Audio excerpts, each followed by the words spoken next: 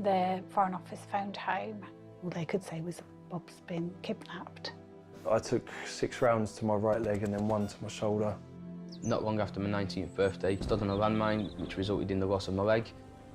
The only option we had was really to sell the house. I couldn't even carry my own body weight up the stairs. And to start to revisit what I wanted to do in my life. My dad wrote letters to the Soldiers Charity and they said they would give us help to pay the mortgage off. I have a ramp up to the front door, a wet room. Within 24 hours, I had the OK to go and pick a wheelchair. When I first got into contact with the Poppy Factory, they enrolled me on the Get You Back to Work scheme, which is supported by the Soldiers Charity. 5 years ago, what I thought that I could go on to achieve was a million miles away from what I believe that I've achieved now. It came as a complete surprise when the phone call came to say he's been released. Without the charity, I don't know how Sally would have coped. I think the fact that the charity helped us as a yeah. family, isn't it? Yeah, Even though you weren't in the army at the time. I'll be eternally grateful. The Soldiers Charity have changed our lives for the better. They can open a lot of doors for you that just wouldn't be open to us. They look after you as a family, not just the individual.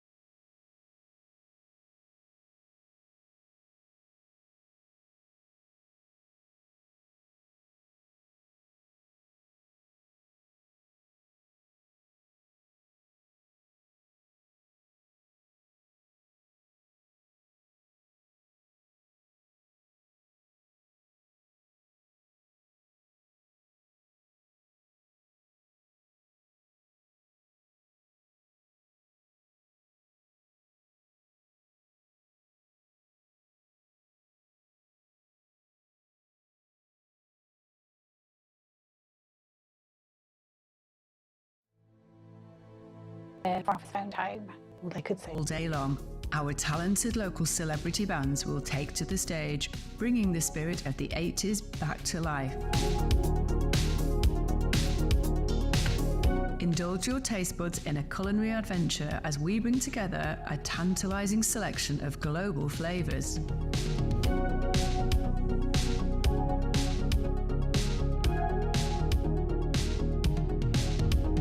From sizzling street food to delectable desserts, our hot food traders will satisfy every craving.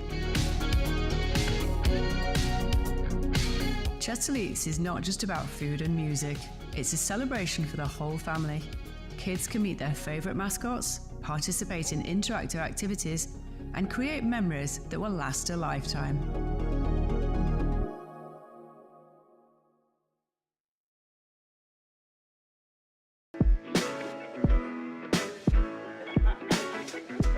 Yeah, my first Ashes memory, probably Alan Border, wearing the 4X Castlemaine hat back in the '89 Ashes and celebrating the win. That was pretty cool.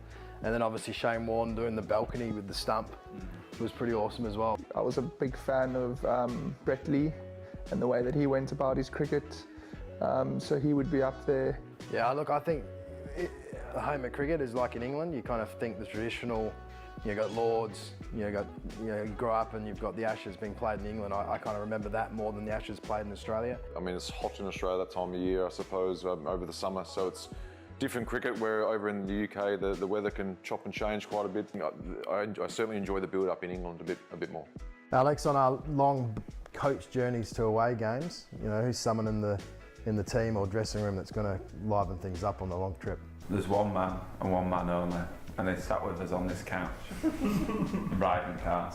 I like to bring the energy and make those journeys feel a little bit easier.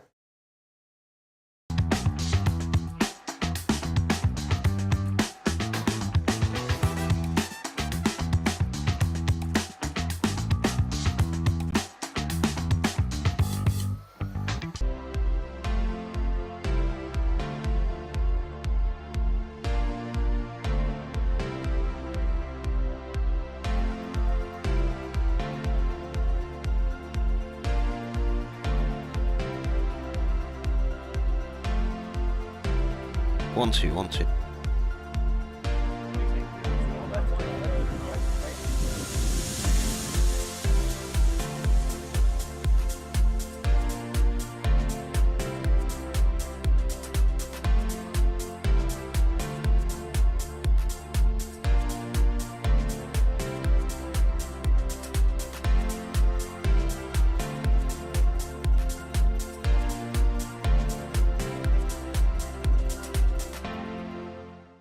We rose from the dust of the coalfields.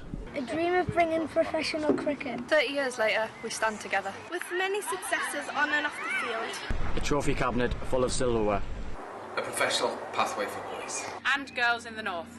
And community programmes that both enhance. And transcend the sport in our region. But we want to achieve more.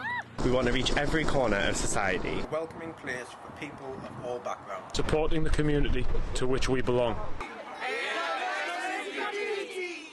We want to be at the forefront of inspiring generations.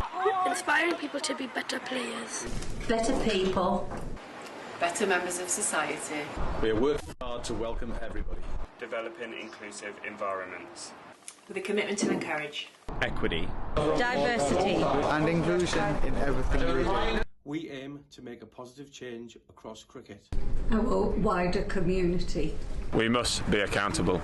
Cricket is a game for everyone.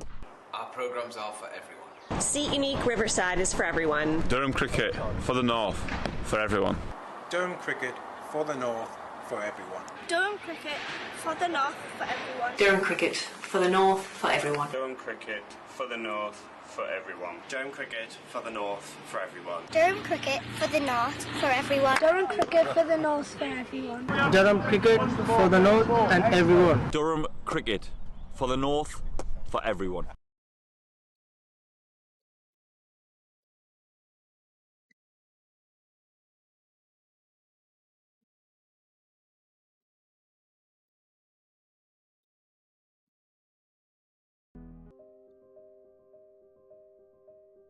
We've always been good at designing niche products for consumers. So our thinking was if we can use the same design skills on products which have got more volume, we'll be more successful. The big issue was the plan to do it. We set a figure of a capacity to make 250,000 pieces a year. That's an ambitious target, that's our figure. So we then worked with the machinery designers to make the washing machines. Number one in this product, it's got to be reliable. A washing machine has a lot of hard work to do, and it's a very important part of most households. So reliability was a big issue.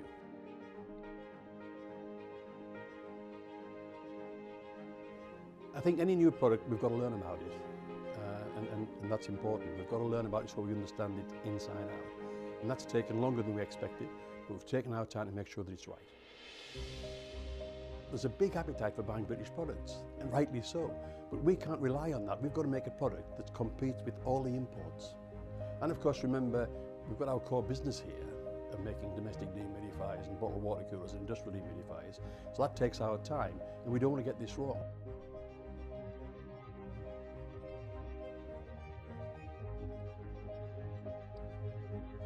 We've done 120,000 hours of testing washing machines here to make sure that it's absolutely reliable and does the job.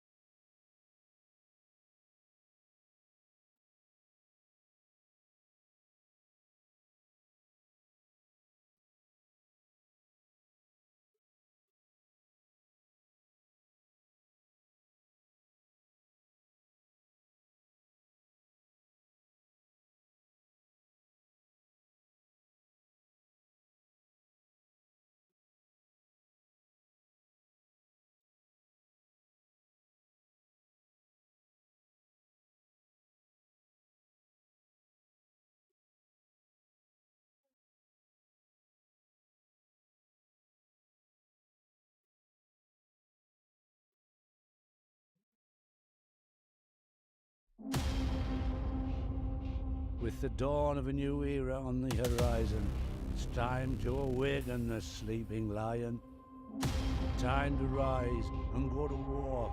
Hear our cries now, hear us roar. A team with great prospectors now come forth, who fight for our pride and who fight for the North. Together we march, success in our sight, achieving our goals and reaching new heights. Heroes of old and heroes of new, the brave and the bold, they bind us like glue. Stars will be born out on the wicket. Now begins a new chapter at Durham Cricket. Get ready to travel back in time to the vibrant 80s era at Chesterley Eats. Join us for a weekend of incredible music, mouth-watering global cuisine, and non-stop family entertainment. Immerse yourself in the nostalgia of 80s classics that will keep you dancing all day long. Our talented local celebrity bands will take to the stage, bringing the spirit of the 80s back to life. Indulge your taste buds in a culinary adventure as we bring together a tantalizing selection of global flavors.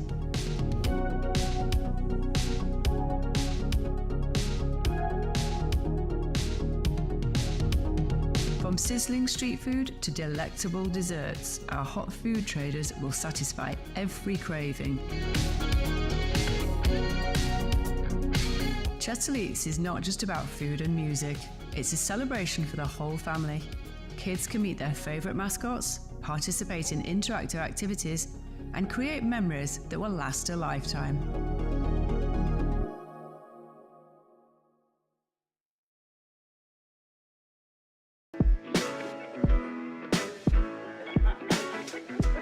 Yeah, my first Ashes memory, probably Alan Border, wearing the 4X Castlemaine hat back in the 89 Ashes and celebrating the win. That was pretty cool.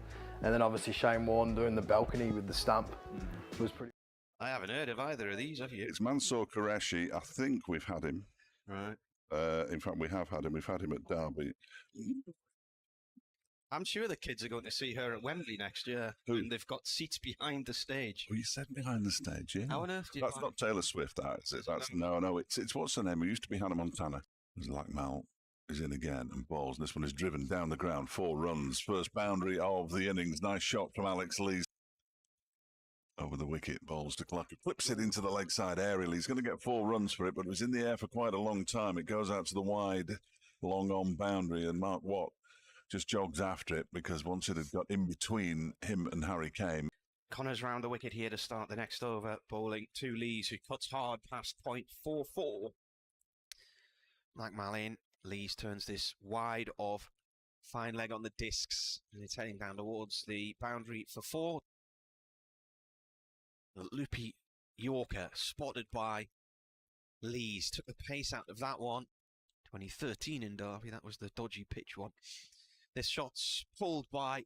I'll move some of my rubbish out the way. Here's Watt bowls, and that's clipped nicely away for 4 by Clark. Watt around the wicket bowls, and that one is clipped away again, and that might be 4 more. No, Harry Kane's coming round from mid-wicket. I'm not sure he's going to get there, though. It is 4 more. Connors in, turned by Lees nicely through mid-wicket, and that's away towards the castle boundary for 4. That's driven by Graham Clark, straight back over Reese's head, 1 bounce. Watt is in and bowls to Clark, who pulls him into the leg side. I don't think Harry Kane reacted particularly quickly there. Perhaps he didn't see it. Watt in again. Clark has moved on to 34. Now he's going to get 6 into the castle stand. That's a shortish boundary, but it was a very decent hit by Graham Clark. Round the wicket to Clark, who lifted him into the leg side for a 1 bounce 4. Bowling from the Finkel end. The first one is hammered out into the offside off a thick outside edge. And that is a half century for Graham Clark off 43 deliveries. Crowd growing all the time. And Lloyd is scooped by Alex Lees for 4 runs over his shoulder. Tomorrow. Reese in, Clark drives, and that's away through to the cover boundary for 4. Reese comes in and bowls. Clark plays this out through deep mid-wicket. Might go for 4. Ali's trying to cut it off. He can't get there. It has gone for 4. Lloyd is going to come around the wicket here. Played by Lees out towards the point boundary for 4. Lloyd in. Loopy Yorker played out through deep mid wicket. That was connected nicely there by Clark. That's gone for 4. Here he comes, right arm.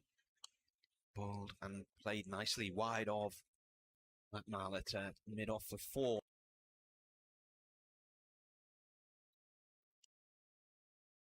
Keenan in again.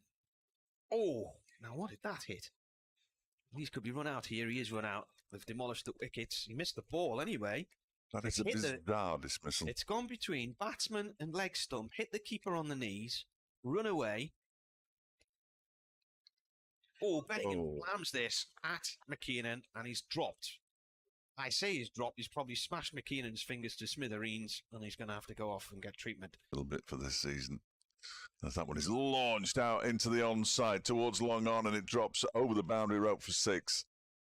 As this next delivery is launched down the ground. That's gone a long way up. Has it gone far enough? Reese is underneath it, takes the catch just inside the boundary rope. Good catch, because he had to consider the sponge as well. Cardiff. Not bad. He's appealing out, and that's the end of Clark. Playing across the line, he's gone for 89. LBW to Mark Watt.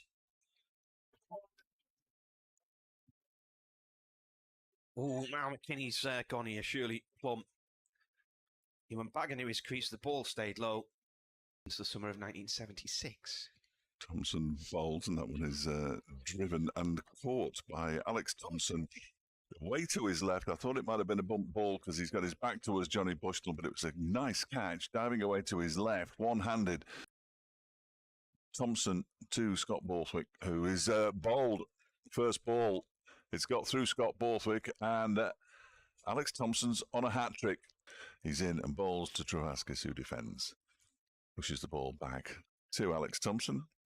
Well, good morning and welcome to Chesley Street, where Durham play their penultimate game at home in the One Day Cup this season. It's the last in the group here, though, because they host Somerset on Thursday in Gosford. Durham have now had 4 fixtures so far, including the washout at Neath on Tuesday, while Northampton have played 3 games. Their last victory against Somerset on Wednesday, and this is the first meeting between the two in the competition since Durham win here in April 2019. Now, Durham's 27-run win against Derbyshire on Friday moved them up to 3rd at the table with 4 games remaining. Their total of 333 for 8 was their highest in a head-to-head, as was Derbyshire's reply of 306 all out.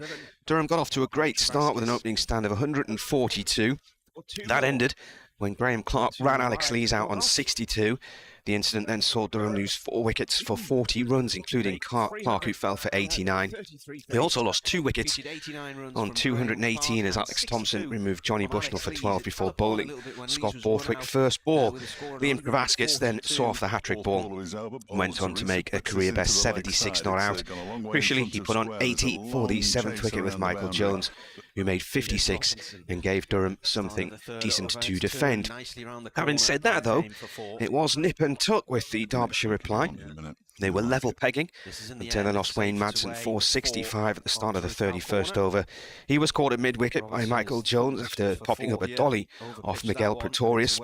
And the bowler then dismissed Matty McKinnon first ball, but didn't get the hat-trick. Derbyshire losing wickets 5 and 6, just like Durham did, on 218 runs.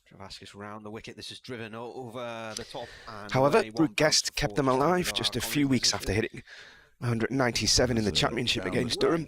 Apologies for my throat. I'm just going to have to take a quick drink here. Travaskis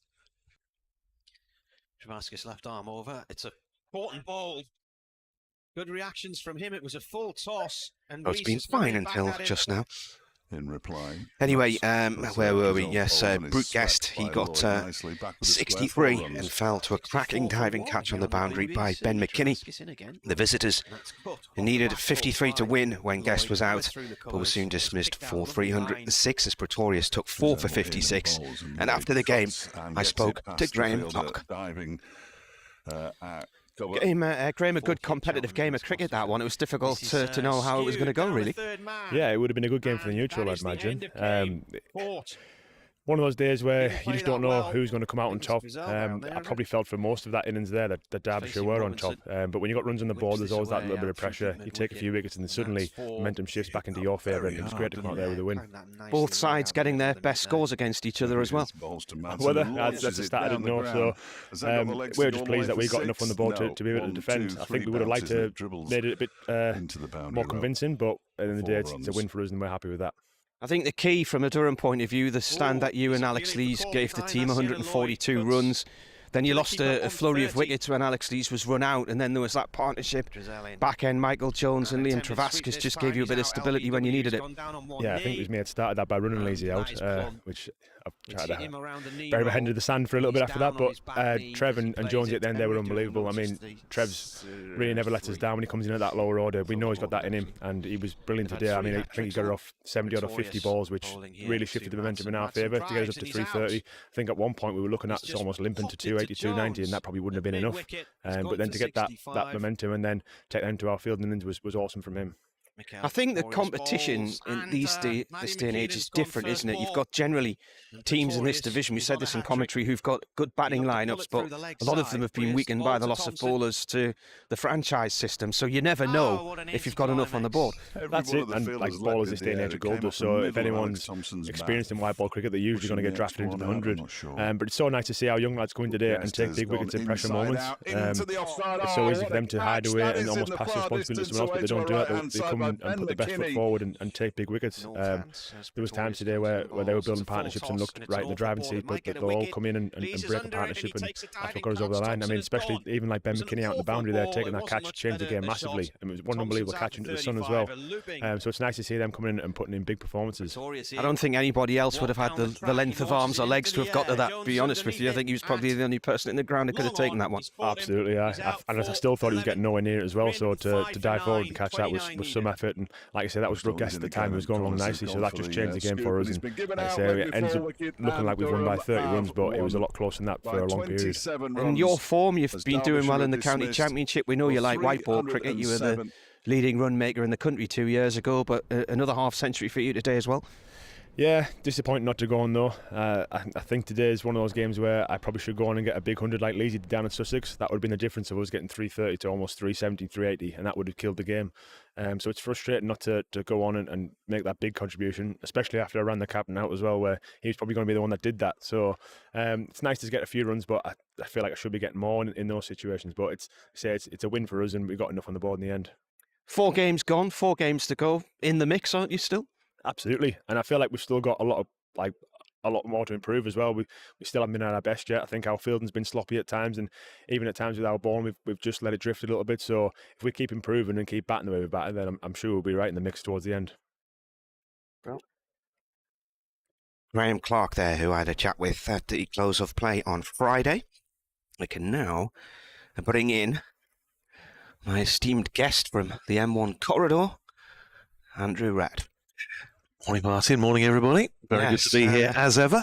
Now then, talk us through what happened against Somerset the other day, because that was a perler, wasn't it? It was. It was spectacular. And I think you sort of look at the scores of the game when Northamptonshire beat Somerset by 87 runs, and if you say if it wasn't for Prithvi Shaw, it was probably quite a close game, and the sides looked fairly evenly matched. But Prithvi Shaw just played one of the most astonishing innings I've ever seen in nearly 40 years of doing this job. 244 off 153 balls. We spent a good part of the day, Anthony Gibson and I, going through the records. It was, of course, the 6th highest list A score in the world, and the 2nd highest in this country after Ali Brown's 268 for Surrey 20 odd years ago.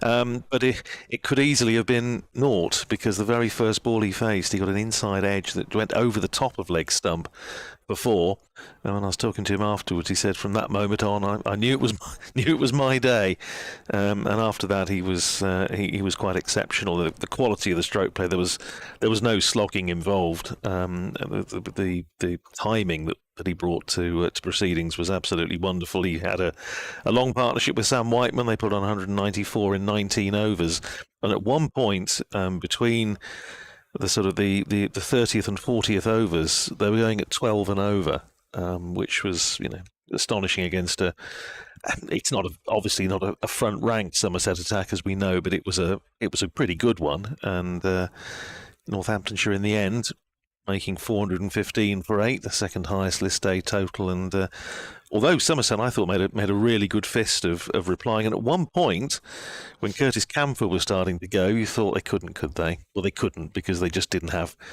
quite enough wickets in the shed. And the other exceptional thing was the fact that Northamptonshire's the last 6 wickets that fell in the Somerset innings all fell to catches by substitute fielders. Yeah. 4 for James Sales, 2 for Alex Russell. Only the 4th time that a substitute has taken 4 catches in a list day innings. And James Sales' reply, I don't think, reward rather, and I don't think it was really anything to do with that, is the fact that he's in the side today, replaces Ricardo Vasconcelos. So I assume he must have picked up a knock of some sort, because he'd actually played pretty well in the competition so far, so it's not I don't think a form decision, but James Sales comes in for Vasconcelos, and that's the only change for Northamptonshire today. Interesting, the sub-fielder thing, because I was reading about that in Mike Amos's blog today. So Mike's a former sports reporter for the Northern Echo, and has a blog about sport and varying other things that he finds entertaining in life. And he'd mentioned a game the other day, I think, where Trialist featured in something like 5 of the 11 positions in a football match, but then mentioned the 6 sub matches, and wondered if it was the same person or if it was indeed a series of people. No, 4 for James Sales and 2 for Alex Russell. Sales was on for Jack White, who had a bit of a bug and was not. He bowled 5 overs and didn't look anything like his best, and he got some sort of fluey bug, and so he went off the field. And James Sales was on for him. Alex Russell was on at different times for Rob Keogh, who had to go off for just to be taped up. He caught one just on the end of the finger at backward point, and just needed to go and get it taped up. So he was off for an over or 2. And Prithvi Shaw wandered off for a couple of overs as well. I'm not quite sure why. But so Alex Russell was on for a couple of different players. But as I say, Sales was on for a good part of the innings for Jack White, and they just kept obliging. They were all in the deep, and they just kept obligingly swinging the ball out to deep square and deep mid wicket. And James Sales does have a super pair of hands, and I did point out to him afterwards that the only fielder who's ever taken 5 catches in a list day innings is his dad, David Sales. And he said, a number of times I've heard people say that. The only other one who's done slightly better is his dad. But of course, the fact that he's taken 4 catches would normally put him on the sort of the list just below, but because he's substitute, it will have to go in a different category altogether. So he was slightly miffed about that. But as I say, any catches he takes today will actually count. Well, Durham have won the toss here and have decided to bat. And they were put in by Derbyshire the other day and made 333 for 8. So they have chosen to bat today. They've made one change. Paul Coughlin is in. And he replaces Luke Robinson, who made his list day debut and got a wicket the other day. I have to say we're in a very, very good position here in our commentary box, because we're pretty much behind the line here on pitch 16. And we've got a very, very good view of what's going on. We'll still get it all wrong, but at least we've got a good view. We can't use that as an excuse. Not like at Cheltenham recently, where, of course, when you're side on, you don't have any option. But a beautiful morning as well. It's a possibility of a shower or 2 around later, I think was the forecast I saw. But certainly so far, the sun's out, the clouds fairly high. And it's going to be Jack White to open proceedings for Northamptonshire from this Finkel end. See Lumley Castle over to our right, looking resplendent, flag flying. Well, you take this end, and I'll take the other. Okie dokie. Well, here's White with 2 slips in place, bowling the first ball of the match to Clark. And Graham Clark is in behind that, plays it back down the pitch. White fields off his own bowling, and there's no run. Jack White picked up 3 wickets in the competition so far this season, as he wasn't feeling particularly well during the Somerset match and only bowled 5 overs. Bowled 8 overs, no wicket for 45 in the opening match at Cheltenham, which Northamptonshire lost, and then bowled beautifully against Sussex last Sunday at Wantage Road, 9 overs, 3 for 29. And here he is, running in again to bowl to Clark, who's in behind that. Once again, pushes it down the pitch. White retrieves of his own bowling, and there's no run. So Northamptonshire starting off with a couple of slips in. Vasconcelos, of course, would normally be in the slip cordon, but Prithvi Shaw is in there today, and Justin Broad is in at second slip. Ben Sanderson named in Northamptonshire's squad, but I think it may have been a little bit early for him to come back. He had picked up a wrist injury at Cheltenham, but he was here today and warming up. Here's White in bowls again to Clark, who pushes forward. Third ball in a row, fielded by White off his own bowling. As Martin mentioned, these two sides haven't played each other in List A cricket since 2019, when Durham won here by 72 runs, thanks to centuries from Cameron Bancroft and Michael Richardson. But the first time they met in List A cricket way back in 1977, when of course Durham were still a minor county. Played Northamptonshire in the old Gillette Cup. Here's White in bowls again to Clark. Turned it round the corner, but straight to the man on the 45, saving one. So there's no run there. And in fact, the two meetings that Northamptonshire had in Gillette and NatWest in 77 and 84 were quite tight. Northamptonshire won by 3 wickets, despite Stuart Wilkinson picking up a fifer. And in 1984 at Darlington, they won by 11 runs. I remember that game. What year? 84. 84. What was our second year comp? Here's White in, bowls to Clark, who drives, finds the gap between backward point and cover. It's running out towards the boundaries. A third man back, James Sales. But they come through for a couple of runs, so Graham Clark is away, as are Durham, 2 for no wicket after winning the toss and choosing to bat.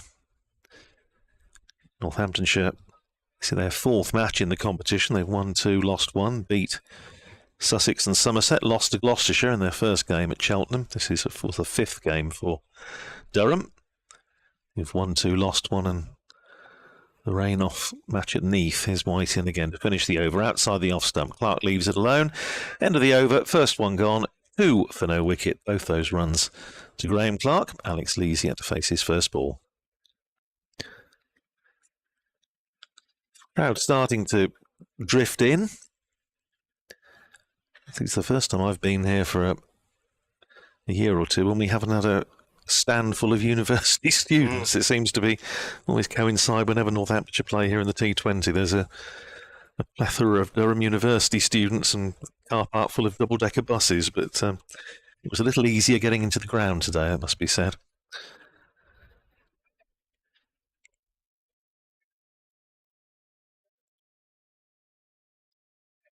Tom Taylor, former Derbyshire player, isn't he? Derbyshire and Leicestershire. Yeah. Coming in, bowls, right arm over from the Lumley end. And already he's checking his spikes on his boot there after delivering that ball to Lees. I'm still battling this horrible coffee coldy, chesty annoyancey thing. So the other day I was doing okay with the commentary, and then about 3 news bulletins in a row, my voice just completely packed in the middle of the news bulletin. It's a horrible business. Looks like they're going to miss me for this news bulletin anyway, because apparently they can't see me on the desk. So, well, you're here. Oh yeah, I can vouch for that. Taylor in again. That's off the pads. It's a big appeal. Everybody's joining in. 2 slips joining in as well there, and the keeper not out. The only person who looked not particularly interested was the bowler, which makes me wonder if there may have been a little bat on it, because I think Tom Taylor didn't seem particularly interested. So maybe just saw a little inside edge.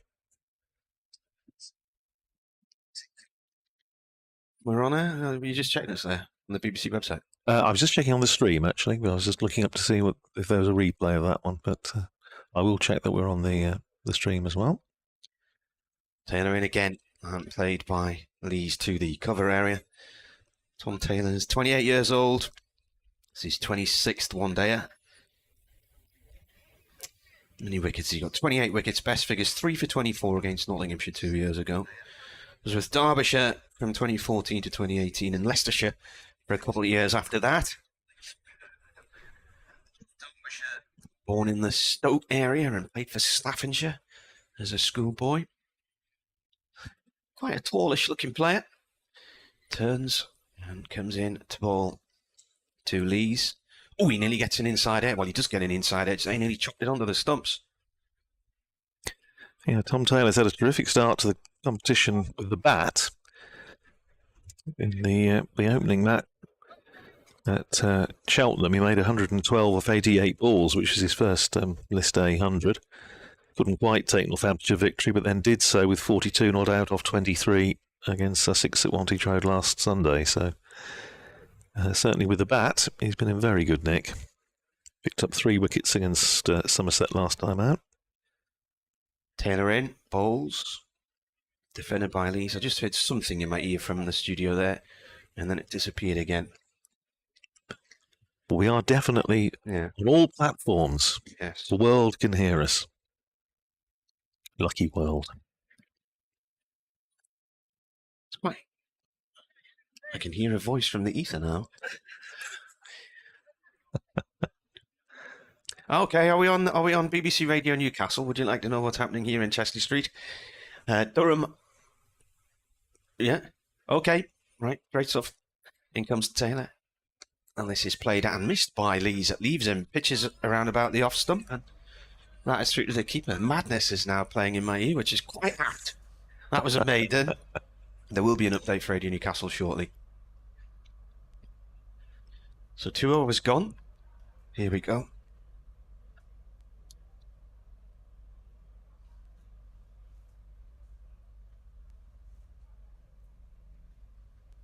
Madness is quite apt, isn't it? Anyway, Durham are playing Northants here today. They've won the toss and decided to bat.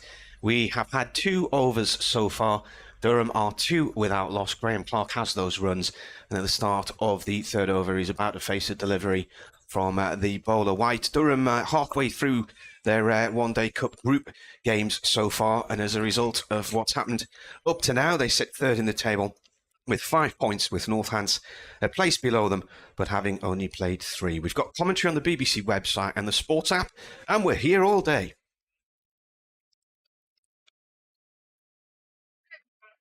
We certainly are. I was the always very, very helpful attendants here at Riverside asked me this morning, "Are you there all day? You're not going to be needing to get the car out?" I said, "No, I shall be there to the bitter end." Here's White in bowls again to Clark, who turns that out through mid wicket. A couple of runs for him here. Goes out towards one of the 2 main scoreboards here, fielded by Emilio Gay. 2 more onto the total. Clark is 4, and Durham are 4 for no wicket, having won the toss and chosen to bat first. We're in the 3rd over. Keep an eye, of course, across what's happening in the other games being played today. Quite a few of them, I think, as well. Just spotted a link here, a geographical link. Go on then. I would suggest these 2 were born in the same hospital. Here's White, and again bowls to Clark, who's just a hint of a leading edge, as I think he was looking to play that pretty much straight down the pitch. It goes out to extra cover, and there's no run. Because Clark's from Kendal as well. Oh, right. It's Kendal, and so is White. Certainly is, where the mint cake comes from. Mm-hmm. Proud Cumbrian. He'll be all right up here. He always gets a little bit jumpy, Jack, when he has to go too far south. But that's because you never guarantee the weather. I knew that was coming. Yeah. But he'll be in his element here. He's running in away from us. And bowls the Clark, beautifully driven away through extra cover. It beats the dive at short extra, and it races away for 4. Luke Proctor putting in the dive, but that's a beautifully timed stroke from Graham Clark, who's been in terrific form in this competition so far, of course. Takes Durham up to 8 for no wicket. Clark's made 3 50s, the highest of 89, 240 runs in his 3 innings in this competition. So in very, very good touch. There's Rob Keogh, who had to trot back to retrieve it. Fielder at mid-off. And White eludes the sun for the time being, just goes behind the cloud. And White runs it again to bowl to Graham Clark. Outside the off stump and clubbed away. That was just back of a length. And White Clark pounces on it and slams it away through extra cover for 4 more. So back-to-back boundaries for Graham Clark. He goes to 12 and Durham up to 12 for no wicket. Of course, the presence of James Sales in the Northamptonshire attack does give Lewis McManus, captains the side in this competition, a little bit of extra room for manoeuvre with his bowling. Sales put in some useful spells in the T20 earlier in the season. White's in again. Bowls to Clark, punches that off the back foot, but this time it goes straight to the man at extra cover, Simon Carrigan, and there's no run. That's the end of the over. 12 for no wicket. We've had 3 overs, and all 12 of those runs to Graham Clark. I see that Jack White played for Todmorden in 2021.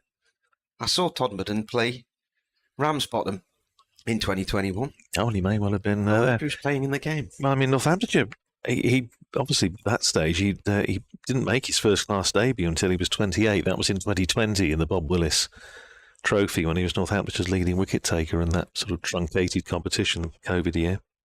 Taylor bowls to Lees. Lees plays this out through mid-wicket and it's away towards the Castle boundary for 4.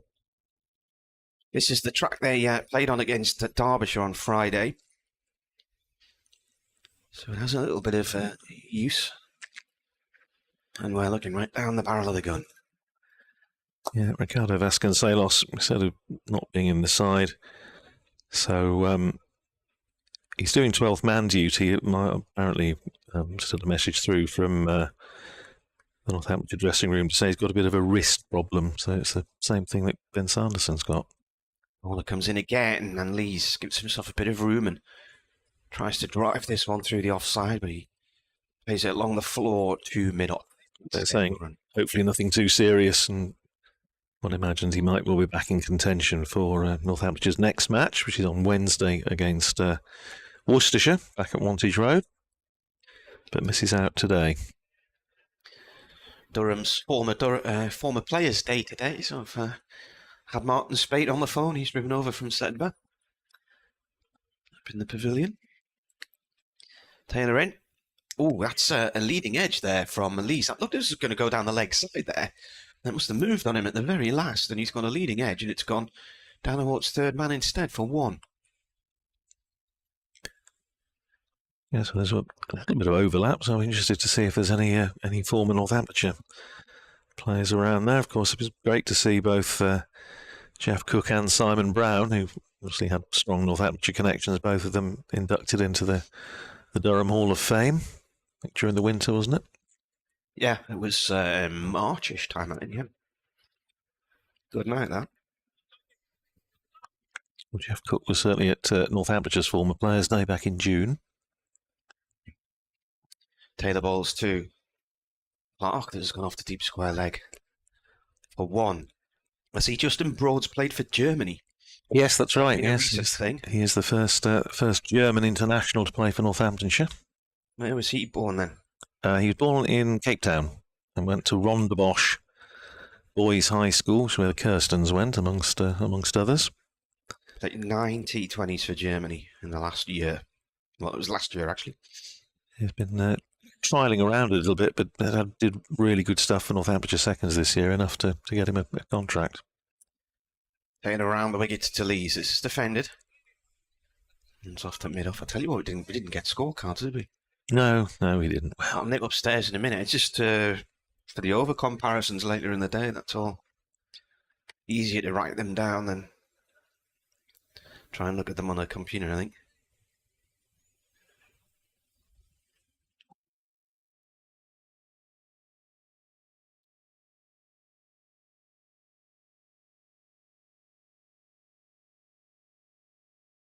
Taylor around the wicket to Lees. Lees plays this through mid-wicket for 1 run.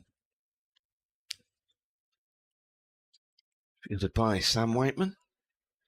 End of the over. Right, I'll be back in a sec. Yep, Justin Broad's been playing club cricket down in Esher in Surrey. But he certainly made a good impression, came into the Northamptonshire side during the T20 and slotted in, I think just fitted in really well and immediately looked as though he belonged at that level and made his first-class debut as well this year, becoming Northamptonshire's 543rd first-class cricketer and is now playing in List A as well. So he's played in all 3 formats this year. Here's Jack White then, about to start his third over. 2 overs for 12 so far. Went for, of course, those 2 boundaries in the previous over. He's bowling to the left-handed Lees. Still 2 slips in and Lees on drives. Up to Emilio Gay at mid-on, who sends in a return that almost went over Lewis McManus's head. Holds up a hand in apology. Certainly room to come along if you're within easy driving distance or even walking distance of the ground here at Chesterley Street. Sun out again as White comes round the wicket and bowls to Lees down the leg side, and Lees just helps it on its way down to fine leg for 4. That was a little bit of a gift. There's no fine leg on the boundary. There's third man back and deep square back in this opening power play. And that was just a bit of a gift for Alex Lees, who turns it down to fine leg for 4. He goes to 10. A nice bright start from Durham, who won the toss and chose to bat. 23 for no wicket in the 5th over. White in again, bowls to Lees. Again, that's on leg stump. This time it goes off maybe a little bit of bat and pad. It goes down to the man on the 45. In fact, it was just pad only. Signalled by umpire Harris. So 1 more onto the total. Leg by 24 for no wicket. Thank you to Martin, who commendable speed has run all the way upstairs to the press box to get some score sheet. Thank you very much. Speed's not the word, Howard. Coddled. That's all right. Here's White. And again, bowls edged and caught at slip. So Graham Clark, no big score for him today. He's looking to drive at that one, got an outside edge. It flew straight to Prithvi Shaw, who took a comfortable catch at slip. Clark goes for 13, and off the, what I think is the last ball of the 5th over, Durham are 24 for 1. Thick edge, that, wasn't it? Flew straight, and that was a nice catching height, wasn't it? Just head height to Prithvi Shaw, who made absolutely no mistake. And so Clark's had a really strong start to the tournament, so Northamptonshire will be very glad to see the back of him.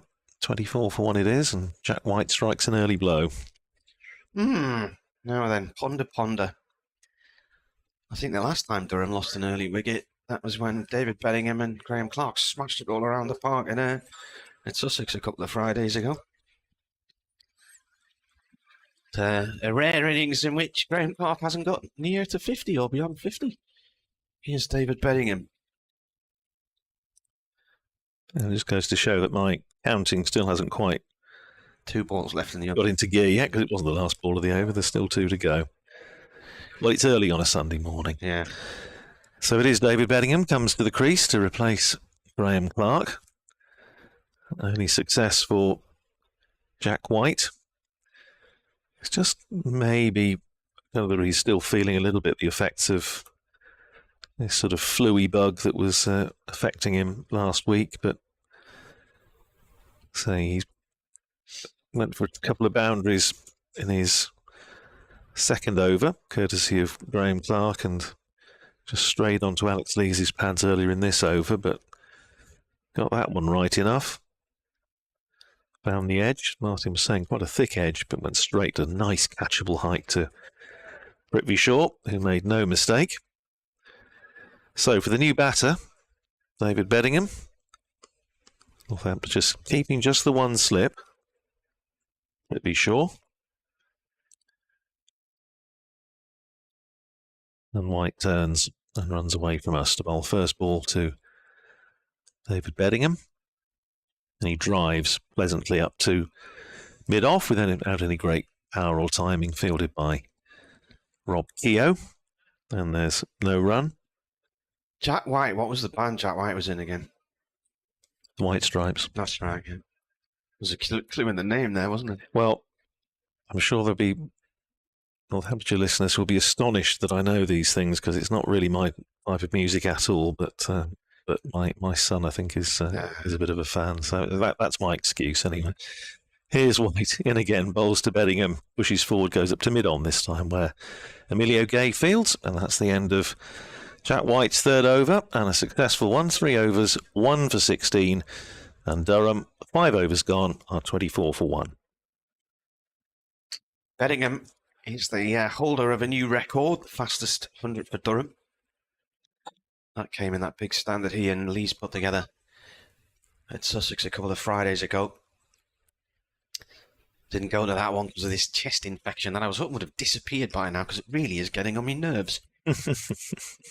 My watch told me that I had 3 hours of good sleep last night, and I was awake for 37 minutes during the night, and they were just coughing fits. Round the wicket comes Taylor, and Lees plays it towards mid-wicket for a single. There's a lot of sort of summer colds around, it seems, at the moment, and my wife's been struggling a little bit as well. So, fortunately, so far, I've managed to avoid it. Well, I've had antibiotics, but it doesn't really appear to have done much, to be honest. But this is the 3rd August in a row where I've had a cough like this, so there's something going on. So I don't know if it's atmospherics, pollen. Conspiracy theory. Yeah. Taylor in, driven by Beddingham, past point. We get runs here. At least 2. It's fielded by Whiten. Yeah, I just wonder if it's the tree pollen, maybe, or something that I'm reacting to. I don't know. It could be. It's sort of that time of year that's some of the pollen's now sort of starting to fall away, isn't it? And the risk of that is falling away, but then you get other sorts. You get spores off the tree bark. So it's not so much pollen as such, but these spores off the bark of the tree. Taylor in to Beddingham. Beddingham forward to this one. Pushes it short on the leg side. No run. You're listening to Gardener's World with Martin Emerson.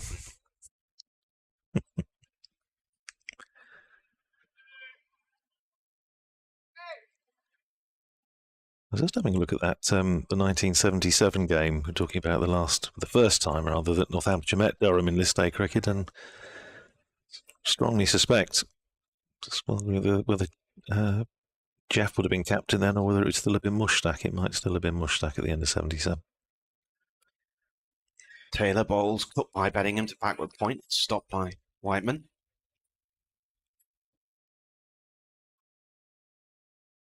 It used to be one of my very favourite days of the season, I have to say, the first round of the Gillette Cup. I'm not sure all the players used to appreciate it, because there was always the scope for a giant killing act and for minor counties to come and upset a first-class county, but there were some wonderful games.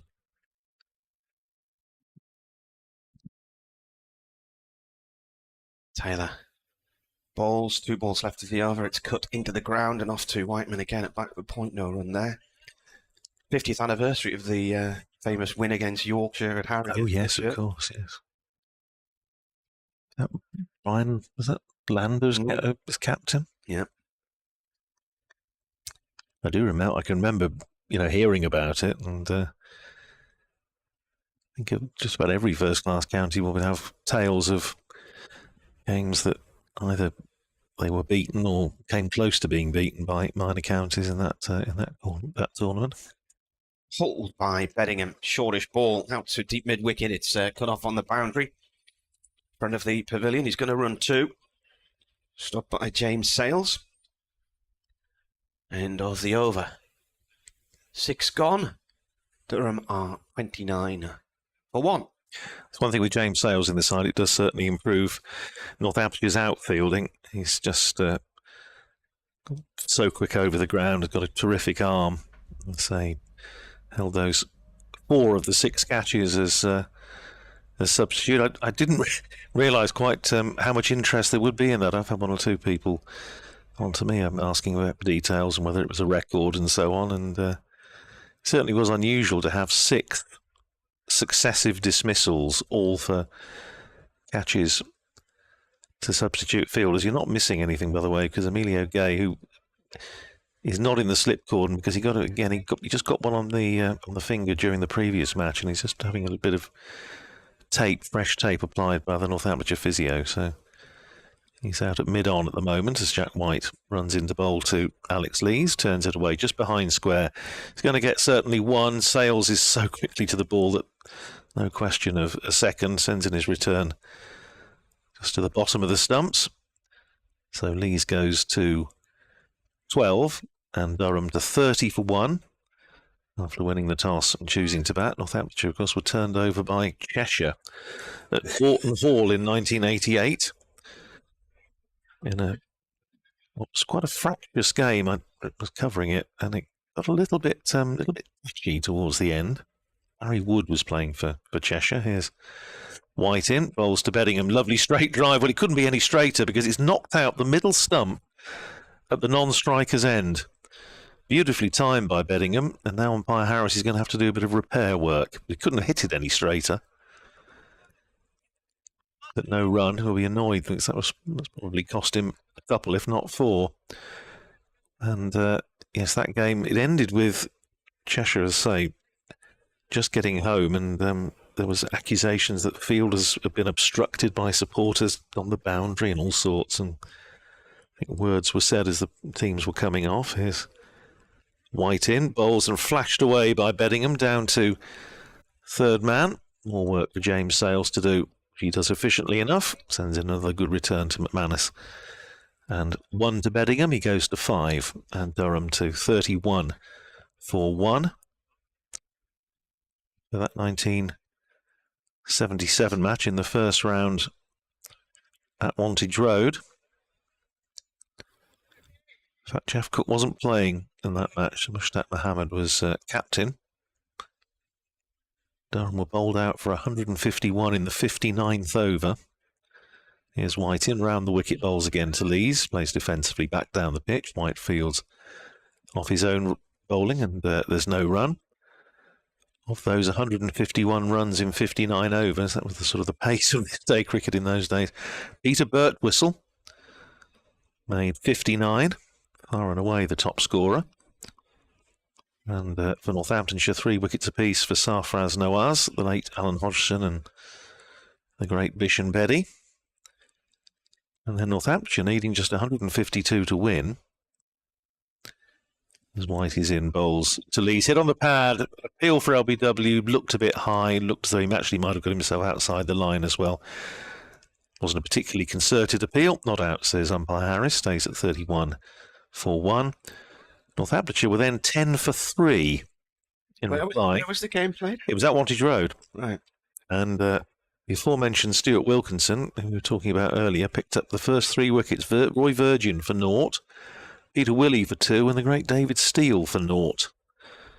But they managed to get over the line thanks to a half-century from Richard Williams, and George Sharp, 35 not out. Round the wicket comes White, turned into the big gap, out through mid-wicket for a single by Lees. Hartlepool's George Sharp. Hartlepool's George Sharp, that's Another right. one that got away. Sales comes in off the boundary to field. That's the end of the over. The 7th of the innings, Durham 32 for 1. White's bowled 4 overs, 1 for 19. With Beddingham on 5 and Lees on 13. Sorry, Martin. Was it Doug Ferguson who took them all down? It was, yes, Doug Ferguson. I think he coached Italy for a while as well, didn't he? I don't know. He may well have done, but he was the Bolton Cricket Club. He was the man who certainly managed to bring quite a few very talented cricketers to Northamptonshire through the 60s and 70s and the 80s. And the 80s. Simon Brown. I played against Simon Brown quite a few times. And Gareth Smith, I think, is on the ground today. Yeah. Taylor round the wicket from the Lumley end, start of a new over. It's gone down the leg side, and keeper gets across one-handed to stop that one racing away to the boundary. There was McManus. He's a quick bowler, Simon Brown. Well, he was described by the late Ken Turner, who was obviously Northamptonshire's secretary for 27 years, a great visionary of county cricket. He always referred to him as the jewel in the crown. It was just towards the end of Ken's time as secretary, and he reckoned he was going to be sort of one of his legacy players. Simon Brown rated him very, very highly. Round the wicket again, Lees plays this off to square leg. 4-1.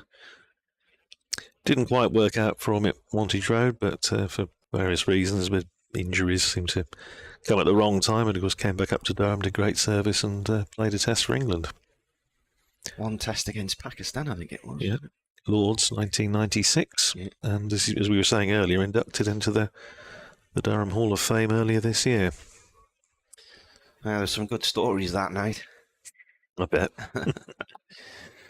33 for 1 Durham. Taylor to Beddingham. Beddingham defends this one. It just trickles away back towards the bowler's end. We were playing Bolton. I played for Whitburn Comp and I played for Whitburn Village. So Simon played for Bolton Comp and for Bolton Cricket Club. And we used to play a lot of our school matches at the cricket club. But on this particular occasion, we were playing them midweek and we had to play on the plastic wicket and at a school field, which was on the cliff tops at Whitburn. And there was a lad called Andrew Robson who ended up on the staff at Sussex, but he played for Bolton Cricket Club, and he said, I'll take first strike because I know how to deal with Simon Brown. So I said, okay. And the wicketkeeper was nearly impaled by the middle stump. And unfortunately, I just couldn't get out on the other end to get on strike. That's a shame. Yeah. Taylor in bowls. This is defended. And Simon Brown took about 2 or 3 very quick wickets very early. And Don Clark, our teacher, was saying, Emerson, get out on the other end, you're a coward. And I said, I can't get out on the other end because nobody can hit the ball. And then I think when I eventually did face an over from him, every ball was leavable past the off stump. So, and then you were only allowed 4 overs at school, weren't you? So that was it. So I could claim I saw the back of him. Saw him off. Yeah, I saw him off, but not really any truth in that at all. Taylor coming in here. Ball through Beddingham. That's playing a miss now. That had a bit of low bounce on it, that one. And had it been fractionally more in line towards the batsman, he would have been bowled off stump. It's just missed the off stump by millimetres. I remember Simon Brown's first-class debut very well against Cambridge University at Fenners in 1987, and he managed to drop a catch at mid-on off the bowling of Nick Cook. And he went straight through his hands, hit him on the nose. Oh. Story to be continued. Beddingham waits as Taylor comes in. He plays this up to mid-off. No run there. And that is the end of the over. 8 gone. 33 for 1. And Northamptonshire physio Richie Norman, well known in footballing circles as well, of course, came onto the field and asked Simon if it was sort of like not quite the concussion protocols that they have today, but it was can you see all right? And Nick Cook, who overheard this, you can imagine what the gist of his response was, to be asking Simon Brown if he could see all right after he just dropped the catch off his bowling. But that was his first-class debut. So he didn't play a lot of games for Northamptonshire, but very, very highly rated. I'm saying went on to do great things in the game up here in the northeast. White starting a fresh over, bowling to Lees, who just chips that a little bit uppishly on the bounce to short mid-wicket. And there's no run, just in Broad in there. He started off in the slip cordon Broad, but Northamptonshire now just going with the one slip. Prithvi Shaw, who held the catch to dismiss Graham Clark, and Broad is now out just on, I suppose, about 10 yards in from the edge of the circle. White. 1 wicket, looking for a second. He bowls again to Lees down the leg side. He's going to have to bowl that one again as it's called a wide by umpire Anthony Harris, born in Durban. Other umpire well known in Northamptonshire, Suri Shanmugam, who was on the Northamptonshire League panel for quite a while. Now elevated to the ECB panel. You've seen him a few times this year, actually. Both T20 and the List A. Metro Bank Cup. Here's White in again, bowls and on driven by Lees, but only as far as Emilio Gay at mid-on. There's no run. Gareth Smith, of course, talking about first-class debuts. So I think Gareth is on the ground today. Made his first-class debut against India. Indian tourist at Northampton the year before, Simon, 1986. And the first ball he bowled to the great Sunil Gavaskar disappeared over mid-on for 4. As White comes in, bowls to Lees, who stands tall, punches it back down the pitch, but Jack White gets a hand to it, result of which there's no run, stays at 34 for 1. The 9th over. So first ball has disappeared over mid-on for 4. Second ball found the edge, caught behind by Stuart Waterton, who was keeping wicket for Northamptonshire that day. So Gareth got a wicket with his second ball in first-class cricket. And not long afterwards, it rained for the rest of the day. As White is in, bowls to Lees, who drive, but doesn't time it, goes up to mid-off, where Rob Keogh fields, and there's no run.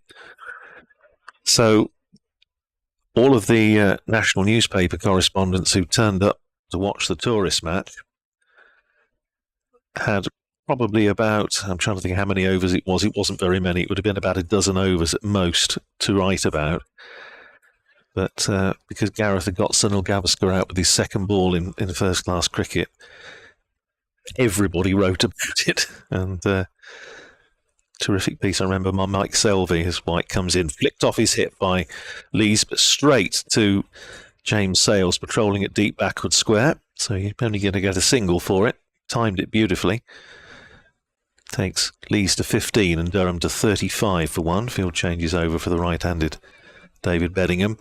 And Mike Selvey drawing the comparison, the parallel with Frank Tyson, who made his first-class debut for Northamptonshire against the Indians back in 1952 and caused a bit of damage early on. So Gareth got a lot of column inches that day for getting Gavaskar out second ball in first-class cricket. Here's White in. Bowls to Beddingham, plays it up to Emilio Gay at mid-on, and there's no run. That's the end of the over. 9 gone. Durham 35 for 1, with Lees on 15. Beddingham is 5. The man out, Graham Clark, caught by Prithvi Shaw at slip-off. Jack White for 13. Thinking if I played in a charity match with Gavin a few years ago at Whitburn. Possible. Gareth played... Talk about obviously various games up here, and he played for the Durham County Board 11 when they played Northamptonshire in the what I think would have been the Cheltenham and Gloucester Trophy, the knockout competition back in 2000. Phil Mustard, I remember, played in that game as well. Taylor, oh, what on earth was that all about there? Taylor's bowled a length ball to Lees, who's thrown the kitchen sink at that. He's trying to smash him into next week, one-handed, and missed it entirely. It's missed the stumps as well. The Cricket Society awards an annual award each year for people who have done their bit to promote cricket, if you like, and it's named after a friend of mine, Ian Jackson, who was a Durham member who died a few years ago now. He's a lovely bloke. He was on John Lewis's benefit committee years ago and wrote me in to help with some of the things there. And this ball's played out through deep mid-wicket for 1. And he was part of an old Vagabonds type cricket team, which I think first began at university and continued on through the years. And I played in, I'm sure it was something like their 50th anniversary match or their 40th anniversary match. And I think Gavin played in that at Whitburn. That must be, going back to about 2003, something like that. Long time ago. Taylor to Beddingham. Beddingham plays this up to mid-on, no run there. Well, I think Gareth's still playing at Bolton. Yeah. I think he's probably in the seconds these days, but I know he's still very much involved there. He played in that game here, and in fact, that was a bit of a red letter day for me because it was the first time I'd ever been to this ground. That was 2000. Durham Cricket Board against Northamptonshire. And I'm sure there is. I can sign it later. But in those days, we were pretty much where we are now, but it was a porter cabin. Yeah, that's right. Yeah. So, my goodness, how things have changed. Yeah. Taylor in. This is played back by Beddingham past the stumps at the bowler's end and is stopped just behind them. When I first started covering games here, that cabin was over the far side of the ground. No, it wasn't. Sorry, it was here, yes. It was at this end. And then they moved it over to the far corner while they were building this media centre. And at that period in time, when the sun was in a particular corner of the sky, it would reflect off the windows of the port cabin. Beddingham plays this to short mid-wicket. And so we were forever being told to shut the little vented windows. Well, it was so hot in there. And they had these aluminium steps up to the cabin, and every time somebody was coming up the steps, the whole thing would shake. But you could tell who was coming up the steps by the way it was shaking. Good job I wasn't up there. They got towed off to the Grange in Edinburgh eventually and became Cricket Scotland's press box. Probably not around anymore now. It's probably gone to the great cabin in the sky. Beddingham with a defensive shot here.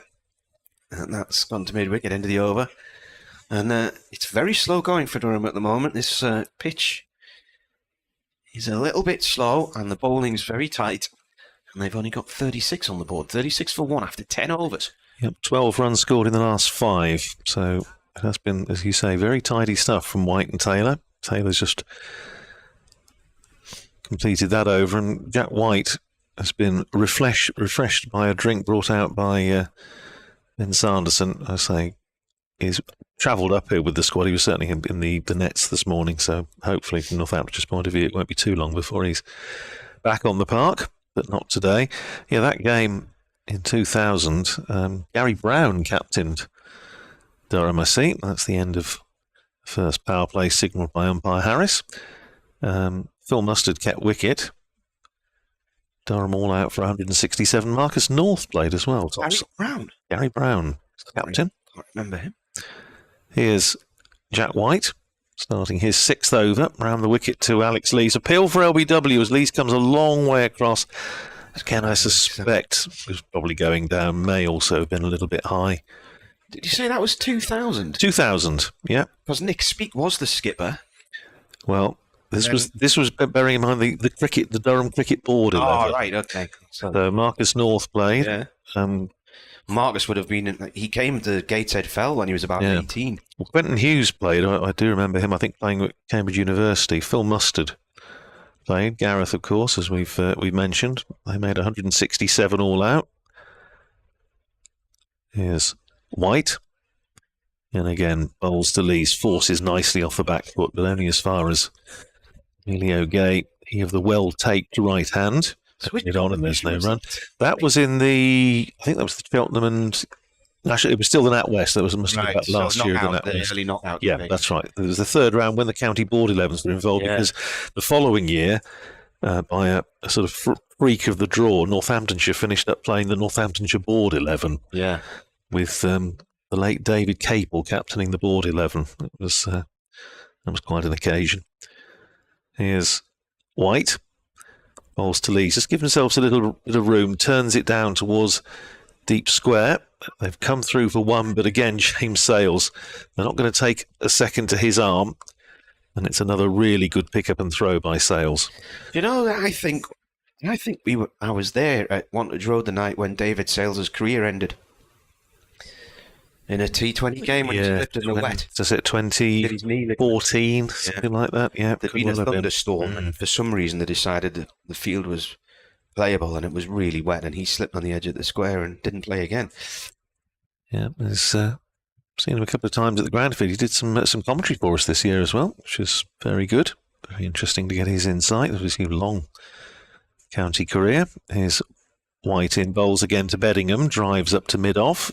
Keogh Fields, and there's no run. Yeah, 167 all out, the Durham board 11. 3 wickets for Darren Cousins. 3 for Jason Brown, couple for Graham Swan, 1 for Devon Malcolm. And then Northamptonshire knocked them off fairly easily for 2. Swanee's nana was from Morpeth, wasn't she? Absolutely. Well, his dad was from, or he's from Blythe, I think. He's born in Blythe, Ray. Here's Jack White. Bright sunshine now. Played by Beddingham a little uppishly, but quite safely because there's nobody in the ring at square leg. It goes out to deep square for a single. Takes Beddingham to 6 and Durham to 38 for 1. Matthew Hayden, 77 not out. Jeff Cook, not the one from here, but the big tall Aussie left-hander. Jeff with a J, made 37. But Gareth did have the pleasure of getting Malloy out, LBW. But yeah, that was my first visit to this fine ground 23 years ago. Crikey. Here's White in again, bowling to Lees, turns it out past mid-wicket. There's going to be another single out to James Sales on the boundary. Lees to 18. And that's the end of another over from Jack White. 6 overs, 1 for 24. So 11 gone. Durham 39 for 1. Lees is 18. Beddingham is 6. Mentioned earlier, there's obviously a lot of games being played elsewhere today. Essex have made a good start against Yorkshire, 106 for 1 in the 11th over. It's a rattling start for them. Hampshire 51 for no wicket off 11 overs against Leicestershire. Kent 51 for no wicket off 10 overs against Middlesex. That, I think, is at Beckenham again today, isn't it? I believe. It is indeed. And we're going to see a first change of bowling here. I'll run through the rest of those during the course of the over, but we are going to have a change of bowling from the far end. Tom Taylor is going to take a break, and it's going to be Luke Proctor. Former Lancashire player. He's coming right on round the wicket, and that's a cut shot from Lees. It's gone over point. In fact, we're pointing away for 4 to the steps to the pavilion. Nice shot. Proctor always confuses me because you always get the impression he's delivering off the wrong foot. Yes, he's very very quick arm, sort of bustling, busy action, but not quite so much off the wrong foot as his illustrious namesake, MJ Proctor, who was a bit quick. Just ask David Steele. They're off for rain. The Nottinghamshire Surrey match, which I think is it Welbeck today? Yeah, it's got loads of different names, that place. Single here for Lees up to mid-on. Nettleworth, I think it's officially. Yeah, and then it's in the village of Sucombe. It was listed as on Cricinfo the other day. Well, Surrey were 1 for 1 in the second over, and they're off for rain there. Gloucestershire 85 for no wicket off 12 against Somerset at Bristol. That's country derby there. Proctor to Beddingham. Beddingham plays the ball up to mid-on, no run there. Sussex 62 for 1 in the 13th over against Glamorgan. And then in the sellout game at New Road, the Bears against the Pears, Warwickshire against Worcestershire. Worcestershire are 31 for 5. 31 for 5, wow. In the 11th over. 3 wickets for Ed Barnard, 2 for Ollie Hannon-Dolby. Beddingham plays this from Proctor up to mid-off. No run there. Wonder if the Bears got on a barge in Gas Street Basin and went down to Birmingham and Mustard Canal. Well, cycled down the Todd Big Flight a few weeks ago. Did you really? Yeah. So went through there when I was about 17 on a canal boat holiday with my mates. Another defensive shot here from Beddingham to the leg side. Well, interesting because, I say, Worcestershire will be Northamptonshires' next opponents after today. And of course, Durham have already played Worcestershire, the first match. Some emails coming in here from Keith Gregson, who's the Ashbrook historian. Ashbrook's a cricket ground in Sunderland. Big sports club there. Beddingham again plays this up to mid-off. They can't get the ball away here, these batsmen. Quite a challenging wicket to play on at the moment. He says, Ashbrook historian here. I'm enjoying the commentary. I remember Gareth and Simon opening the bowling for Bolden under-17s, under-18s on a side wicket at Ashbrook. I had to lean out of the upstairs window in the pavilion to see where Simon started his... Ashbrook, that's interesting because I'm pretty sure Northamptonshire played there against Durham before the First World War. Obviously, it was a friendly. But I did a biography of George Thompson a couple of years ago, and I'm sure I saw mention then that they played it at Ashbrook. So perhaps Mr. Gregson will be able to shed some light on that one. But he says Gary Brown was a pro at Sunderland. Of course he was, yeah. He was a bowler. Here's Jack White starting a fresh over to Alex Lees. Turns out to mid-wicket and there's no run.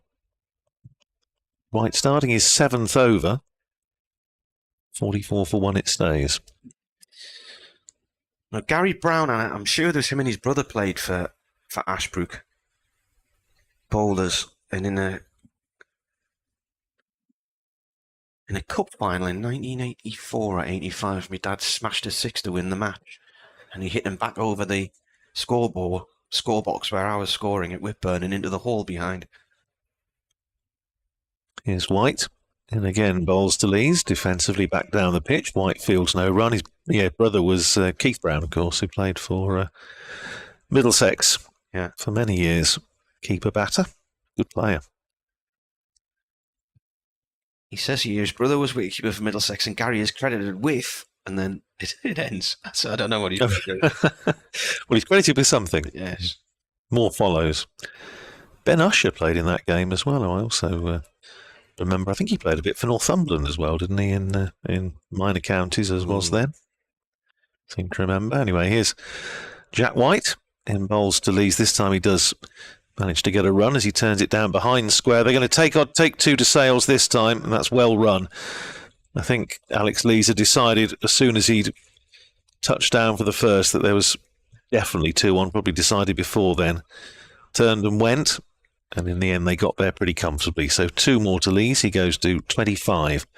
And Durham to 46 for 1.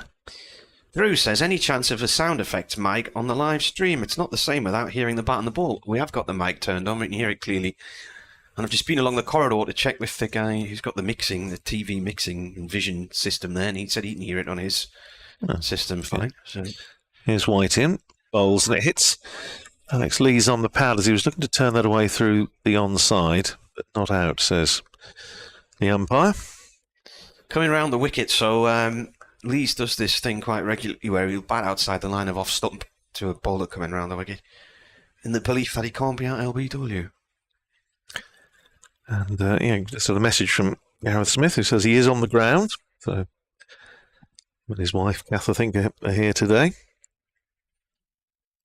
He's even told me what he's wearing, so I can keep an eye out for him. The box up at the top right-hand corner of the pavilion. I think they're all in that room there. Change of field. Man goes out onto the deep cover boundary and backward point comes in as White bowls to Lees. Turns it away. I'm not sure we got any bat on that. It's gone just behind square on the leg side. Retrieved by Lewis McManus and umpire Harris signals leg by. So 1 more onto the total. 47 for 1. We're in the 13th over. So Jack White would have thought this would probably be his last one. So he managed to get through 5 on Wednesday against Somerset and clearly wasn't well.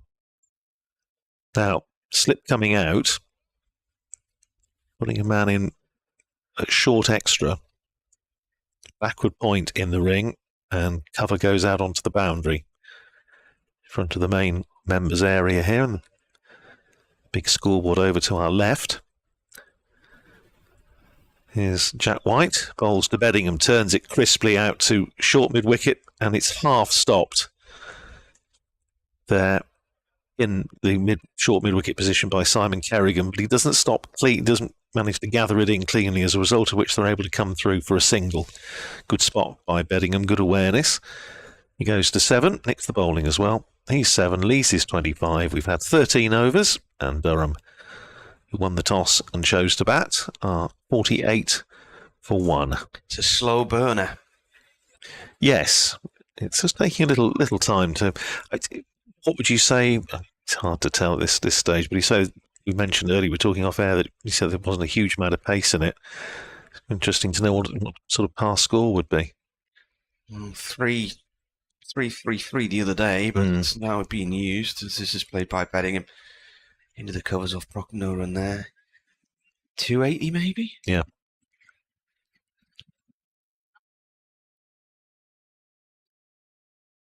Paul says, hi Marty and the gang.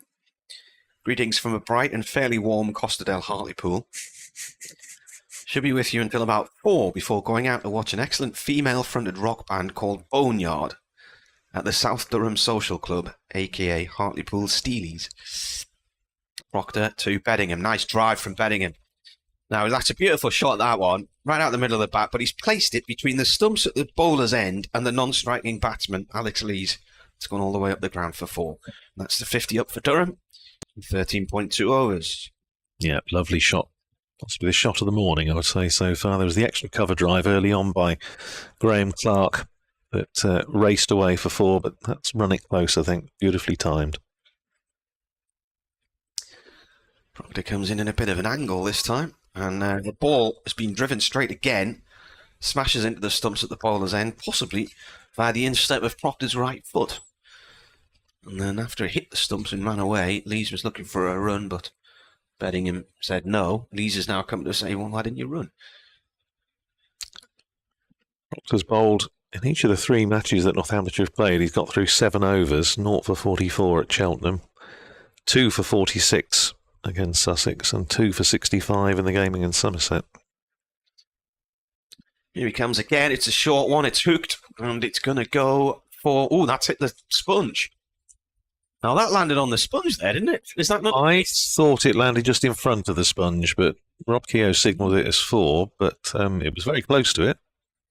Well, Mr. Shanmugam signalled 4 straight away, but I thought it landed right on the sponge. It's just down below our commentary position.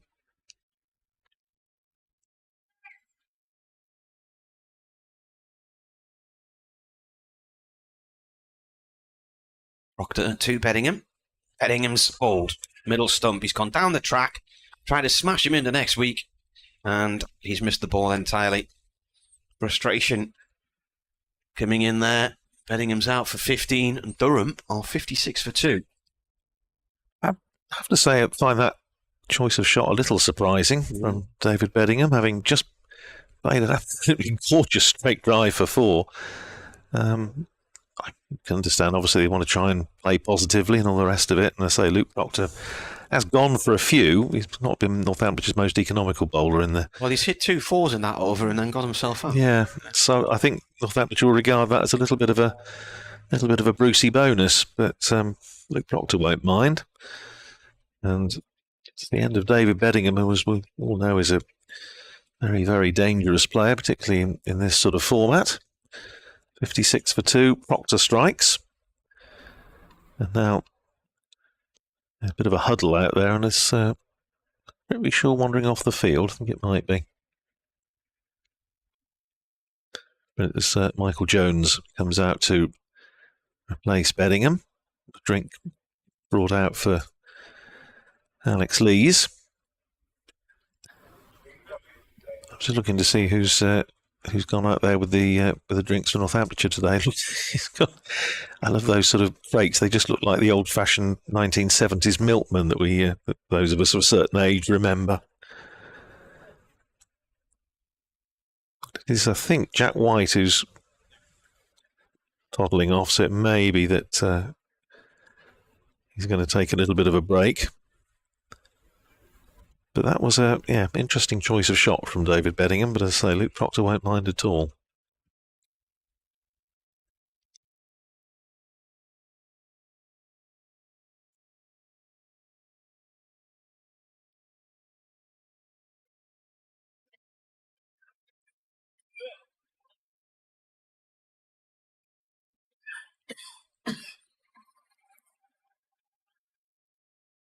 You all right there, Martin?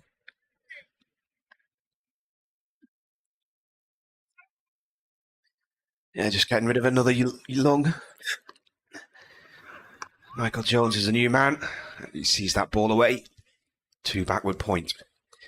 End of the over, 14 gone, 56 for 2. Yeah, I think maybe, as I say, I think Jack White may have gone off the field. In fact, Vasconcelos is now out there as well, fielding substitute. So I think Jack White has gone off. I think also Prithvi Shaw has wandered off. James Sales is coming into the attack to bowl for the first time in the competition this season. This is his first match for Northamptonshire in the competition this year.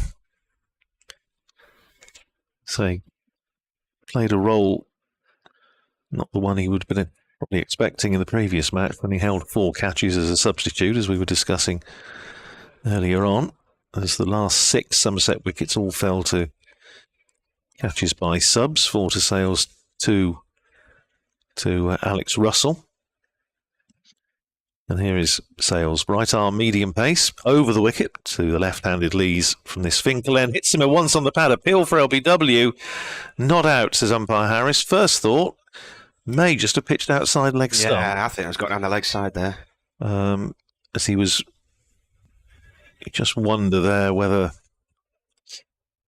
Got an update to do in about 2 or 3 minutes, so the news has begun on Radio Newcastle. Yeah, it just looked to me as though it might just have pitched outside leg stump. Anyway, that's not out, says umpire Harris. Here's Sales in again, balls to Lees, turns it away past mid-wicket, runs for him here, certainly one. They'll come back for a couple. Fielded out there by Justin Broad, sends in a good return on the bounce to McManus, so 2 to Lees. He goes to 27, 58 for 2. Do you want to take the over as you've got an update to do, Martin? No, I'll turn it up so you can hear it. Okay, right you are.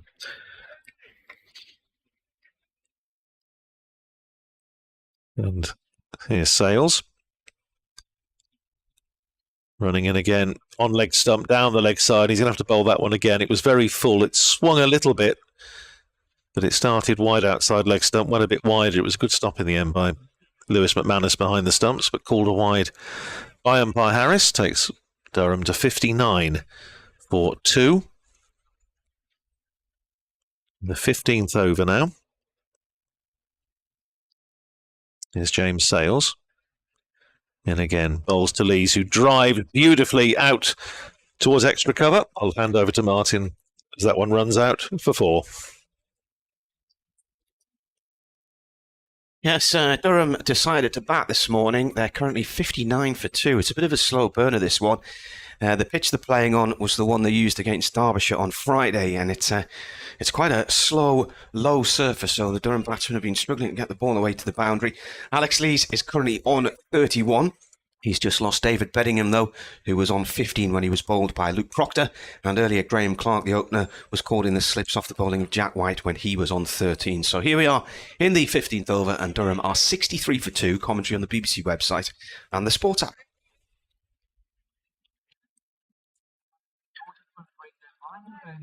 So, he's 32 with that boundary away through extra cover, beautifully timed. Just Rob Keogh, I think, took the way off it a little bit, but not enough to prevent it running away for 4.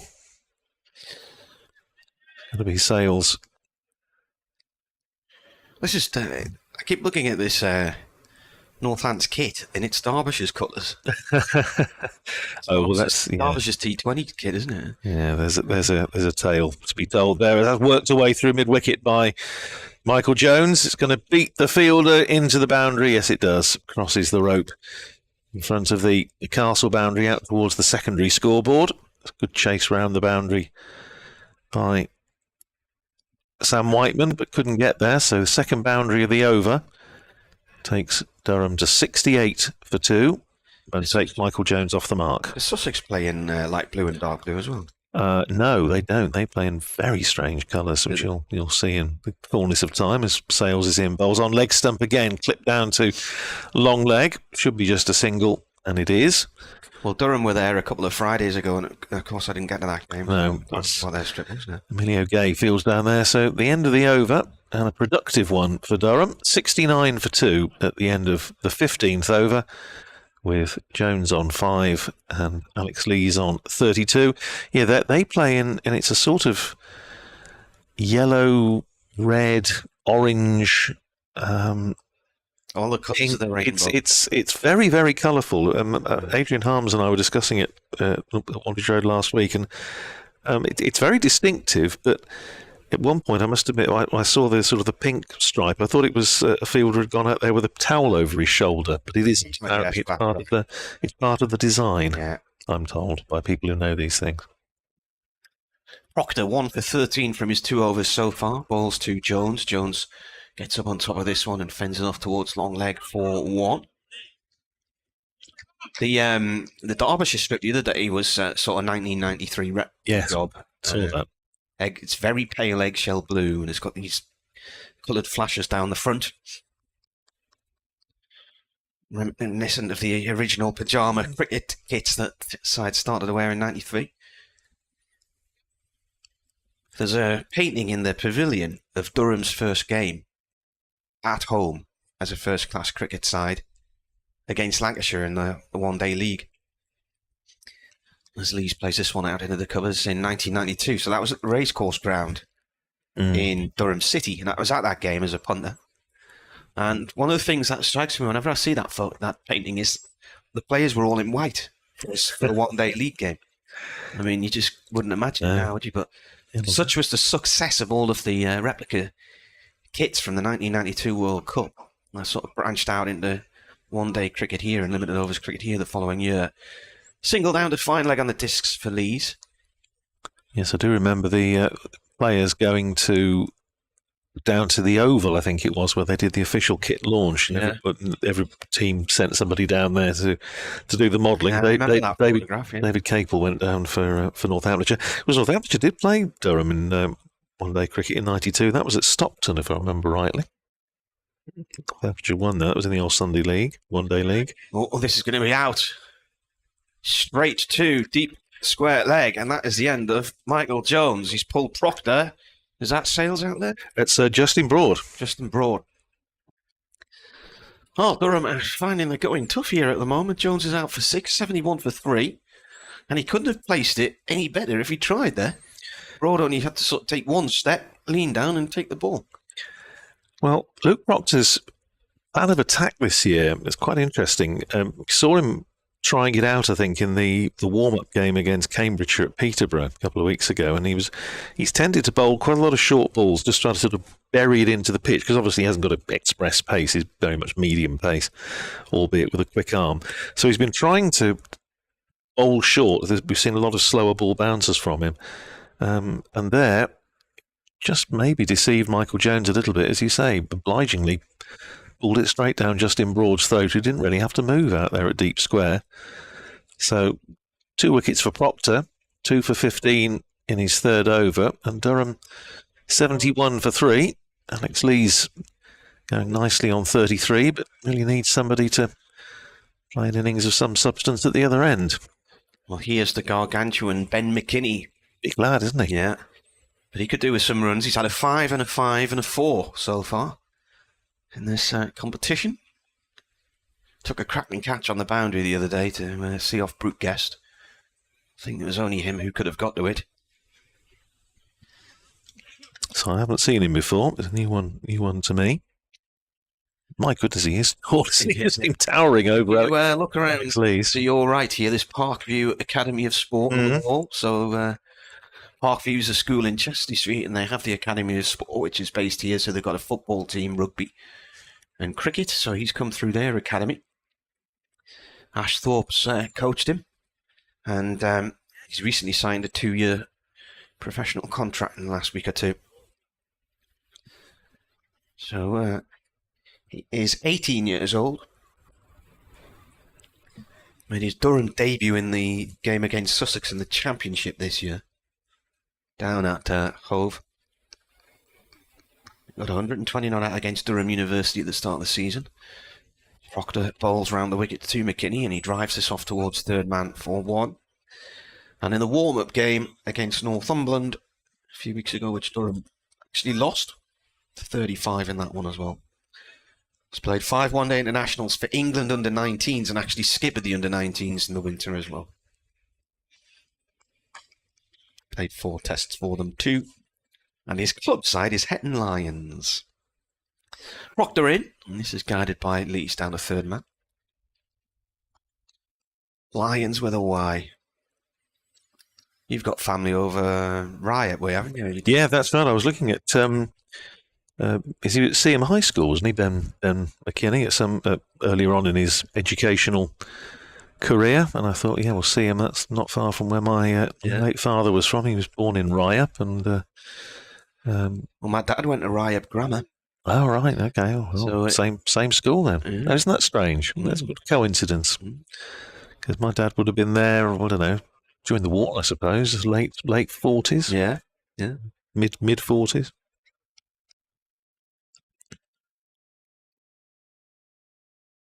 Small world, isn't it? I wouldn't want to walk it. Here's James Sales, starting his second over, and, well, that ball from Sales just slightly deceiving Alex Lees. He jams it hard into the ground, bounces up, and retrieved by Lewis McManus. If you were, because it was all County Durham back then, but if you came from Whitburn and you wanted to go to grammar school, you passed your 11 plus, you went to Ryup. Sales round the wicket bowled again to Lees, plays it out to backward point, and there's no run. Kerrigan fields. And if you didn't, then you went off to somewhere like Bolden Comp. And then, as time went on, it changed, and a lot of people from my area of Whitburn, who were slightly older than me, went to Seaham, to the school at Seaham. And then eventually it all changed and the secondary moderns and comprehensive system came along. Here's Sales, in again, bowls to Lees, turns it out towards mid-wicket, smart bit of fielding there and cuts off any possibility of a single. Yeah, well, I was here last year for the T20 game. Came up on the Saturday and didn't have a chance to have a little look around Ryup and found the street in which my father was born. I think the house has changed a bit, but did manage to find it, which was rather nice. His Sales in again, bowls outside the off stump, just took a bit of pace off that, and Lees was through the shot a bit early. Goes through to Lewis McManus, and there's no run, so 4 dots to start the over for James Sales.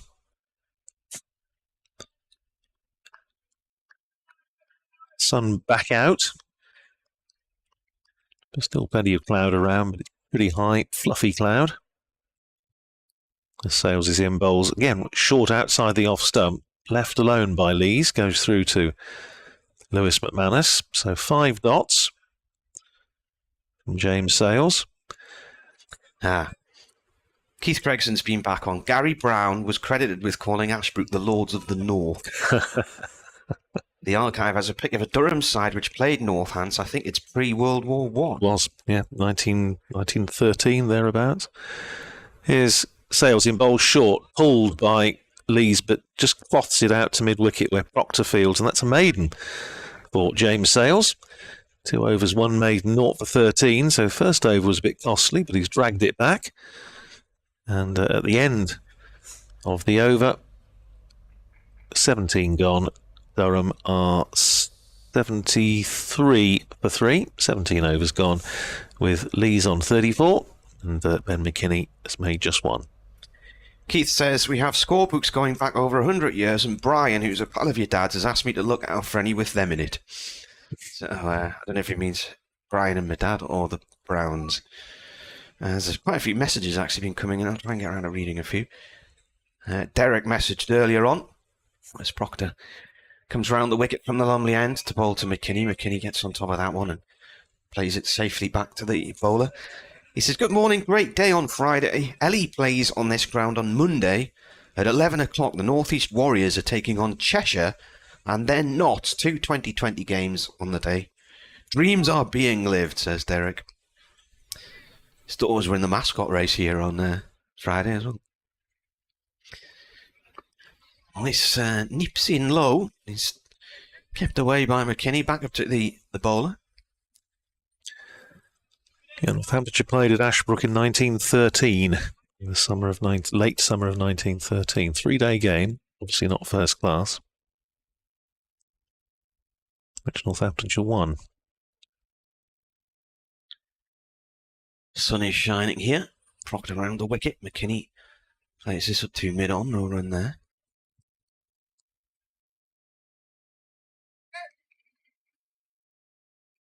They had George Thompson didn't bowl in the first innings. He was Northamptonshire's great all-round cricketer of the time, played for England, and Durham actually got a first innings lead. So Thompson bowled in the second innings, got 6 wickets, and Northamptonshire won.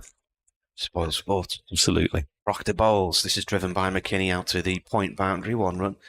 There's a photograph. I think it must have been just after the Second World War. The touring Australians played, possibly Durham actually, at Ashbrook. And there was about 25,000 there. Really? It was one of those post-year wars where, you know, people hadn't had much to do for the best part of a decade. Proctor with a short one. It sticks in the pitch a bit, that one. And Lees cuts it to point, but it took a while to get under the bat there. Yeah, exactly what I was saying. This is his ploy this year. This is the job that they obviously want him to do, and he's been bowling like that in all of the matches so far, and in the warm-up game against Peterborough, just trying to dig it into the pitch, take all the pace off it. Proctor again, length ball. It's gone off short to the leg side. The leg by will be signalled. Mr. Sean McGann, it is. Who was one of the officials, him and Steve O'Shaughnessy at Scarborough a few weeks ago, but more than half the game was wiped out by the weather. We've gone actually very well that we've been playing for an hour and a quarter, and you haven't once mentioned the drive down to Neath. 6.5 hours, whatever it was. Through some podcasts on Monday and Tuesday, yeah, I tell you. For very little. I do sympathise. Northamptonshire have got a game in Cardiff a week on Tuesday. Here's Sales starting his 3rd over. Last one was a maiden, and he's bowled him. He's nipped that one through Alex Lees, and that's a big wicket for James Sales, who is congratulated by his teammates to say the previous over was a really good one, having conceded 13 in his first. His second was a maiden, and there he's just nipped that one back. Whether it took a little edge on the way through, we'll have a little check on the replay, but it's clattered into the stumps, and Alex Lees goes for 34 off 55 balls, bowled by James Sales, and Durham is 75 for 4.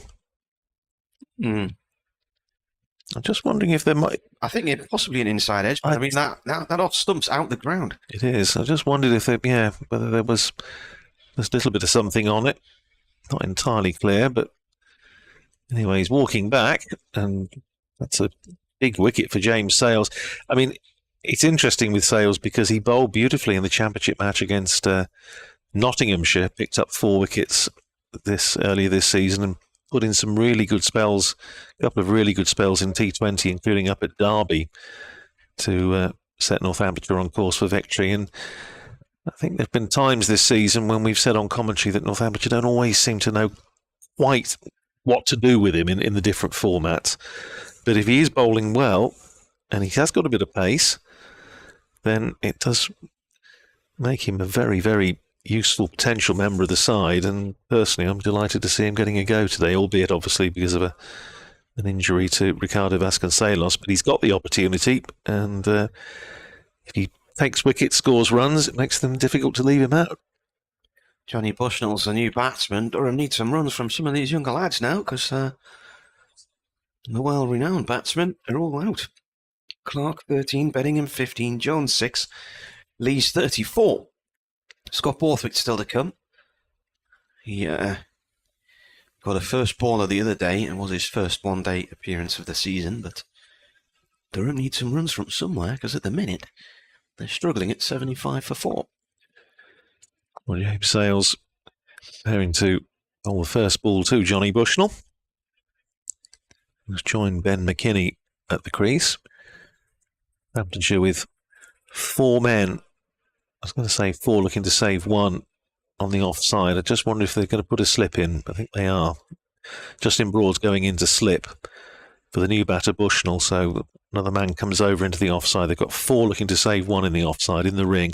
The Sales is in, hits Bushnell halfway up the pad. There's a big appeal for LBW. Not out, says umpire Harris. Whether that did a little bit too much, whether it hit him just outside the line. Either way. In fact, I think the answer is that I think he got a nick on it because there was no signal. So that is the answer to that question. They came through for a run and there was no signal from umpire Harris, so he obviously got a little nick on it. Takes Johnny Bushnell off the mark. 76 for 4. Suspect if he hadn't got that nick, James Sales might have been in business. Lewis McManus just asking Sales if he wants another man across for the left-handed McKinney. He says not at the moment. Sales is in, bowls to McKinney, drives pleasantly out to deep cover. Man out there sweeping on the boundary. And they're through for a single. So McKinney goes to 3. And Durham to 77 for 4. In this, the 19th over. James Tarry said he's listening to us while attending the Caribbean Cricket Day at Wanderjaw. Yeah, that's right. There's a big event on there today, which Devon Malcolm, I know, and Norman Cowans, people like that will be involved. His Sales in, bowls to Bushnell on drives, and it's not fielded cleanly there, as a result of which they're able to come through for 2 runs. Tom Taylor, just on the edge of the circle, may have got a hand to it, but just goes under his body and runs away for 2. So Bushnell goes to 3. And Durham to 79 for 4. There's a couple of T20 games, I think, and one of the members of the band, the Drifters, I think, is playing some music there and some Caribbean food and so on. Here's Sales in, bowls short to Bushnell down the leg side, and it's called wide by umpire Harris. Yeah, 79 for 4, Durham, yeah. I saw them about 25 years ago and I was older than every single one of them.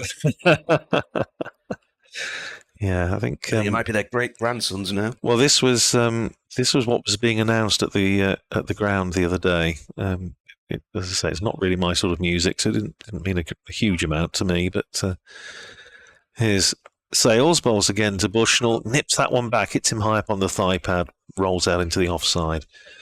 And there's no run. Is this going to be a low-scoring epic, a war of attrition? Well, it could be, couldn't it? Just looking at the Alex Lees one, I think there was definitely a bit of bat on that one, inside edge. Onto off stump, which, as you say, was not flying. Checking the streams, says Cotland, just got the locked-off in cameras at Beckenham. Here's Sales, bowls to Bushnell, turns it out through mid-wicket, and he's going to get a single. Out to Sam Whiteman on the boundary. And that's the end of James Sales' 3rd over. A successful one for him. 3 overs, 1 for 19. Durham, with 19 overs gone, are 81 for 4. 4 to Johnny Bushnell, 3 to Ben McKinney. He says, watching Proctor takes me back to the great South African bowlers of the past. Wonderful to see, especially the stumps exploding. When I was doing it in my youth, it never occurred to me it was so special, says Colin. Dr. Dan's tweeted some pictures that he's been drawing today. Jack White over the wicket being one of them.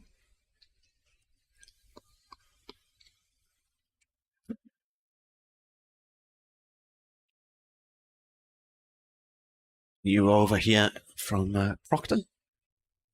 Right arm over to Bushnell. Dot ball. Drew says, it's an excellent commentary, but I can't hear the bat and the ball. Well, we can, so I don't know how you cope. We've got a big microphone outside pointing at the stumps, and I can hear everything that's going on out there. Yeah, it's certainly through our headphones we're hearing it. Yeah. Proctor in again. And Bushnell plays this up to mid-off, no run there. John Bushnell's Durham lad, went to Durham school. So, got 163 runs in 6 one-dayers so far, as high as 60 not out in a defeat by Worcestershire. That was the opening game this year. He got 37 not out at Sussex last Friday. 25 against Gloucestershire last year. That's a bouncer which he ducks out the road of.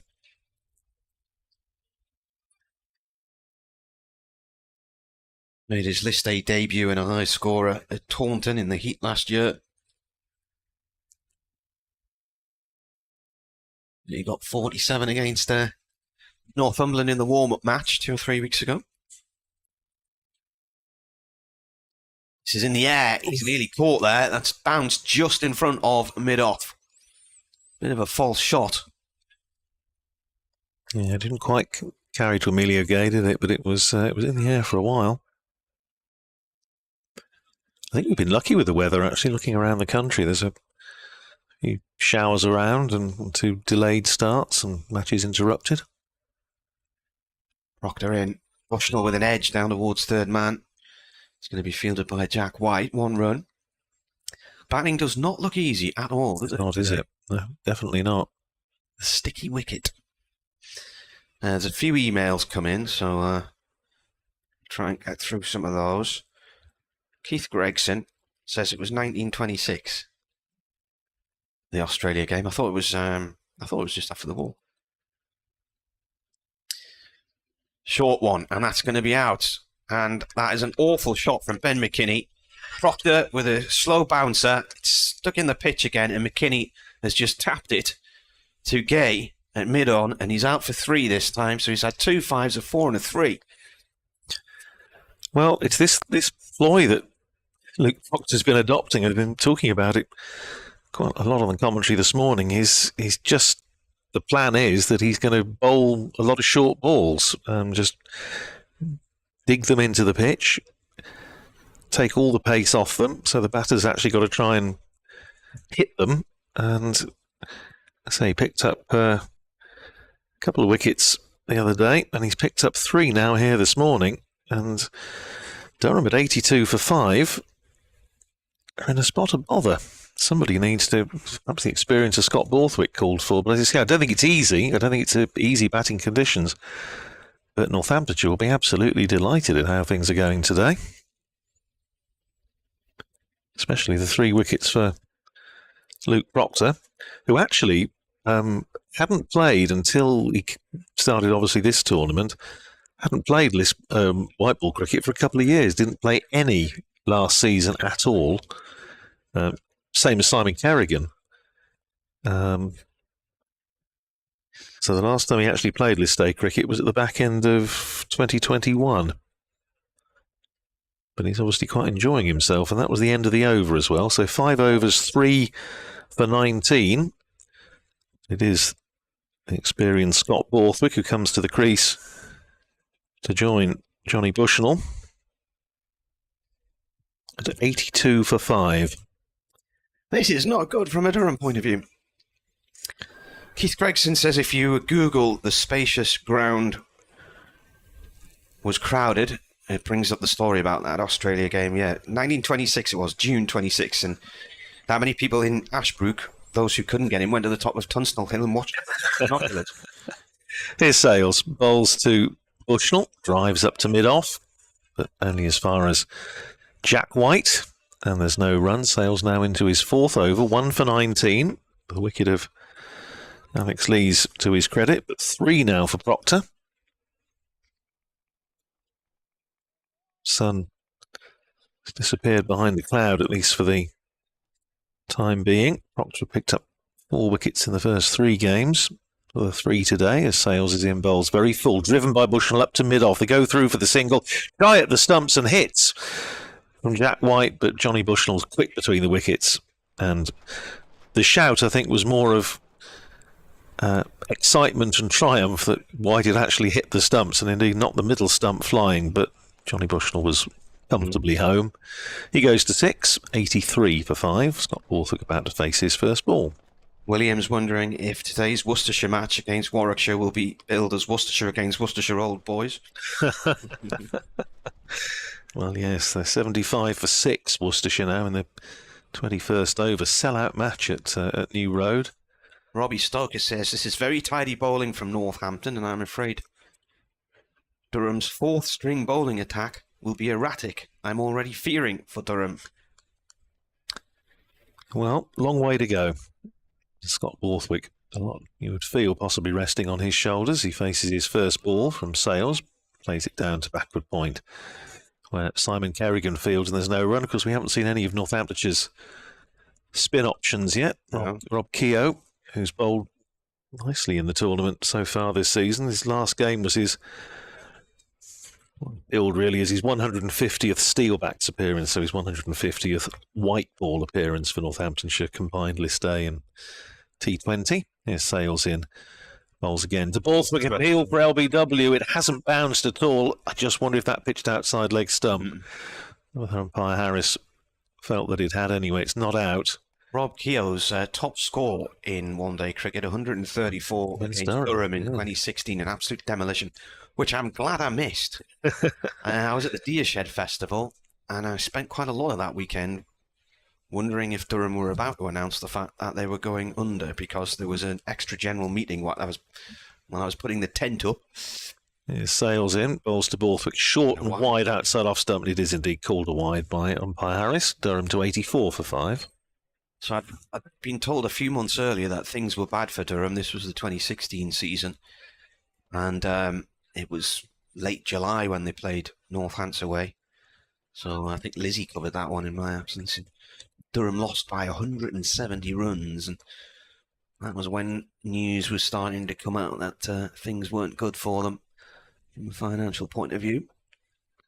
Here's Sales in bowls to Borthwick. Defensively lays it out to Keogh at extra cover, and there's no run. Yeah, Keogh made 134, 5 for Mohammad Azarullah in that Northamptonshire win, who themselves were having a fairly difficult financial time about them, which of course culminated in the decision to cease to be a members club and to be a limited company, which is still the case. Here's Sales running away from us. Bowls. That's a lovely punch off the back foot from Borthwick as he goes out to deep cover for his first run. Fielded out there by Sam Whiteman. Borthwick to 185 for 5 at the end of James Sales' over. He's picked up 1 for 22 from his 4 overs. It's 85 for 5 off 21. I was looking through my match notes. The last time these two played against each other was the start of this tournament in April 2019. Durham won here and did something which they hadn't done the year before, which was actually win in Chesley Street, because the previous year their only home win came at South Northumberland, which is a ground I haven't been to, but I know you're playing Somerset there, isn't it? Yeah, Thursday, yeah. Sales is no, it's Proctor, isn't it now? Proctor at the far end. Borthwick has a look around, ready to face the first ball. He's just seeing where the fielders are. Proctor right arm round to the left-hander. Borthwick pushes us off 2 point for a single. Yeah, that big win for Durham in 2019, despite 86 from Jason Holder, who was having a short spell with Northamptonshire early on in 2016. He was the Windies skipper at the He was, yeah. It was a signing that attracted a huge amount of local interest and excitement around Northamptonshire. Wasn't here for very long, though. Rocked it to Bushnell. It's a short one. Bushnell almost ducks into it rather than under it. Just misses his helmet. Rob Keogh going through his limbering up exercises, so I imagine he's going to be into the attack fairly soon. He's had a good start to the tournament with the ball, Rob Keogh. He's picked up 8 wickets, 2 for 51 against Gloucestershire from 9 overs, 7 overs, 2 for 23 against Sussex, and then 4 for 49, best List A figures against Somerset. That's a wide down the leg side. That's my voice going again. Yeah, it's just first. I think it's the first wide that Luke Proctor's bowled. Also, one of the relatively few pitched up deliveries he's bowled. He's been looking very much to exploit this short ball ploy. Comes in again. That's on off stumps. Played back to him by Bushnell. Bright sunshine here in Chesley Street at the moment. It is absolutely gorgeous at the moment. I'm assuming that some parts of the ground, I'm looking at the big stand over towards the castle side, are actually closed today because there's nobody in there. So Proctor to Bushnell. Bushnell forward to this one. It's gone into the covers, no run. Yeah, your students aren't in today. Well, yes, as I say, you weren't listening earlier. I was saying I think the last 2 occasions where Northamptonshire, Northamptonshire have been up here. Because the first time somebody came flashing across the pitch. Oh, I remember. Yeah, I remember. never even noticed. I was busy doing an interview. Yes, I was just about to do an interview with Adam Rossington. Bushnell plays this to Gay at mid-off, dot ball. And I shall never forget the gentleman in question streaking across the ground, and they wrapped him in, I don't know, some sort of, looks a bit like an umpire's coat. And one of the gatemen in front of the pavilion said, "Don't bring him in here." Well, I was attempting to interview Adam Rossington. Last ball of the over. It's a short one. It's pulled by Bushnell out through mid-wicket, 4-1 run. He'll keep strike. 88 for 5. After 22. So let's bring you up to date with what's happening in the other games. They're back on at Welbeck. Surrey 6 for 1 against Nottinghamshire in the 3rd over. Dom Sibley was the man to go for early wicket for Brett Hutton. Game certainly moving forward between Essex and Yorkshire down at Chelmsford. Essex 185 for 5 in the 25th over. So they've certainly been rattling along at a decent pace, but they've been losing wickets, and Matthew Revis has picked up 4 wickets, 4 for 52 in 7 overs. So it sort of looks as though it might be a game where it's been rain reduced, but it hasn't been rain reduced. We just started, but 185 for 5 in the 24th over. Essex against Yorkshire as James Sales starts another over to Johnny Bushnell, plays it back down the pitch, fielded by Sales in his follow-through, and there's no run. Hampshire 126 for 1 in the 24th over against Leicestershire. Kent 124 for 1 in the 24th against Middlesex. That's at Beckenham. Is it road there? Yes, absolutely. You'd expect a lot of runs scored there. Sales running in again, away from us. Bowls to Bushnell outside the off stump. Bushnell drives, doesn't time it. Rob Keogh coming in from extra cover, overruns it. Runs up to mid-off, and there's no run.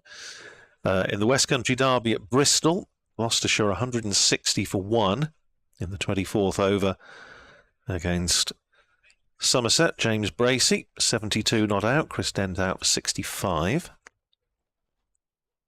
Here's Sales in again. Bowls to Bushnell, drives. This time it is fielded cleanly by Keogh at extra cover, who flicks the ball onto the stumps at the striker's end, but batter was safely in his ground. At Hove, Sussex 126 for 3 against Glamorgan. And Worcestershire 85 for 6 now against Warwickshire at New Road. 24 overs. Matt Waite is 38 not out. 3 wickets for Ed Barnard. 2 for Ollie Helen-Dolby. Here's Sales. In bowls to Bushnell. Drives again on the bounce to Keogh at extra cover.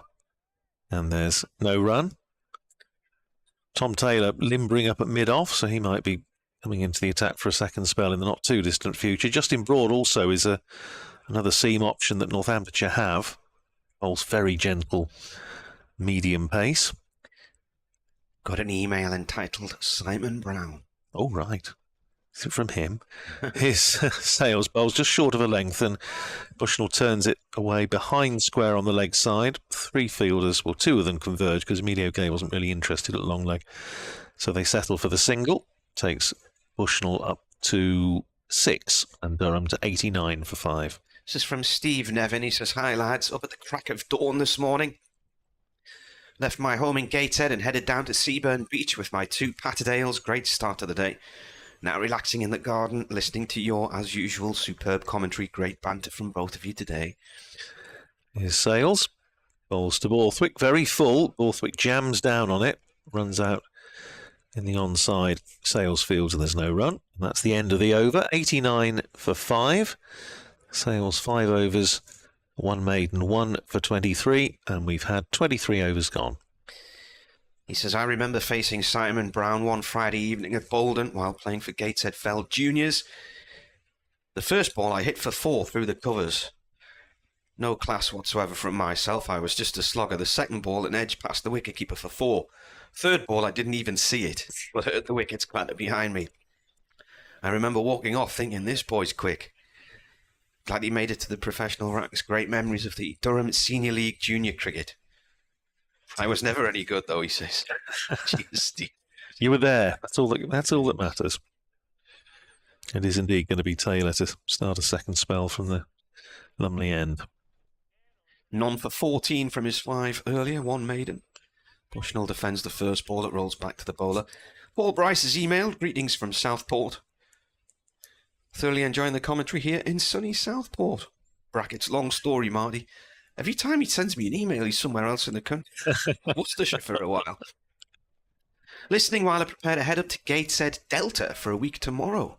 Don't think I'll make it to South North on Thursday, though, which is a shame. This is not far from where I went to school many years ago. Here comes Taylor again, defended by Bushnell on off stump. Really good start of the season for Durham. Brackets 2020 aside, close brackets. Let's hope that continues. Just wondering what the Northants' opinion is on Sam Whiteman, a player with great pedigree in the Australian Domestic League. But has he flattered to deceive a bit in the county game, he asks. On to that in a second. Interesting point. Certainly I was surprised his relatively modest List A record out in Australia for a player of his experience. In with a short one, pulled by Bushnell out through deep mid-wicket, and it's going to go for 4. And I have to say, I cannot remember when the last boundary was. It's been a while ago. They were the couple in the over off James Sales early on, wasn't it? In his first over, we went for, I think, for 2 boundaries. What over are we in now? This is the 24th. So 1, 2, 3, 4, 5, 6, 7, 8 overs ago. Was that in James Sales' first over? I don't know. Yeah, it sounds. I think it was. He went for 2, didn't he? Taylor bowls and Bushnell pulls at that. It's going to go towards long legs, picked up by Shaw. He's got 100 on his back, the traditional number 100 shirt. Yes, I think that might be something faintly commercial to do with his the bat that he uses, I think. Bernard says, Dear Marty, I suppose we have become used to Durham starting quickly and posting decent totals. Give credit to Northamptonshire for exercising a little control, but I'd imagine Durham will want a minimum of 250. Hoping to reach up to 300, perhaps. At the minute, they're 95 for 5. Getting out the 50 overs would be a thing from here. Need a decent partnership from somewhere. Bushnell plays at this one. Doesn't quite time it well. It runs up to mid-off. No run there. Just to come back to the Sam Whiteman point. Yeah, in the Championship, he's got a couple of hundreds, and the hundreds have been when they were needed to save the match against Somerset at Taunton, and in the second innings to set up a possible victory chance against Middlesex at Merchant Taylor School, which in the end, of course, went to the last ball, draw with the scores level. This is defended by Bushnell, and that is the end of the over, is it? Yes, it is. 95 for 5. So yeah. It's been a bit of an up and down season for Sam Whiteman, but I think he's certainly been a very popular member of the dressing room, and it is noticeable also that when Luke Proctor was injured and went down with a shoulder injury ahead of the match at Taunton, that they went for Sam Whiteman as captain, John Sadler ahead of, I suppose, you look at the senior players from within the existing squad, as it were, with Rob Keogh and Ben Sanderson, he would imagine would have been possibly in line, but I think he felt that Whiteman, as a current first-class captain, obviously out in Western Australia, was the man to do it, and he did a good job, led by example, certainly against Somerset, and the fact that they had a couple of fairly grim games after that wasn't really down to him. So I don't think he's been a bad signing. He certainly hasn't torn up Division 1, but he's made some useful runs. Finished off the game against Middlesex, which of course was the only game at Northampton, which was the only game Northamptonshire have won in the Championship this year. But he's had a better season than some in what's been obviously a very disappointing championship campaign so far for Northamptonshire. Now, we are going to see some spins. Simon Kerrigan coming into the attack from this Finkel end. Kerrigan to bowl his left arm spin. Bowling to the left-handed Scott Borthwick. Kerrigan in flights that first ball up and he's cut away by Borthwick. There's a man out there sweeping on the cover boundary. They've gone through for one. That's all there will be. Before mentioned Sam Whiteman quickly to the ball. So single to Scott Borthwick takes him to 3 and Durham to 96 for 5. It is absolutely gorgeous here now. The sun's out. Lots of blue sky around. James Sales coming up into the ring at mid-off for the right-handed Bushnell. Pushed out into the covers. And fielded there by Tom Taylor at extra. They've got a backward point. Extra cover and a mid-off in the circle. A man sweeping on the cover boundary. 3 saving 1 on the onside as Kerrigan is in a little bit shorter. Played up to mid-on by Bushnell where Jack White fields and there's no run. And a deep mid-wicket out on the boundary and a slip in. Kerrigan is in, bowls to Bushnell. Plays it back down the pitch. Kerrigan fields off his own bowling and there's no run. For surprise to see Simon Kerrigan come into the side in the Sussex match last weekend as Kerrigan's in, bowls to Bushnell, plays it out to mid-wicket where Rob Keogh fields and there's no run simply because Simon Kerrigan wasn't actually in the 13-man squad that was named the day before, but he's given an outing. That's a big full toss and it's been thumped down the ground. It's first bounce for 4. And that, I'm afraid, got exactly what it deserved. It was a loopy full toss. Brings up the 100 for Durham. It was clouted unceremoniously by Johnny Bushnell. And it landed only about, I don't know, a couple of feet inside the boundary rope, immediately down below our commentary position. So that is halfway in terms of the number of overs. 25 gone. Durham are 100 for 5. Bushnell is on 18. Scott Borthwick is on 3. And that first over from Simon Kerrigan costing 5 runs. And it is going to be Tom Taylor to continue from the Finkel end. First ball to Borthwick. Borthwick covers up, plays it out into the covers.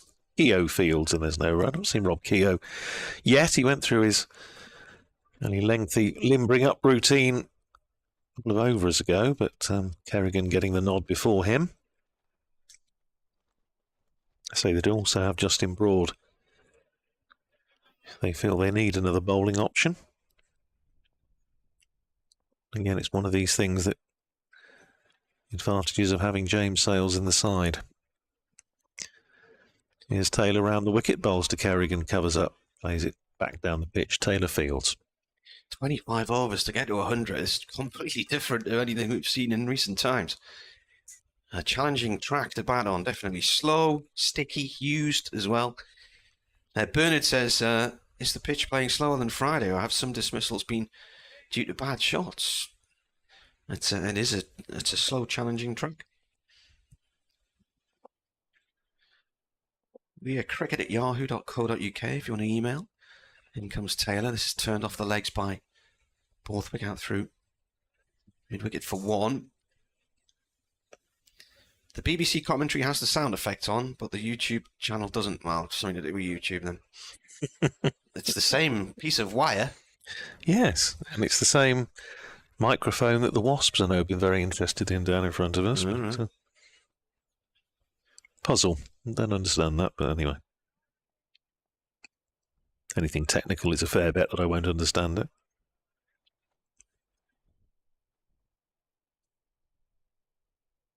In comes Taylor to Bushnell. Bushnell forward to this one. Looks for a quick single and changes his mind as he plays it up to mid-on. Tungy says, Jones and McKinney both caught playing half a shot. If they'd gone hard at the ball, it would have been safe. Benningham's shot was awful too. Durham are in trouble.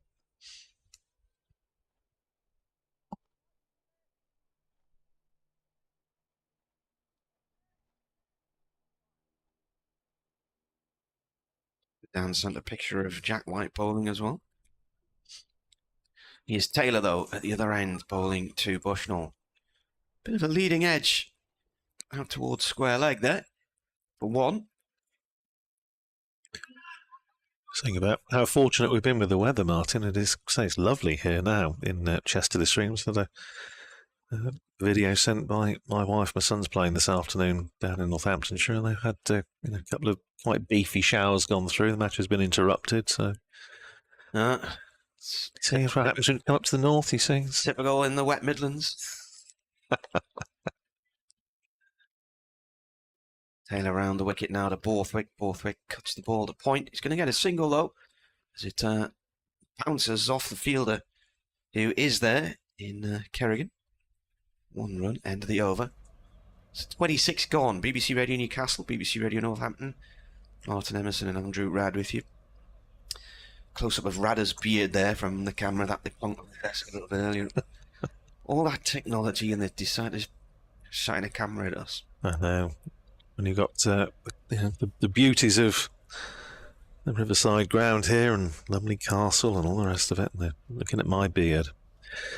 Well, it's going to be Kerrigan to continue. Tidy enough start for Simon Kerrigan the previous over until the last ball that was a filthy full toss that was smashed for 4. Now, they got long off back on the boundary. James Sales just down to our left. Mid-off is up. Left-handed Borthwick on strike, and that's back of a length and punched up to the aforementioned James Sales at long on. So Borthwick comes through for a single. He's 6, and Durham to 104 for 5. Slightly heavier looking clouds over the far end of the ground, but I don't think that's coming this way. Bright sunshine.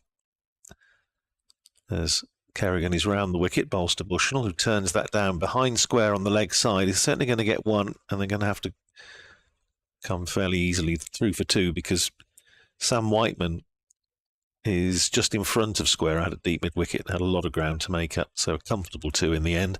Bushnell goes to 21, played nicely here, 106 for 5. Kerrigan in bowls to Bushnell, plays it up to Jack White at mid-on. And there's no run. One thing we always say about Simon Kerrigan, doesn't take long to get through his overs. Pushes forward Bushnell out into the covers. Tom Taylor field sends in a fizzing return into the gloves of Lewis McManus. The fizzing return, the difficult second album. Kerrigan in, bowls to Bushnell, pushes forward, goes off just a hint of an inside edge out to Rob Keogh at mid-wicket, and there's no run. Now Jack White has dropped back for the back end of the over. The last ball of the over has gone onto the boundary at long on. And Bushnell works that into the onside. Are going to go through for a quick single, but Rob Keogh flicks the ball back towards the stumps at the striker's end. Comfortable single. It keeps Bushnell the strike. 22 to him, 6 to Borthwick, and 27 overs gone. Durham 107 for 5. He might not be looking at any more than 250 here. Well, I was looking to see the batting. You've still got Liam Travaskis to come after his heroics here against Derbyshire the other day. So yeah, well, I mean, that's a long way down. Who else is the Coghlan can bat a bit? Pretorius can give it some Claby. But really, Durham need this partnership to develop and prosper. And we are going to see some Rob Keogh now from the Lumley end.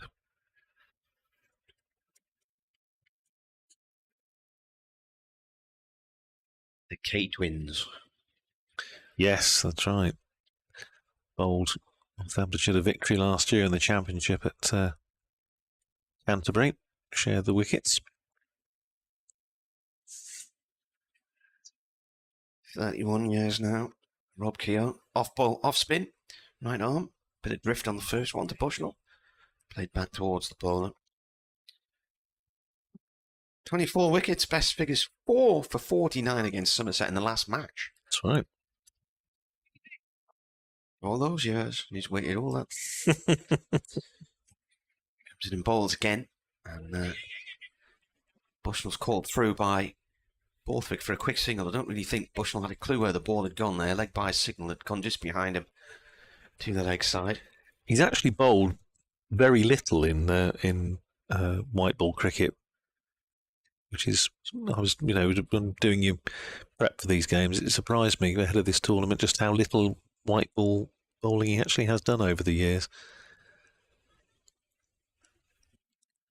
He's only taken 16 wickets coming into this tournament, with a best of 3 for 32 up till the start of the season. Bit of a delay before he delivers the next ball to Borthwick as he comes in right arm round. Turned by Borthwick towards square leg for one. McManus, the keeper, gets it. He's just rearranging his field, and Borthwick was just taking his time to work out where the fielders were heading to. Bowling in dark sunglasses from the Lumley end. Bushnell with a cut shot off towards the cover boundary for one. It's the ultimate one-club man, Rob Keogh, was doing a piece for his benefit brochure for next year a couple of weeks ago, and there aren't very many of them around the circuit these days.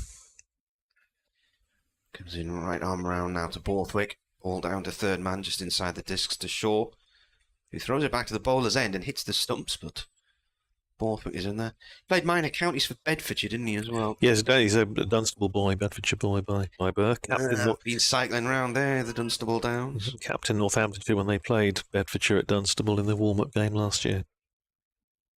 Big chalk hill climb round there, up near Tring. Bushnell with a little punch off the back foot up to long on for one. Far recycled in no time at all through 3 counties. I think that's probably where 3 Counties Radio gets its name from. Beds, Bucks and Hearts. Yeah.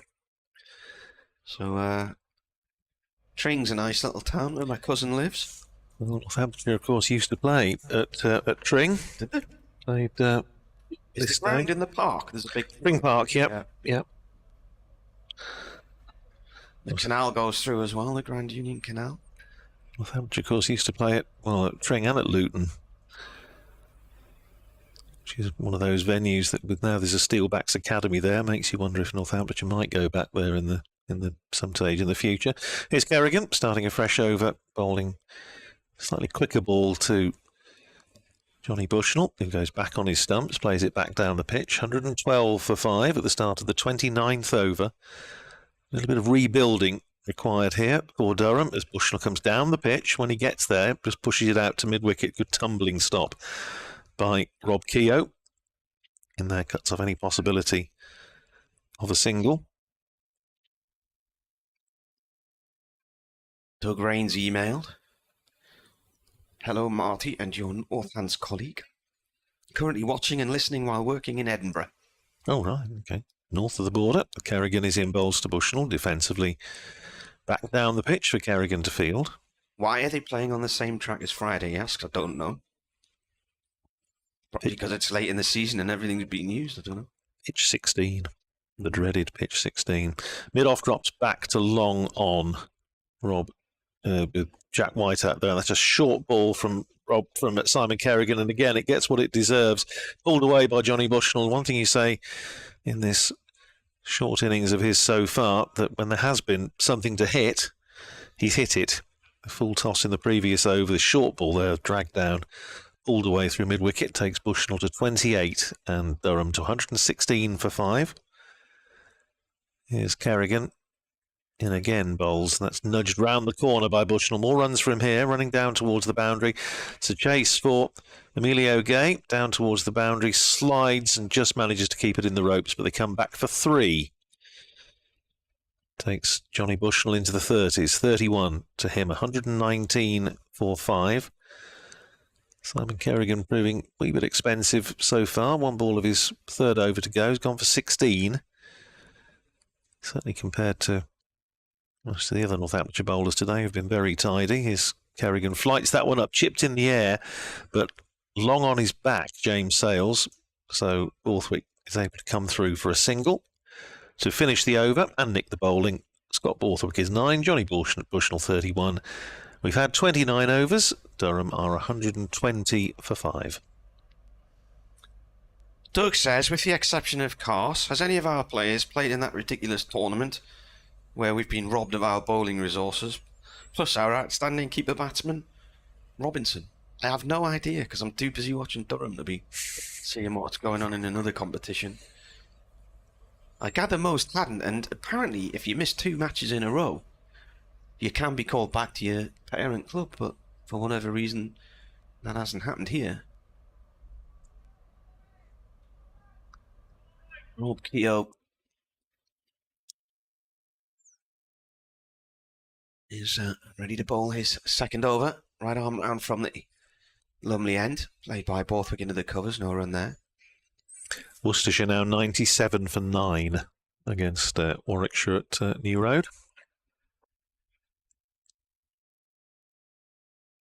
In and out from Borthwick, nice drive over the covers for 1 run. Could be finished in time for Evensong in the Cathedral today. Well, they better get finished sharp because it'll be dark there in no time. Durham went off for bad light in a T20 game on a Friday afternoon there a few weeks ago. That was in June. Match ended in a tie. This is defended by Bushnell. I think we're just glad to get a game there this year. The last 2 occasions gone to Worcester have been ball bowled. Keogh in. This is played away by Bushnell up to long on. I'm sure Durham have had 4 games cancelled at, or certainly badly affected by the weather at Northants. There was that one where David Sales hit his knee. 2014 one, yeah. There was another year where Borthwick places up to long off for 1. It was the final round of matches and 8 games were abandoned across the country before a ball was bowled. I think one umpire called 5 of them off. He's just doing a circuit of the Midlands in his car. And absolutely chucked it down that day. And then, this is defended end of the over. The following day, Durham played in a 50-over game against Northampton. That went ahead as planned. Yeah. Despite all that rain the day before. It's very rare, very, very rarely rains in Northamptonshire. It's not allowed as a rule, but we've had a fair amount of rain, obviously, as I'm sure a lot of places around the country have in the last month or so. It's been a bit miserable July. Our water butt was empty. It was absolutely overflowing in sort of April and May. Then it was totally empty by the end of June, and now it's full again. Now you need to update. Kerrigan's about to start his 4th over from the Finkel end. Borthwick on strike eventually when he's kicked a bit of dust out the road.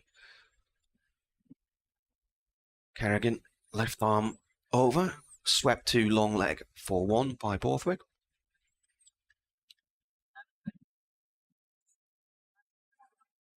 Well, 30 overs of the 50 have gone for Durham, and it's been really hard work for them. This is a pitch which was used against Derbyshire on Friday night, and there was quite a high-scoring game, that one, but it's a much slower surface today, sticky, and they're 5 down as well, 123 for 5. They've lost Graham Clark for 13, David Beddingham for 15, Michael Jones for 6, Alex Lee's bowled for 34, and then Ben McKinney out for 3. In the middle at the moment is Scott Borthwick on 12 and Johnny Bushnell, who's currently on strike, on 32. Durham really do need a good partnership from these if they're going to have anything to bowl at later in the day. They're currently 124 for 5 in the 31st over.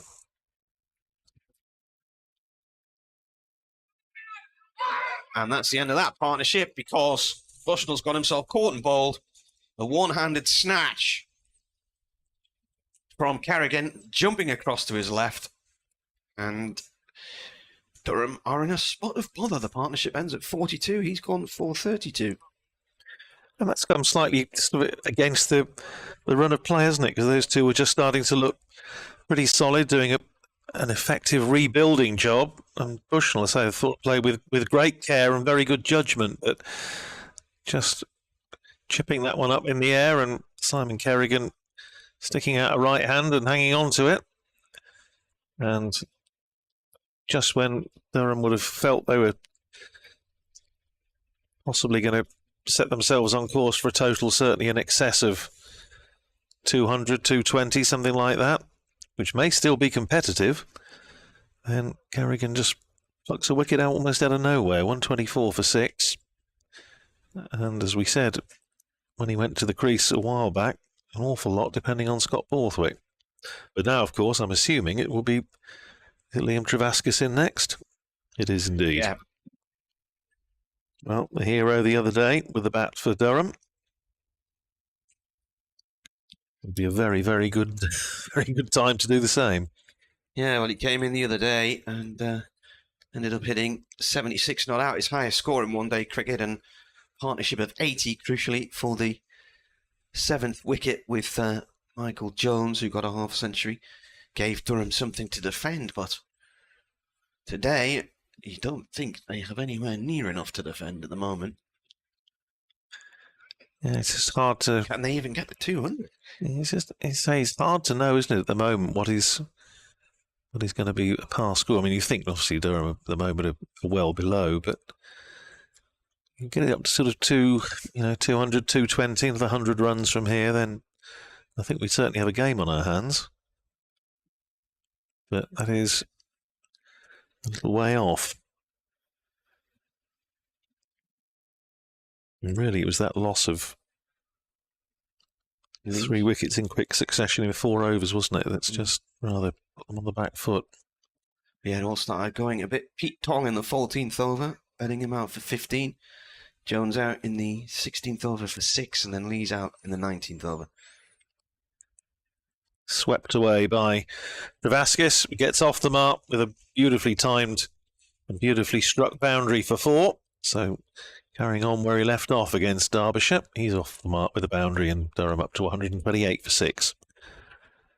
Simon Kerrigan, 1 ball to go in his 4th over, 1 for 22. So going at nearly a run a ball. But he has picked up that wicket of Johnny Bushnell. Here's Kerrigan over the wicket.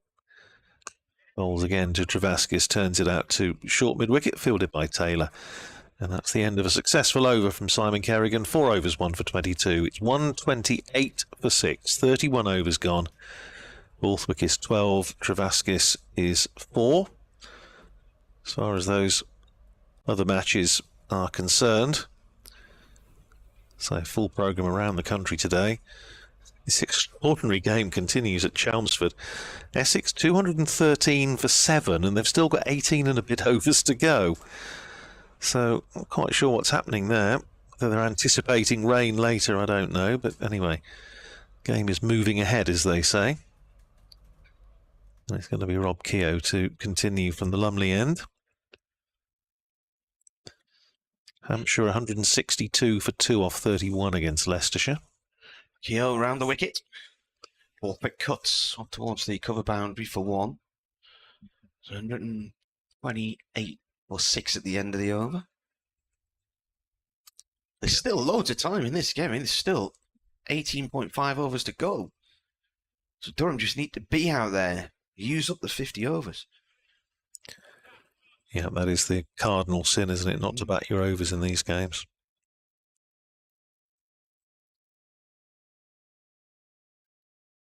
Strengthening the leg side field for Travaskis. Yeah. A deep backward square on a deep mid-wicket out now.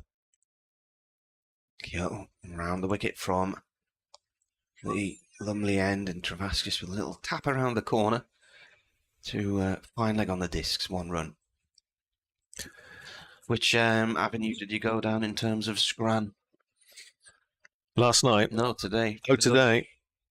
Oh, yes, it looked rather nice. A sort of roast pork lunch. Yeah, that's what I went for. It looks very nice. Yeah. Keogh is driven by Borthwick. That's a nice shot. That's gone out through the covers. Will it have the legs to get to the boundary or not? No, because there's a fielder sliding in there. In fact, 2 converged to stop the ball just in front of the boundary where the health club is, and it was Tom Taylor who got there first. Brought the crowd to life a little bit. They've been very, very quiet, haven't they? I know there's hasn't been a huge amount to cheer about, but it's noisy on Friday. I bet it was. Lots of kids in on Friday, varying groups around the northeast, and they gave them those plastic placky things as well. Keogh to Travaskis, who sweeps. There's a man on the square leg boundary. He finds him, 1 run. Looking out there is Sam Whiteman with his back to the empty castle stand.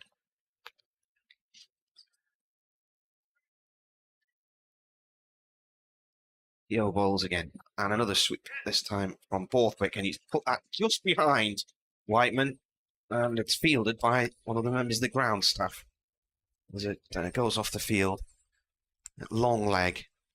Oh, deep backward square leg. Just in front of the white picket fence, which is along the boundary edge in front of the old scoreboard on the eastern side of the ground.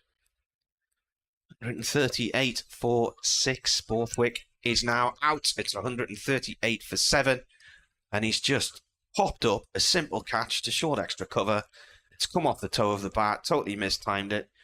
And he's gone for 20, and Durham are in all sorts of trouble here at 138 for 7. Well, I was just going to say, Martin, they've taken 10 runs off the first 5 balls of that over. And it was, turning into probably Durham's best over for a while. And wasn't an extravagant shot by Scott Borthwick by any stretch of the imagination. It was one of those where we're saying, well, he'd already got 10 off the over. Why did he need to play a shot like that? I don't know, maybe just stuck in the pitch a little bit, but chipped up the easiest of catches to Luke Proctor at extra cover, who wasn't going to drop that. And, well, Northamptonshire now, I doubt they can quite believe their... I want to say their luck, because I think actually they've bowled very well and they've fielded pretty well. I think, let's say, James Sales being in the side just energises, I think, the whole fielding department a little bit. But it is now going to be tough, you feel, for Durham to get up to a score that is anything like par on. It's not the easiest surface to bat on, but it's not a poor pitch, I wouldn't say, by any stretch of the imagination. But 138 for 7. Just looking to see who the new batter is. Paul Coughlin, is it? It is. So Paul Coughlin goes out to join Liam Travaskis at 138 for 7. That was the end of the over, so the end of the 32nd. 138 for 7, and Simon Kerrigan, despite having picked up a wicket in his previous over, has been replaced by Jack White, who's still got 3 to bowl, 7 overs, 1 for 27. Started off from this Finkel end, and he's going to continue, so he's got another 3 to bowl. 138 for 7 it is. Batters to come, George Drissell and... who have I missed? Oh, Mikel Pretorius, of course. He can hit the ball, can't he, Martin? I haven't seen him before, but comes with that reputation.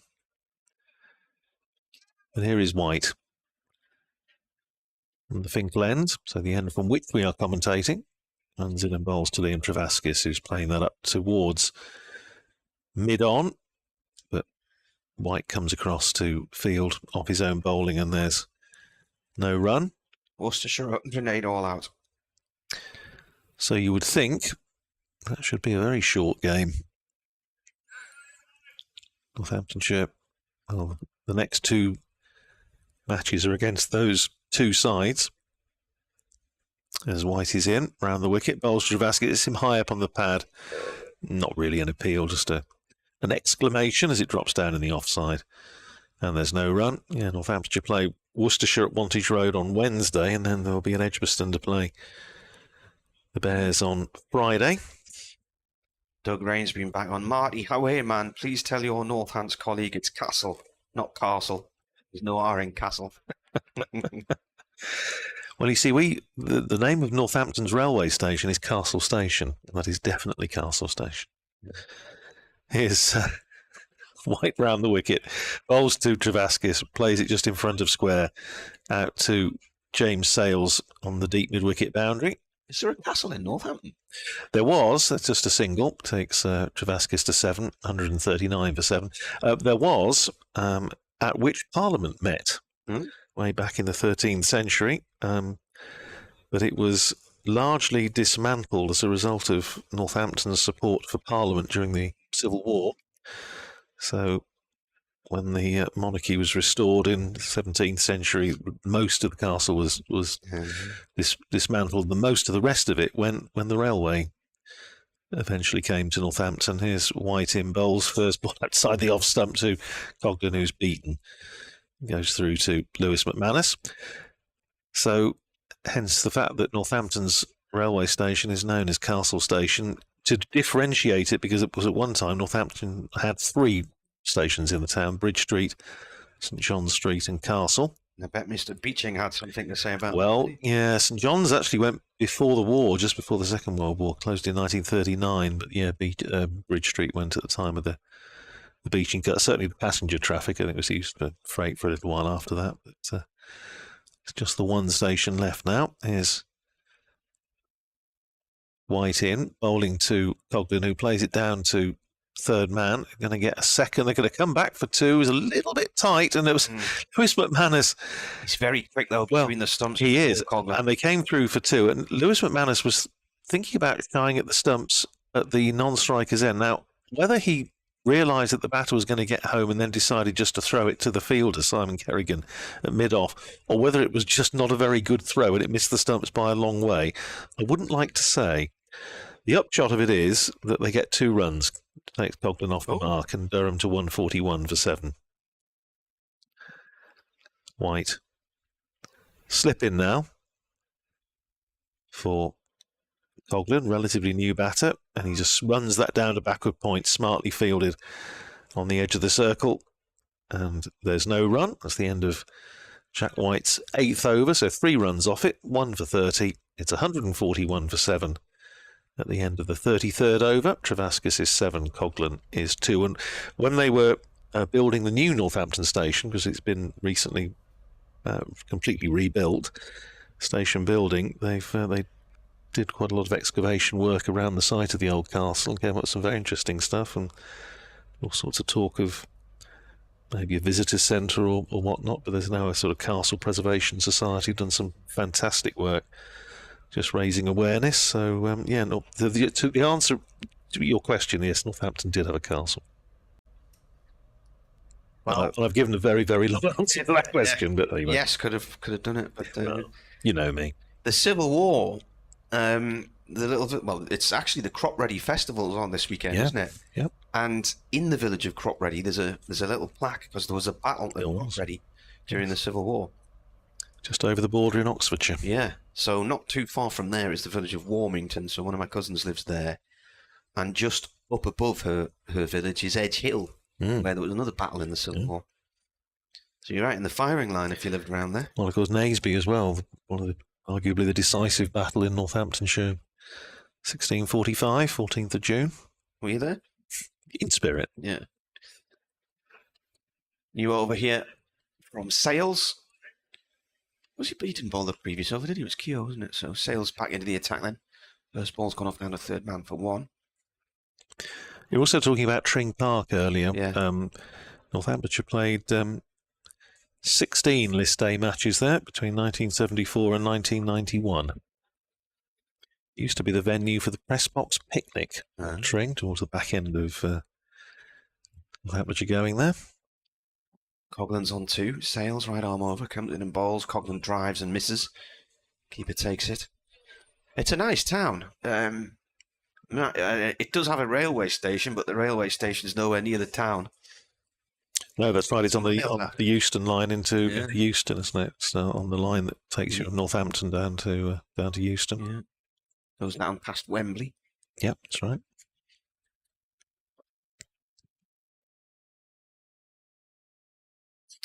Sales to Coglan. Coglan cuts at that one. It bounces out in towards the covers. You get a single. Mark Steele's in town on Radio 4. I do mention this occasionally on the commentaries, but he went to Tring. And it's very funny. It's a very funny programme, but the stuff he finds out about towns, and then it has different characters from the town in the audience. There's something about animals in the park in Tring. Guy was very wealthy and had this collection of bizarre animals from the world. 143 for 7. Sales round the wicket now to Travaskis. Travaskis gets down to a Yorker length ball on off stump. Plays it back to the bowler. Tring Park Cricket Club had one of the first female head grounds persons in Elsie Gooch in the 1950s. All these facts available from Cricket Grounds of Northamptonshire. Very good book. Do you know who wrote it? I don't know, some idiot. Sails in. Driven by Travaskis out towards the point boundary for one. The Natural History Museum at Tring has an extensive collection of animals housed in several rooms, includes extinct animals and birds such as the quagga, the thylacine, the great auk, and other reconstructions. At least 4,000 objects in the collection at the National History Museum there.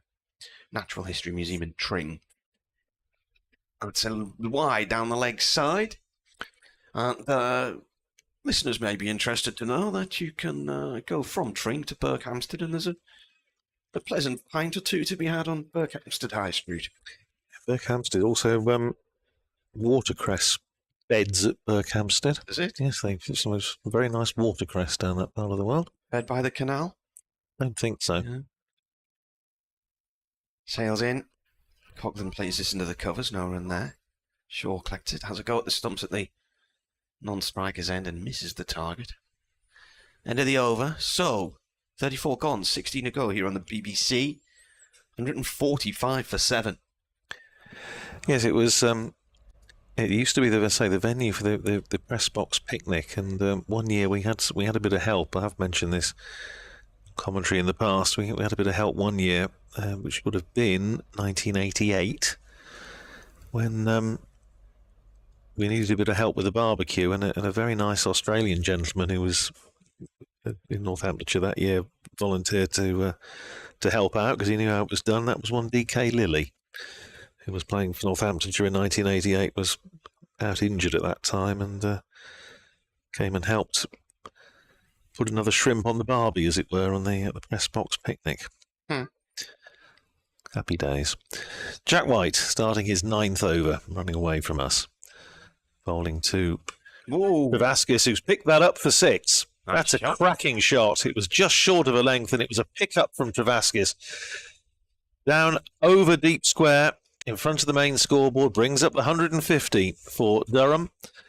So, Liam Travaskis, Northamptonshire will know, if they've been doing their homework, what a dangerous player he is. Proved it against Derbyshire the other day, 76 not out. And he's now up to 15 off just 11 balls, 151 for 7. And what will White's response be? Round the wicket again. It was a little bit wider of the crease, and it's nudged away into the onside by Travaskis for a single, fielded by Sales just in front of square. They haven't got him out of the boundary, obviously, while he's bowling. So he's fielding there just in front of square leg in the circle. Justin Broad is out there on the boundary. Travaskis is 16. Durham to 152 for 7. Start of the 35th over.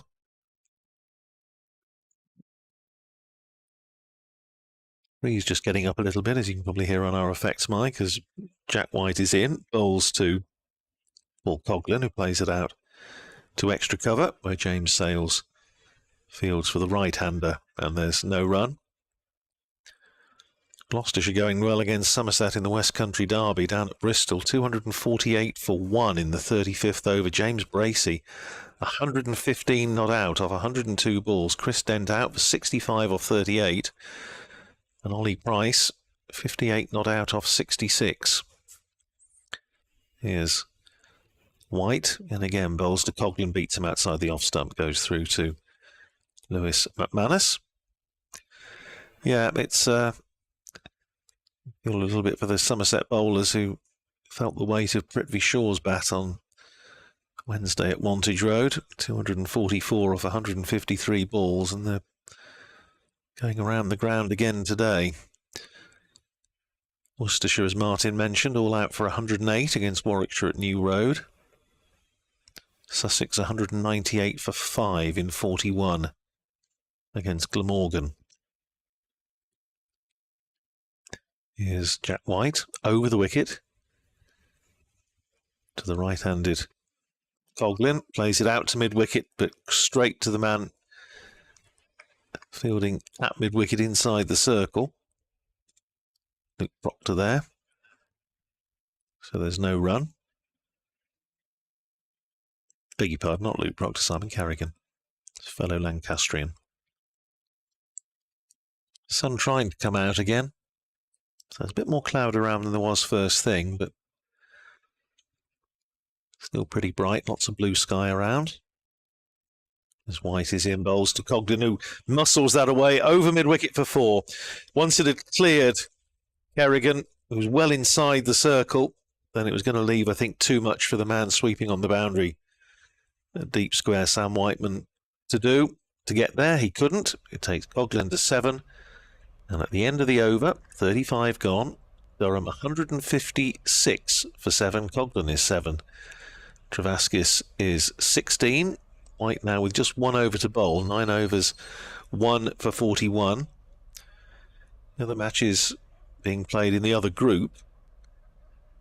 Extraordinary game at Chelmsford. Essex have been bowled out for 221 in 35 overs and 4 balls. So they've been bowled out with 14 and a bit overs unused. Extraordinary. Here's James Sales starting a fresh over to Travaskis. Drops that first ball into the offside. Keogh comes in from extra cover to field. And there's no run. Mentioned Matt Revis had taken, I think, 4 of the first 5 wickets. He finished with 4 for 54. Dom Bess has run through the best with 7 overs and 4 balls. 5 for 37. So 5 for Bess, 4 for Revis. Essex 221 all out. In the 36th, his Sales in bowls to Travaskis. Hits him on the pad. Well, I say hits him on the pad. I think it may have hit him somewhere else. Hence the fact he's on his backside now in a certain amount of discomfort. No, he's all right. He's back on his feet. I was going to say, I think it hit him just on the sort of the inside of the thigh. Painful enough. But he's back on his feet. Hampshire, 194 for 3 in the 36th against Leicestershire.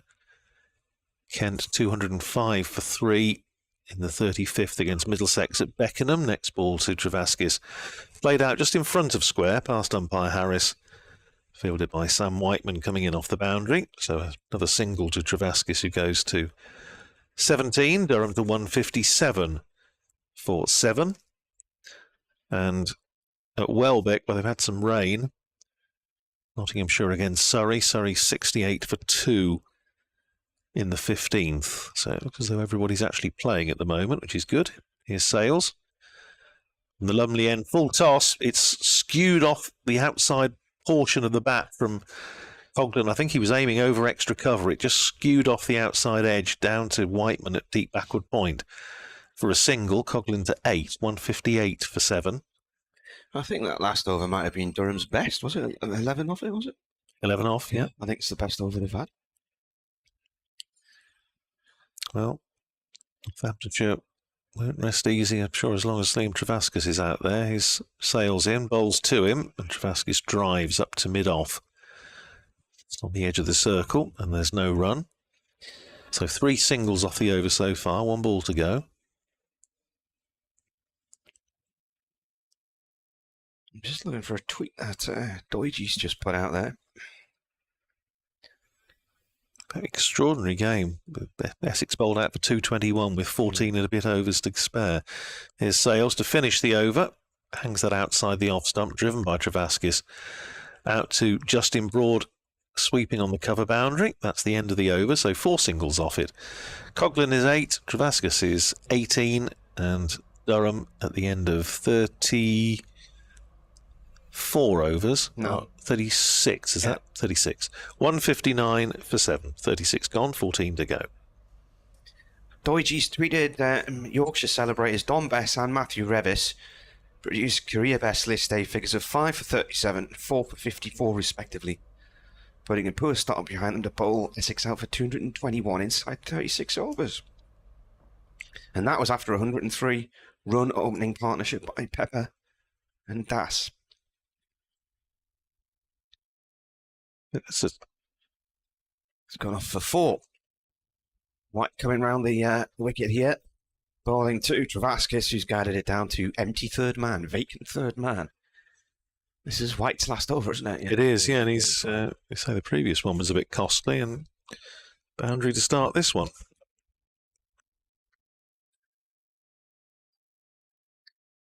Jack White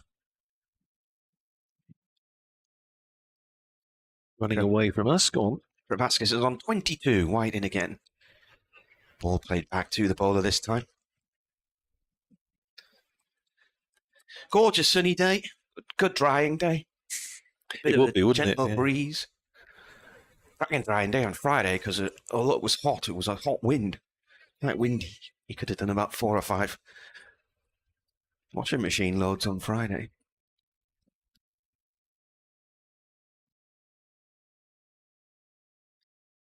Interesting angle of attack here from White as he comes round the wicket to bowl to Travaskis. This has gone off into the covers, no run. He's actually starting his run-up behind the umpire, Anthony Harris, just slightly to Mr. Harris's left, and then as he runs up towards the stumps, he follows a line which has him directly behind the umpire, so that he's only actually exposed to the batsman for the last moment or two. Here he comes again. Bolts wide round the wicket to Travaskis. That's defended. Was it who was it? Was it the West Indian who used to? Was it Holding used to bowl like that? Who was it who bowled? Hollingcroft Used to hide himself behind the umpire until the last second.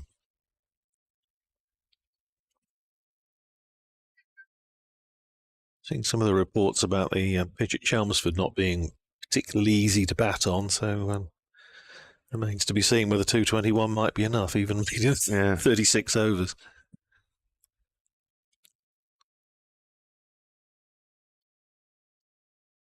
White comes in, and that's turned out through mid-wicket. It's missed by Sales, and will go off towards the boundary for 2 for Travaskis.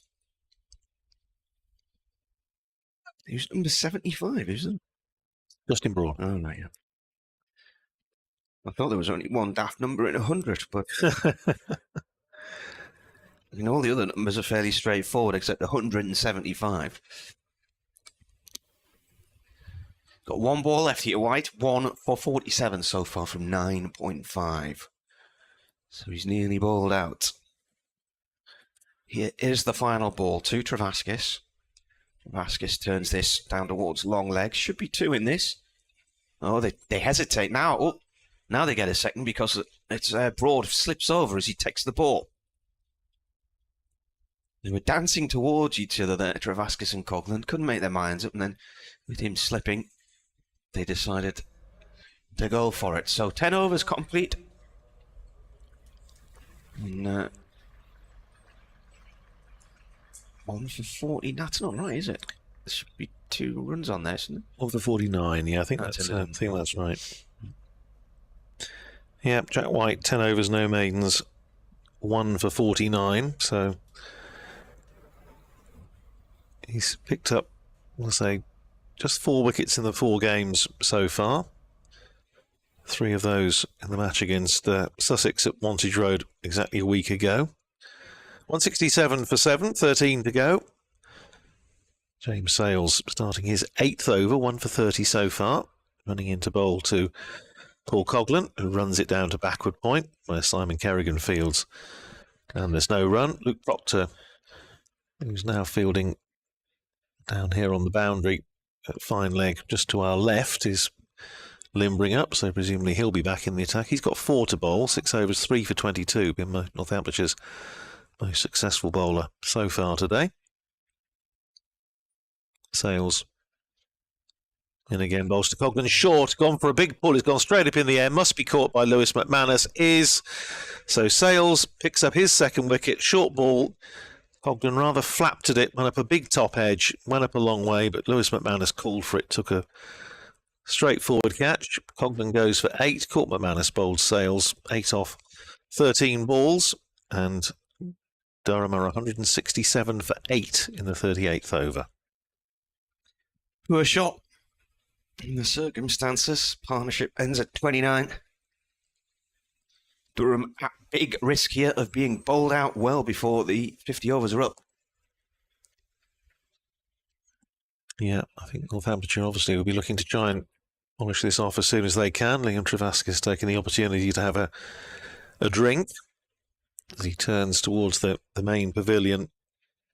And a little ripple of applause for Paul Coghlan as he walks off.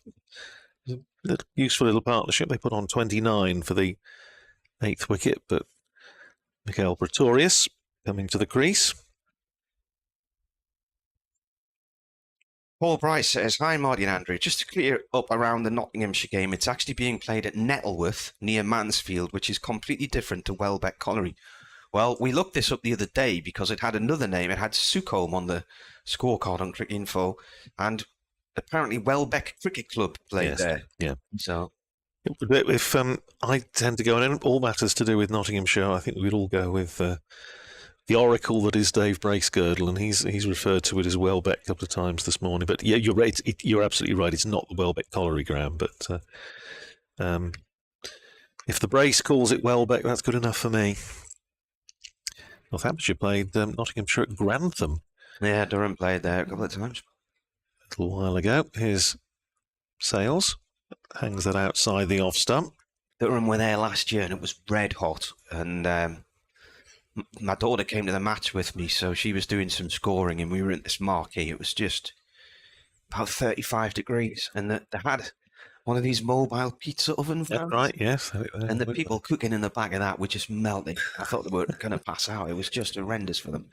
Yeah, Northampton were there 2 years ago. Very good game. Here's Sales in, bowls, and that's nibbled outside the off stump. Pretorius misses, goes through to Lewis McManus.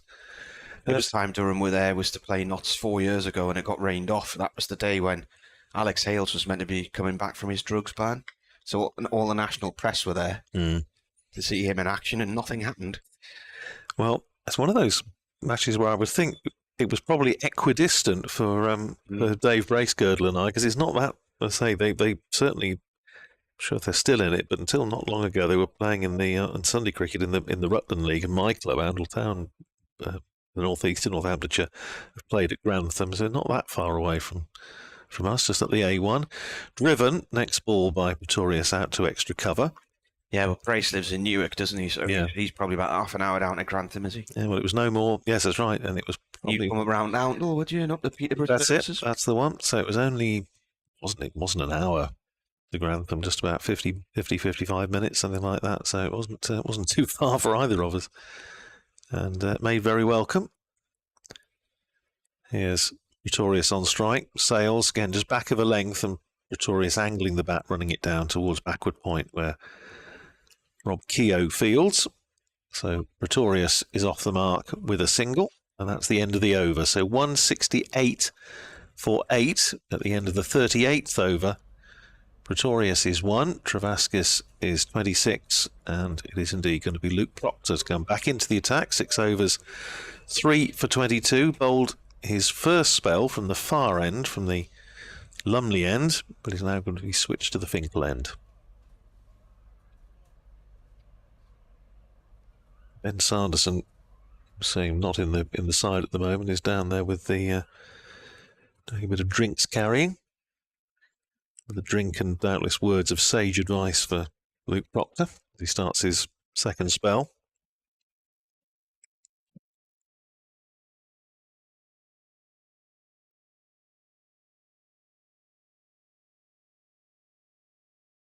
Comes in and bowls. Pretorius plays this to Shaw. Short in on the leg side. 38 overs.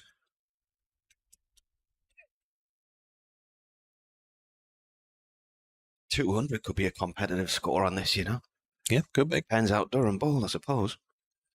Well, it will depend on Durham ball. Proctor in. Ball played by Pretorius up to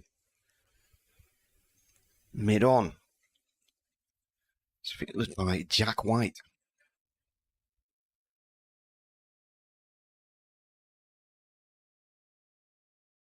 Bit of cloud to the north of us. Nothing threatening, but blue skies here. Sunny, bit of a breeze, nice warm day.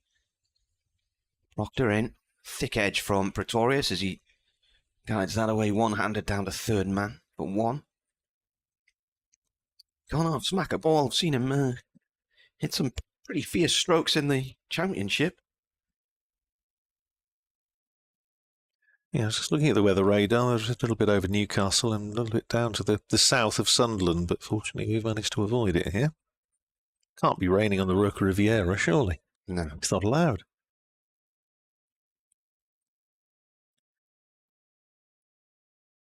Rocked around the wicket now to Travaskis. It's a short one. Travaskis cuts it out towards the castle boundary for 1.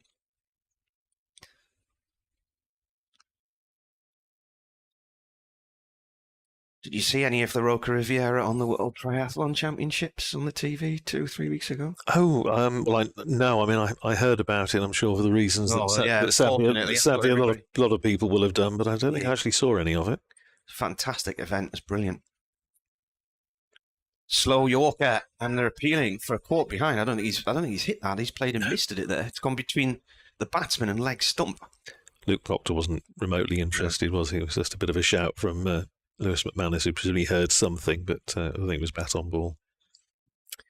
To have the world's best triathletes running around your estate and cycling along the roads that you ride along, tremendous. And 5 hours worth of live coverage on BBC One on the Saturday, and another few hours on BBC Two on the Sunday.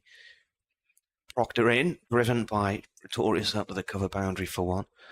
But unfortunately, some of the contestants complained of being unwell afterwards, and then they said there were traces of E. coli came up when water was tested near to where the event took place, but not where the swim was, outside that area. Meanwhile, British Triathlon said their tests came back clear when they tested within the area. Now, I know a lot of people who go swimming in the sea every day of the week, and none of them have complained about being ill. So, is it something else? End of the over, 171 for 8. Well, I think we're going to see Rob Keogh, who bowled 3 overs, 1 for 17, is going to be back in the attack from the Lumley end. So for Keogh bowling to Pretorius, he's got a deep backward square on the boundary, a deep mid-wicket on the boundary, long on the boundary, and a deep cover on the boundary. Then 3 saving 1 on the offside at backward point, extra cover mid-off, short mid-wicket, man on the 45 saving 1 for the off-spinner. As he bowls to Pretorius, flights that one up. Pretorius pushes it out through mid-wicket, out to James Sales on the boundary. Comes through for a single. Pretorius to 4, and Durham to 172 for 8. So 10 overs to go after this one. Just see Simon Brown up on the players' balcony. Is he there? Oh, right, okay. Oh, it's nice to... Talking to Martin Speed, I think. Oh, might catch up with Chubb a bit later. Had a curry with him out. Comes up to Northampton occasionally, and it must have been about 18 months ago. It was a very enjoyable evening. My BBC colleague Jeff Brown's up there as well. Is he really? I remember him playing for Durham. Well, I helped to organise the Northamptonshire former players, and obviously I never played for Northamptonshire, so the only way I can get in. They did have a reunion a few weeks ago for the 50th anniversary of the Yorkshire game. Oh, right. I think there was about 8 of the players were there. Here's Keogh, round the wicket, bowls to the left-handed Travaskis, who turns it round the corner. They've come through for 1. Are they going to take on 2? Yes, they are. Jack White, not necessarily the quickest over the ground, not compared to someone like James Sales, for example. So they came back for a couple. Travaskis to 29 and Durham to 174 for 8. White fielding down a deep backward square in front of the second scoreboard. Now changing the field. So they were bringing backward point up, but have now decided to leave him where he is as Travaskis stretches forward to the next ball from Keogh, plays it back down the pitch. Keogh nips across, cut off any possibility of a single. There's Keogh again, bowls on leg stump, worked out to mid-on, fielded on the edge of the circle by Emilio Gay. Come through for a single. Travaskis goes to 30. Durham to 175 for 8. So Travaskis carrying on the good work against Derbyshire the other day. Keogh just trying to get White to go a little bit tighter at backward point to Pretorius, who whips that in the air. It's fielded on the bounce at mid-wicket by Luke Proctor. Didn't bounce very far in front of him. Just tried to clip that one. I think he was looking to clear mid-wicket. Landed just in front of Proctor. Next ball, stretching forward, Pretorius is beaten. McManus has the bails off, but Pretorius had left his back foot grounded. So that's the end of the over. 5 off it, 175 for 8. 40 overs gone, so 10 to go. Travaskis is 30, Pretorius is 4. Look at get your binoculars out there and see there's a crowd of people on the top balcony. Yeah. Who do you recognise among the numbers there? Just along from where the soldiers are. Can you see the soldiers? I can see Simon. Yeah. Good to see who else Who's the is tall there. guy with the gilet on doing? He's got his back to me at the moment, so I'm not absolutely sure. I'll have a look in a minute. He's very tall. Yeah. And he's talking to somebody who's very short. He's talking to Jeff Brown, my colleague. Oh, right, okay. Can't see who it is. John Morris? Don't remember John Morris being that tall. Proctor starts a new over, cut away by Travaskis out through the covers for 1. Neil Colleen's there, and see him. Yeah, I can see him.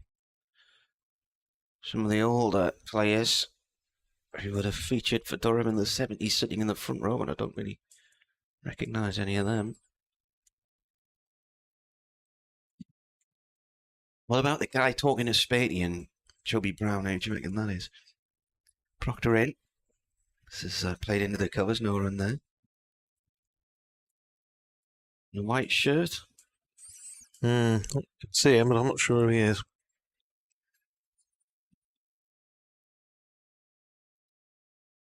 Struggling to recognise any of them, really.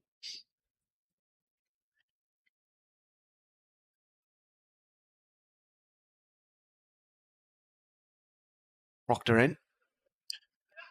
Played by Pretorius out into the covers, 1 run. Shy at the stumps from Tom Taylor at the keeper's end, but he missed the target. I don't think it would have really mattered anyway. Looking at that game in '84, when Northamptonshire just about managed to beat Durham by 11 runs in the first round of the Nat West. It was such a tight game. Looking at it, really could have gone either way until the very end, and Northamptonshire eventually winning thanks to somebody who finished up making his cricketing home here, the great Wayne Larkins, who made 77 out of Northamptonshire, 209 for 8. Proctor around the wicket now, short one, pulled away by Travaskis towards deep square leg for 1. Durham 8 down and trickling their way towards 200. 4 wickets for Steve Greensword in that match. Stevie. 12 overs, 4 for 28. He had a spell as a pro with Leicestershire, but then came back home. Proctor in. Just bounced down the leg side. Nothing signalled in terms of a wide. Not a bad 4 as well. Larkins, Robin Boyd-Moss, Richard Williams and Rob Bailey. A decent 4. Yeah. There was a write-up about Stevie Greensword in either the Cricketer magazine or Wisden, where they do a feature about sort of people from pros from the league rather than professional cricketers who played for counties. And Ray Swan was featured in one of those articles, I think. Graham and Alex Tabb. In comes Proctor. This is pushed by Pretorius for a quick single up to mid-off. And they could get an overthrow here. They will now. Because that was a bit of a rash fielding from Tom Taylor. Who was trying to have a go at the stumps of the bowler's end from side on and missed them by miles. Ball went right down the far side of the ground. End of the over. 9 to go. Durham is still out there. They're 180 for 8. It's been hard for them. been some very good tight bowling, but it's a really challenging track to bat on as well. It's slow, sticky, and a total different kettle of fish compared to Friday.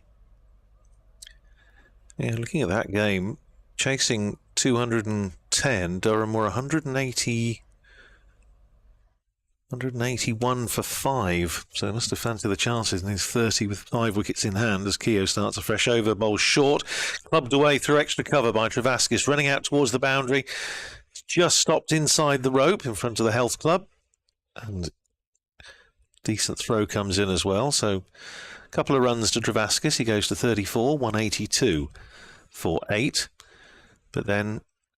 It's Taylor again, he's everywhere, isn't he? Positively ubiquitous. Ashok Patel. Big swing and a miss from Travaskis. Beats the outside edge as well. He was a spinner, Ashok Patel. He actually came off the inside edge and has gone through the keeper and has gone down for a single. No signal from umpire Suri Sambagam. So it's one to Travaskis who goes to 35, 183 for 8. I'll tell you a story about him in a minute. As Keogh is in, bowls, flights that one up, and he's gone for a big hit, Mikel Pretorius, and it's a attempted dive out on the boundary, and they've missed it, and it's gone for 4. So this is another potentially profitable over. 7 runs off the first 3 balls, takes Pretorius to 11, big swing. Taylor might have got round. Well, there. I thought he was. Touch and go, he wasn't far off, and he then put in a dive at the end, couldn't quite get a hand to it, and it went for 4. Pretorius is 11, 187 for 8. Keogh in again, flights that one right up. He's gone for it again, going out towards deep mid-wicket. This time, one bounce. Super bit of fielding out there by James Sales, who has fielded it and flicked it back to Taylor. To throw in. That's a cracking bit of fielding out there. It certainly saved 2 runs. Takes Pretorius to 13, 189 for 8. But 9 off the over so far. Here's Keogh again. Big flighted delivery, driven down the ground. That's going to be 4.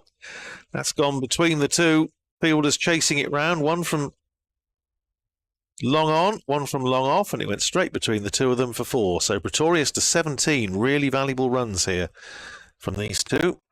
And Durham up to 193 for 8. 1 ball to go in the 42nd.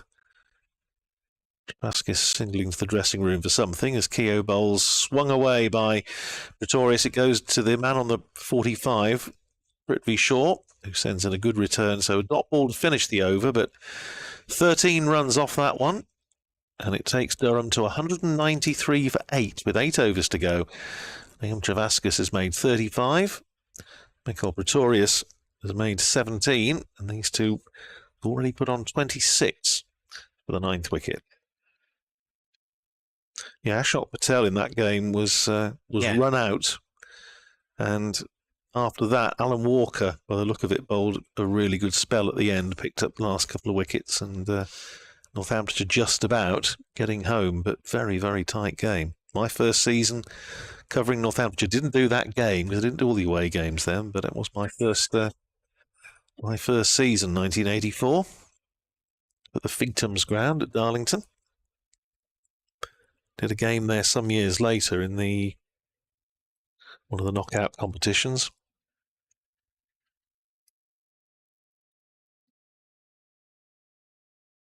You're a dog somewhere.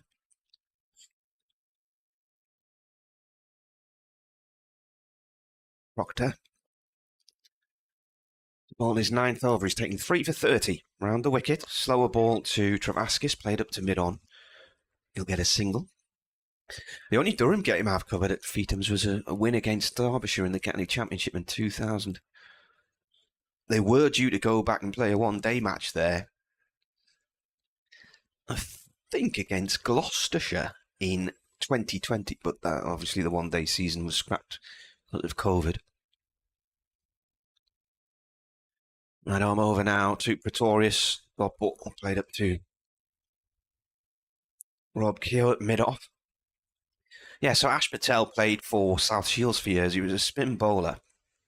And then he joined Whitburn Cricket Club as a pro in around about, it would have been the summer of about 1991, something like that. Yeah. Oh, nearly caught and bowled there. There's a quick single for Pretorius, but he's just popped it up and it's gone straight through Proctor's hands. He certainly got his fingers on it because he's looking at the finger ends now, but just a little bit slow to react to the return ball there. Alive for Pretorius on 17. He's now on 18. Travaskis on 36.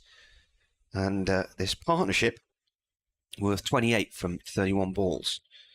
Travaskis on strikers. Proctor comes round the wicket. He pulls a short ball out towards deep mid-wicket along the floor for 1. Anyway, I was working for the Shields Gazette.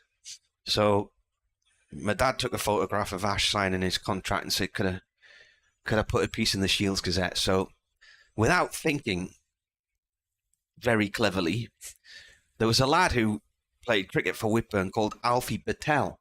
So his surname's B-A-T-E-L. Pretorius pulls this one from Proctor, short on the leg side, too short for 1. Anyway, I never thought of Patel with a P. I just had Alfie Patel in my head. So I wrote this article. Whitburn have signed Ash Patel as their new pro from South Shields, la-di-da-di-da. And I was going away for the day with my dad down to watch a Sunderland game at Leicester. So I was leaving early, and the sports editor, John Cornforth, came up. Oh, he's bowled him. He played and missed there. Travaskis, he looks rather stunned to have gone. I'm not sure what the ball did because he's lost his off stump. Went back into the crease. I think it bounced a great deal. No. Is maybe what he was trying to cut it, wasn't he? And again, whether he got a little bottom edge on that, but it didn't bounce a great deal. As you say, it's knocked a stump out of the ground. And, well, Travaskis played really well to try and get Durham up to some sort of defendable total. It may still be, we don't know. But Northamptonshire pleased to see the back of him at this juncture. He looked rather surprised by that delivery. He backed into the crease to cut, and the ball's just gone straight through. Don't even think it showed you on the replay. He was already out by the time that I went to the replay. Good effort from him, though. It's kept Durham in this. 197 for 9.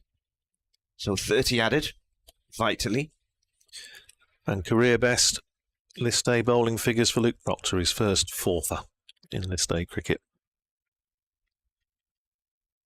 How many overs gone? That was the end of the over. 42.6 when the wicket fell. So the last man coming out now is George Drizzell, who does have, off the top of my head, a 30-odd-ish to his name.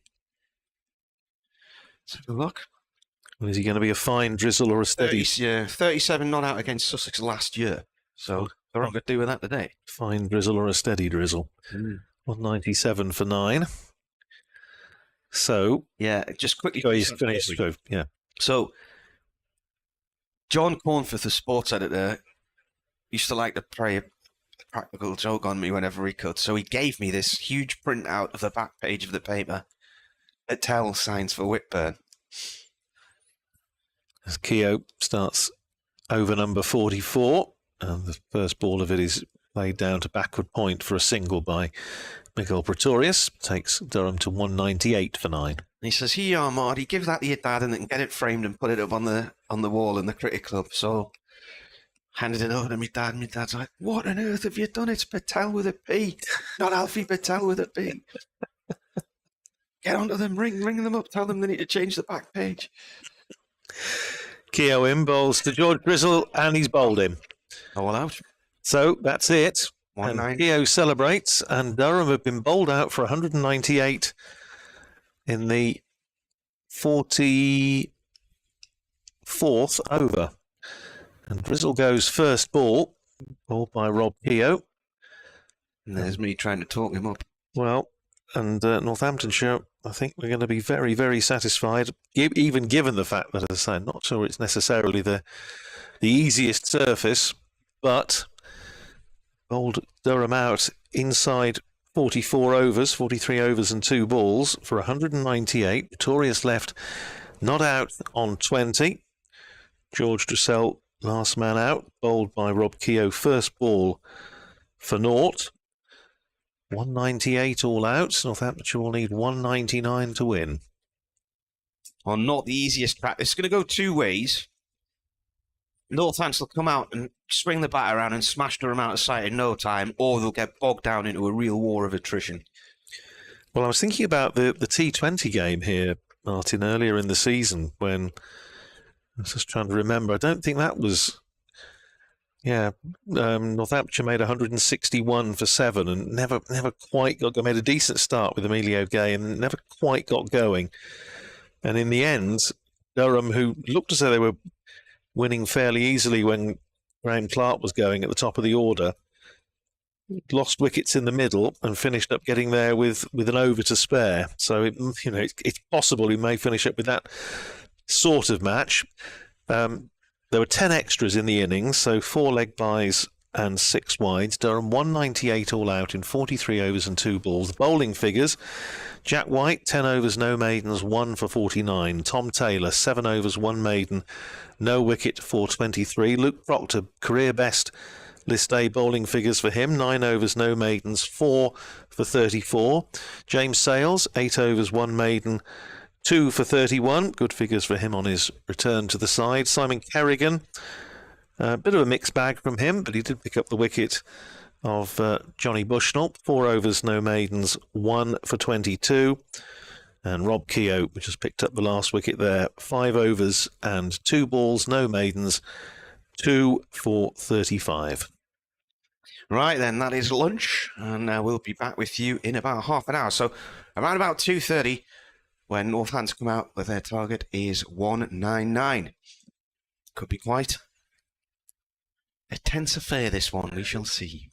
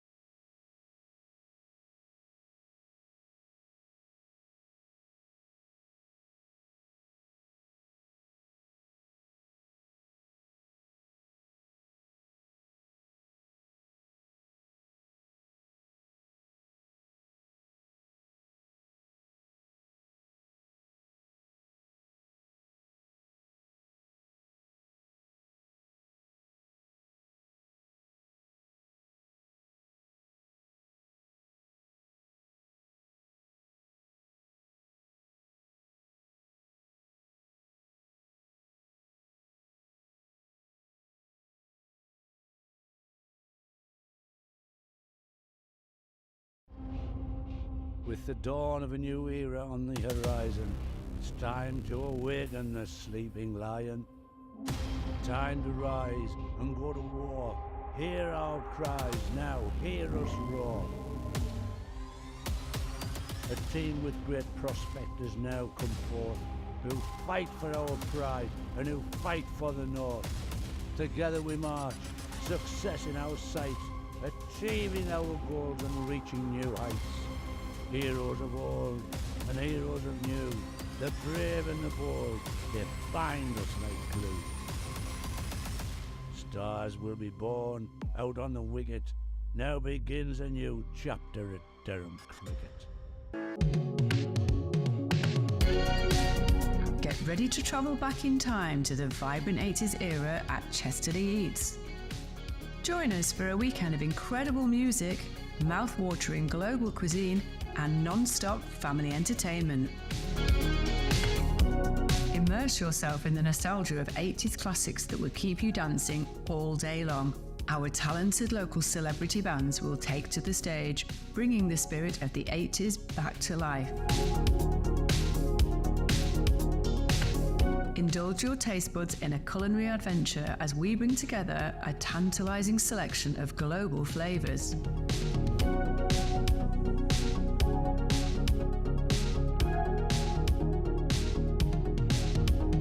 From sizzling street food to delectable desserts, our hot food traders will satisfy every craving. Chesterley Eats is not just about food and music, it's a celebration for the whole family. Kids can meet their favourite mascots, participate in interactive activities, and create memories that will last a lifetime.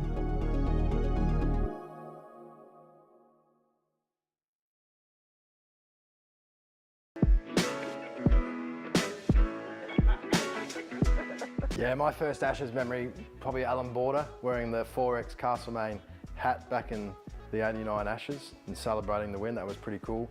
And then obviously Shane Warne doing the balcony with the stump was pretty awesome as well. I was a big fan of Brett Lee and the way that he went about his cricket, so he would be up there. Yeah, look, I think home at cricket is like in England. You kind of think the traditional, you got Lords, you grow up and you've got the Ashes being played in England. I kind of remember that more than the Ashes played in Australia. I mean, it's hot in Australia that time of year, I suppose, over the summer, so it's different cricket, where over in the UK the weather can chop and change quite a bit. I certainly enjoy the build-up in England a bit more. Alex, on our long coach journeys to away games, who's someone in the team or dressing room that's going to liven things up on the long trip? There's one man and one man only, and they sat with us on this couch, riding cars. I like to bring the energy and make those journeys feel a little bit easier.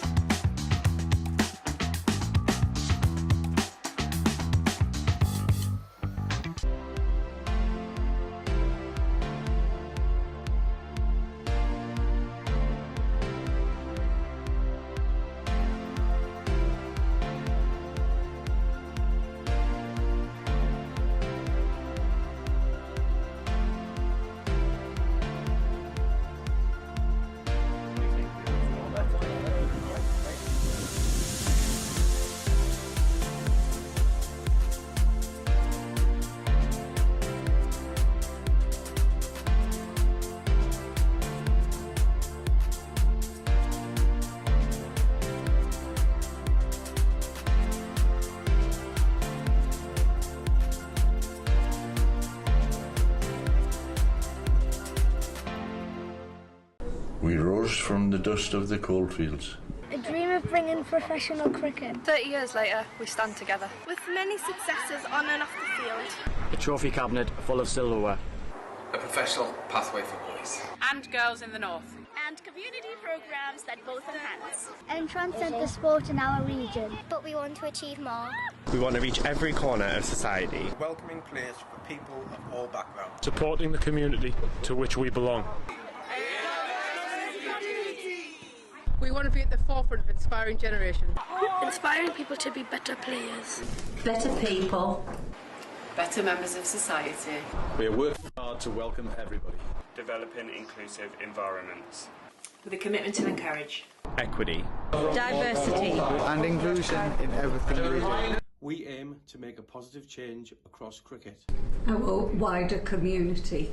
We must be accountable. Cricket is a game for everyone.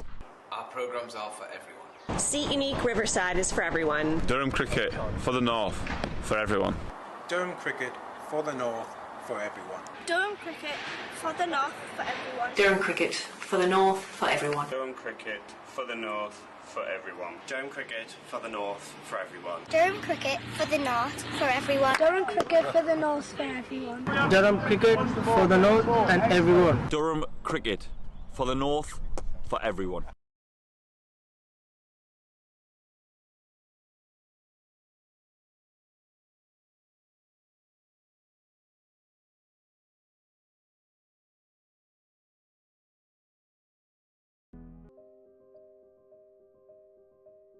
We've always been good at designing niche products for consumers.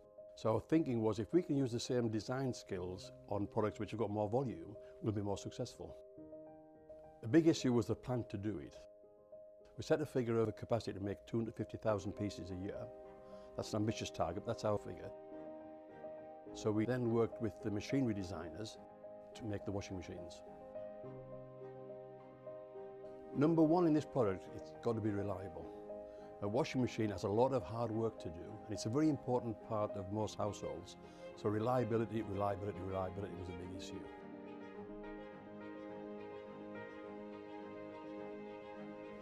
I think any new product, we've got to learn about it, and that's important. We've got to learn about it so we understand it inside out. And that's taken longer than we expected, but we've taken our time to make sure that it's right.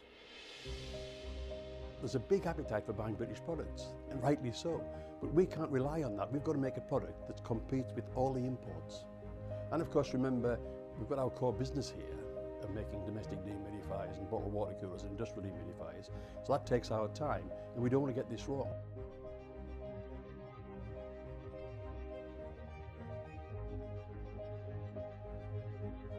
We've done 120,000 hours of testing washing machines here to make sure that it's absolutely reliable and does the job.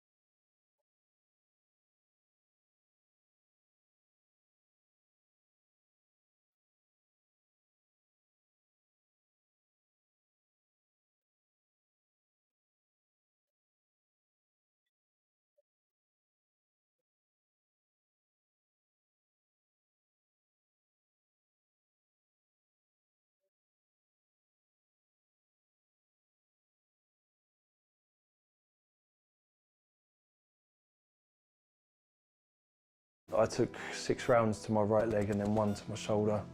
Not long after my 19th birthday, I stood on a landmine, which resulted in the loss of my leg. The only option we had was really to sell the house. I couldn't even carry my own body weight up the stairs. I had to start to revisit what I wanted to do in my life. My dad wrote letters to the Soldiers Charity and they said they would give us help to pay the mortgage off. I have a ramp up to the front door, a wet room. Within 24 hours, I had the OK to go and pick a wheelchair. When I first got into contact with the Poppy Factory, they enrolled me on the Get You Back to Work scheme, which is supported by the Soldiers Charity. 5 years ago, what I thought that I could go on to achieve was a million miles away from what I believe that I'll achieve now. It came as a complete surprise when the phone call came to say he's been released. Without the charity, I don't know how Sally would have coped. I think the fact that the charity helped us as a family, isn't it? Yeah. Even though you weren't in the army at the time. I'll be eternally grateful. The Soldiers Charity have changed our lives for the better. They can open a lot of doors for you that just wouldn't be open to us. They look after you as a family, not just the individual.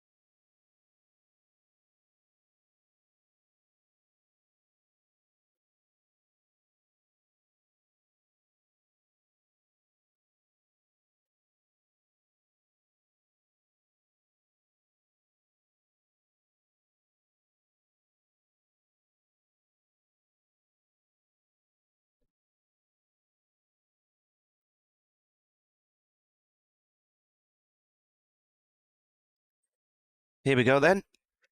Northants. The target 199. Prithvi Shaw to face Miguel Pretorius. And I haven't coughed all lunchtime, and at the moment we're about to go back at it. The throat goes again. 'Twas ever thus. Yes. Andrew can take you through this over. Fair enough. Here's Pretorius then bowling the first ball to Prithvi Shaw, plays it out to mid-wicket, and there's no run. So Northampton needing 199 to win. On the face of it, not a particularly daunting prospect, but as we saw in the first innings, this pitch not particularly easy. The odd ball keeping a little bit low.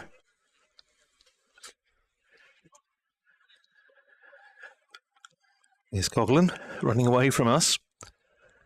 Bowls to Shaw, plays it up to mid-off, and there's no run there. It's Pretorius who's opening the bowling, but they didn't have Coghlan on the PA a moment No, it is ago. Pretorius. Yeah. Coghlan's got a 2 in his number as well, hasn't he? What's he?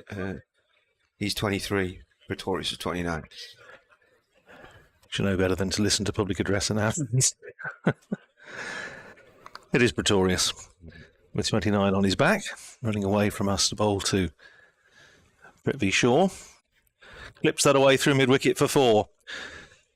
Well, as we say, having watched Prithvi Shaw's 244 in the previous match against Somerset there, he started off with an inside edge that just went over the top of leg stump and ran away for 4. Here, he's off the mark with a rather more authentic stroke away through mid-wicket. He's up and running, as are Northamptonshire, needing 199 to win. Here is Pretorius in again, bowls to Shaw outside the off stump this time, and Shaw has played that away out through point for 4 more. It was fairly wide. You shouldn't, not a particularly good idea to give Prithvi Shaw a huge amount of width, and he just leant on that really and played it away through point for another boundary. He goes to 8. It's 8 for no wicket. Well, if Durham don't keep it tight with the ball here, they're going to get hammered. Yeah. Well, I think that's probably the case. Shaw slip in at the moment, at least, as Pretorius is in, bowls to Shaw and plays that very watchfully out to extra cover, and there's no run. As Martin's having trouble with his remnants of his chest infection, I was just struggling at the start of the over to having run up 2 flights of stairs, which when you get to my age, there's a lift, you know. Yeah, I'm slightly wary of lifts when I'm in a hurry. Here's Pretorius. In again, bowls to Shaw, works that away through mid-wicket. More runs from here. Is it going to be 4? There's a man out there. No, it's not. Oh, dearie dear, it is 4 runs. And it's just gone under his body, just got a hand to it, and it ran through for 4 more. So 3 boundaries off the first over. The third one probably shouldn't have been a boundary. But 3 fours in the over to Prithvi Shaw, who is 12, as are Northamptonshire. 12 for no wicket off 1. Chasing that target of 199 to win. And talking about Prithvi Shaw's 244 against Somerset, and how we were talking earlier on commentary, how Somerset's bowlers have gone round the park a bit 2 games running. Well, very much so, because Gloucestershire finished up making 400 and, well, they're still batting 422 for 3 in the 49th over. James Bracey 223 not out. So the Somerset bowlers have conceded over 400 and an individual double century 2 games running.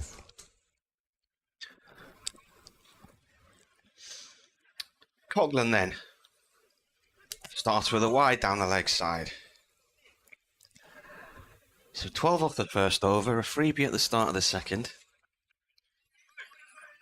As you say, conversation during lunch was if Durham don't bowl tightly here, they'll get whacked around the park and it'll be over in no time. If they can keep it tight and bowl stump to stump like Northants did, you've got a game on your hands.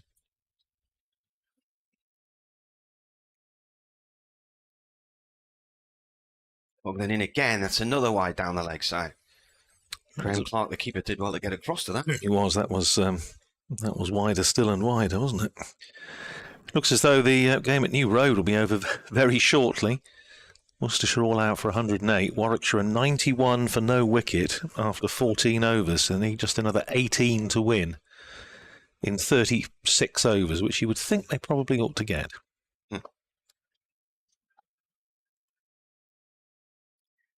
Coglan bowls. He's got one a pitch on a length. It's defended by Emilio Gay. So that game actually is over before lunch then, is it? Yeah, could well be. Yeah, Could well. it will Just, be. yeah.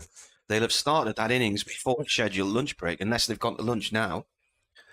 No, If I it don't- sides out quickly enough in one-day cricket, they start the second innings before lunch.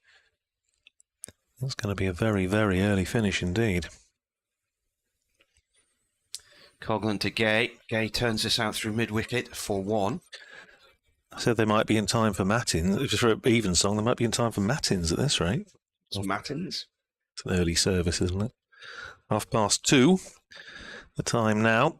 Meanwhile, talking of games that are moving forward, Essex bowled out for 221 in that extraordinary game at Chelmsford, and they're all out in the 36th over against Yorkshire, who were 53 for no wicket off 11 in reply. So that also may be a fairly early finish. Hampshire 296 all out in 49 against Leicestershire. Coglan to Shaw. Shaw plays the ball up to mid-off, no run. Kent 287 for 9 with 1 over to go against Middlesex. That's at Beckenham. Surrey, after rain earlier on in the day at Welbeck Cricket Club, 189 for 3 off 33 overs against Nottinghamshire. Ben Folkes 64 not out.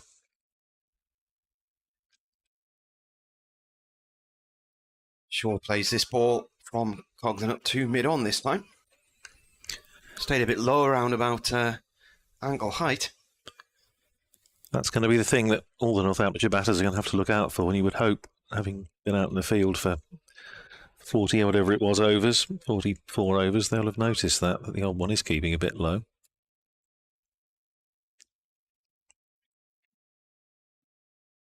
Two balls left of this over. Coglan to Shaw. It's a shortish ball. Shaw looks to pull at that one, but only drags it into the ground, short on the leg side to Drizzell, no run. The other matches in this group, we mentioned Gloucestershire against Somerset. Gloucestershire now 444 for 3 with an over to go against Somerset. Say Bracey 223 not out. Ollie Price made 77, Chris Dent 65. Coglan finishes the over, nearly gets an inside edge there. Shaw's played around the ball, and that didn't have much bounce on it, did it? It's bounced again before it's reached the keeper. So 15 runs on the board, 3 from that over. A single and 2 wides at the start of it. 184 more. There was an email actually from this morning from Stuart Manger, who is over in Sedbergh. I was mentioning Martin Spate, and he said, is there a history, a record of the lads who Spate has coached across the years who have gone into serious cricket, especially the batsmen? That's from his days at Sedbergh School. Well, quite a few have made it into the Yorkshire ranks, haven't they? Harry Brooke being one of them. Matt Redis, I think he's one of those as well, isn't he? And there's a couple in Lancashire at the minute as well. Yeah, good old boys. We're joined by a very special guest as Pretorius bowls to Emilio Gay, plays it up to short extra and there's no run. In fact, I would go as far as to say cricketing royalty in this part of the world. Yeah. And the one and only Simon Brown, who we were mentioning earlier on at some length this morning. It's the first time I've had a chance to congratulate him on his elevation to the Durham Hall of Fame earlier this year. Here's Pretorius running away from us.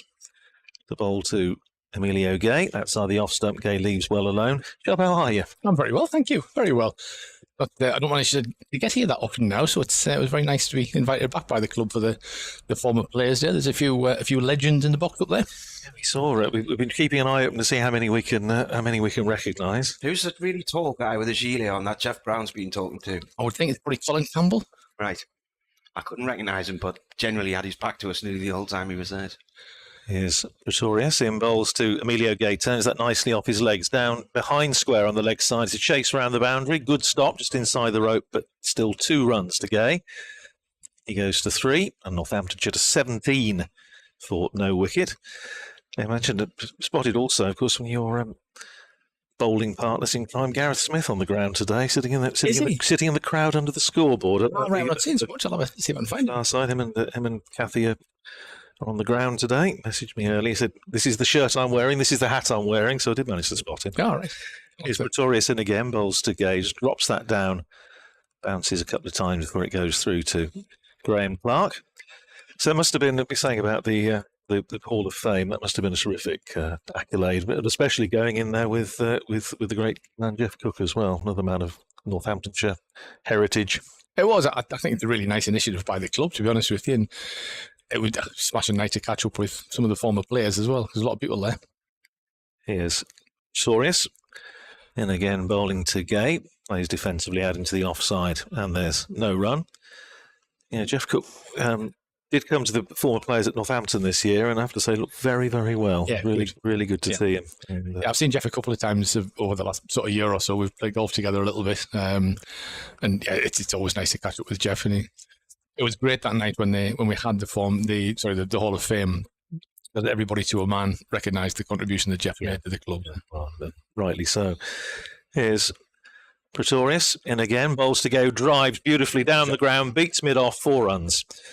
So Emilio Gay up and running. He goes to 7, and Northamptonshire to 21 for no wicket. Good start by the visitors. 3 overs gone. The target 199, 21 for none off 3.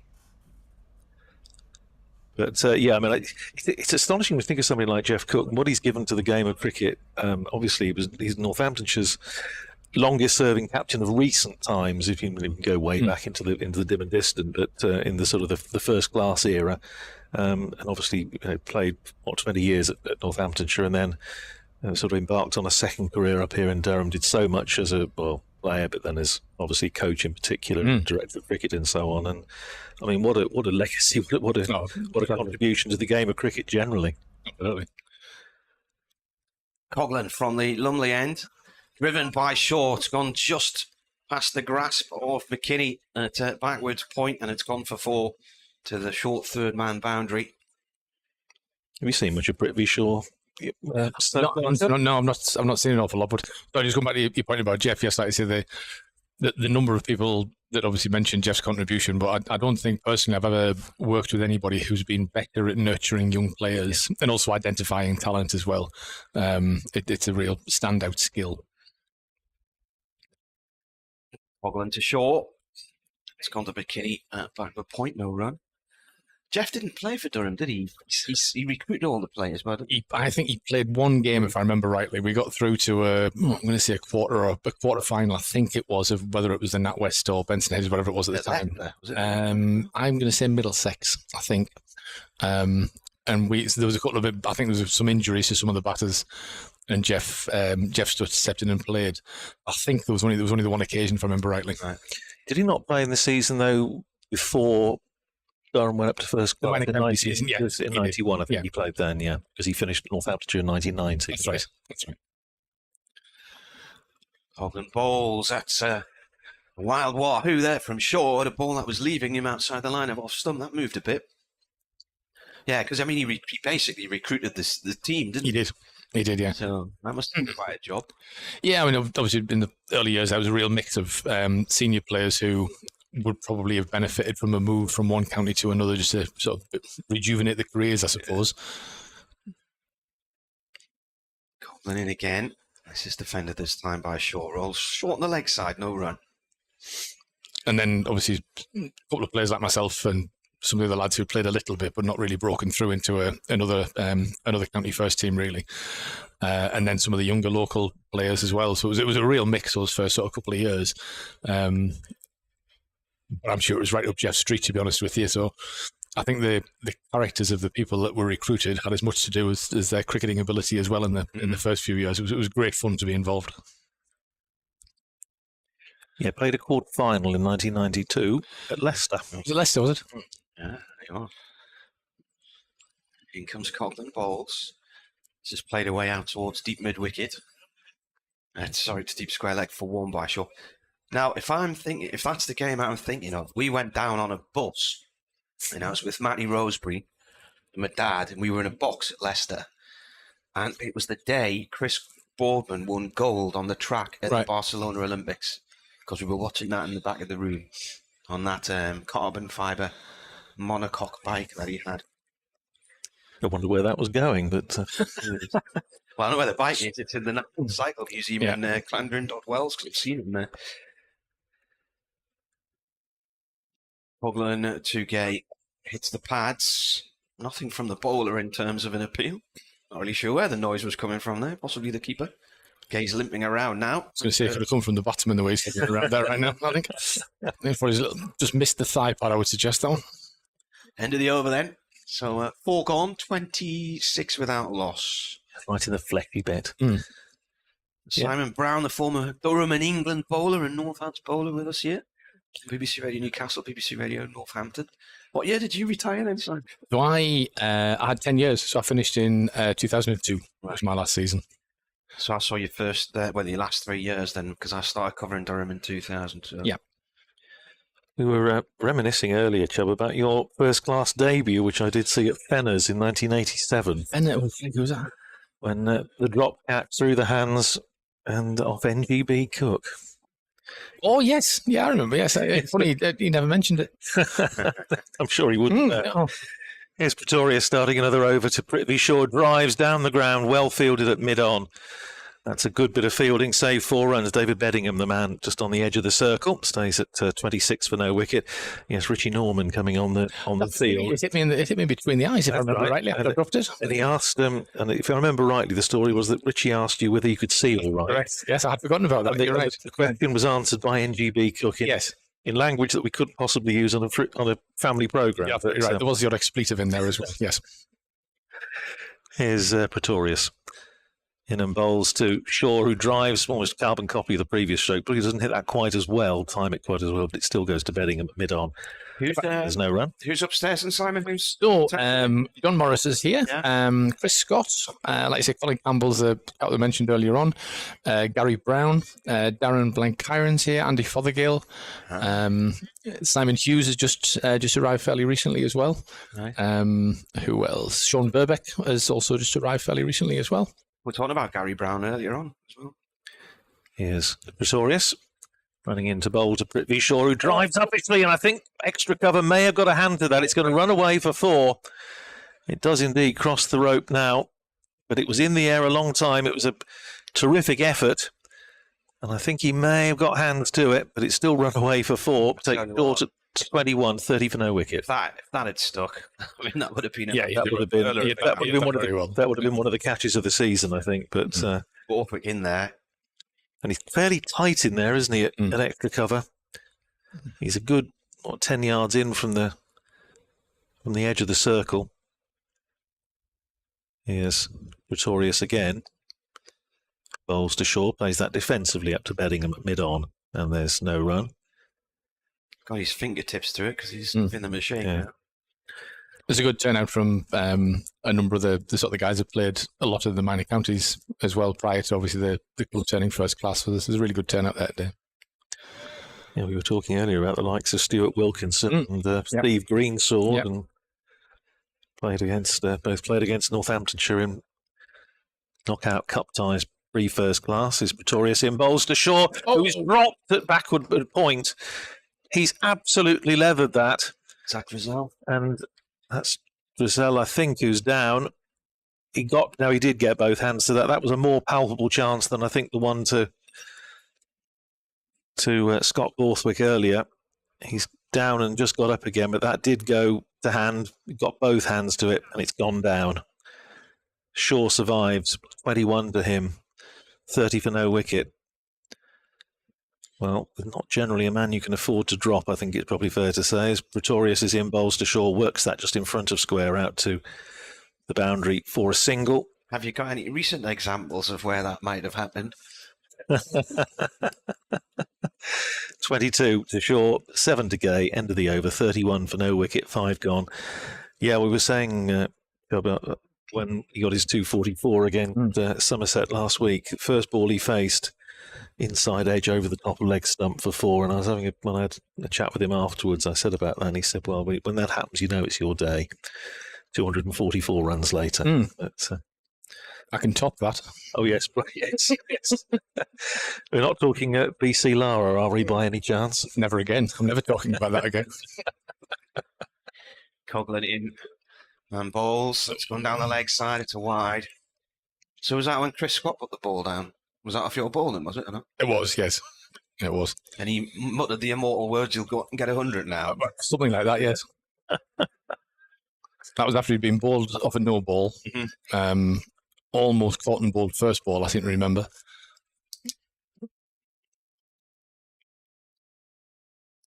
Went on to get 501. 501 lucky runs. This is played by Shaw out through the covers for 1.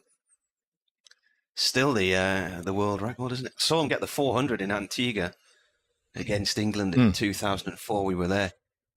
That went on for about 3 days because it rained on one of the days and the weather forecast was awful, so we didn't actually leave the hotel one of the days.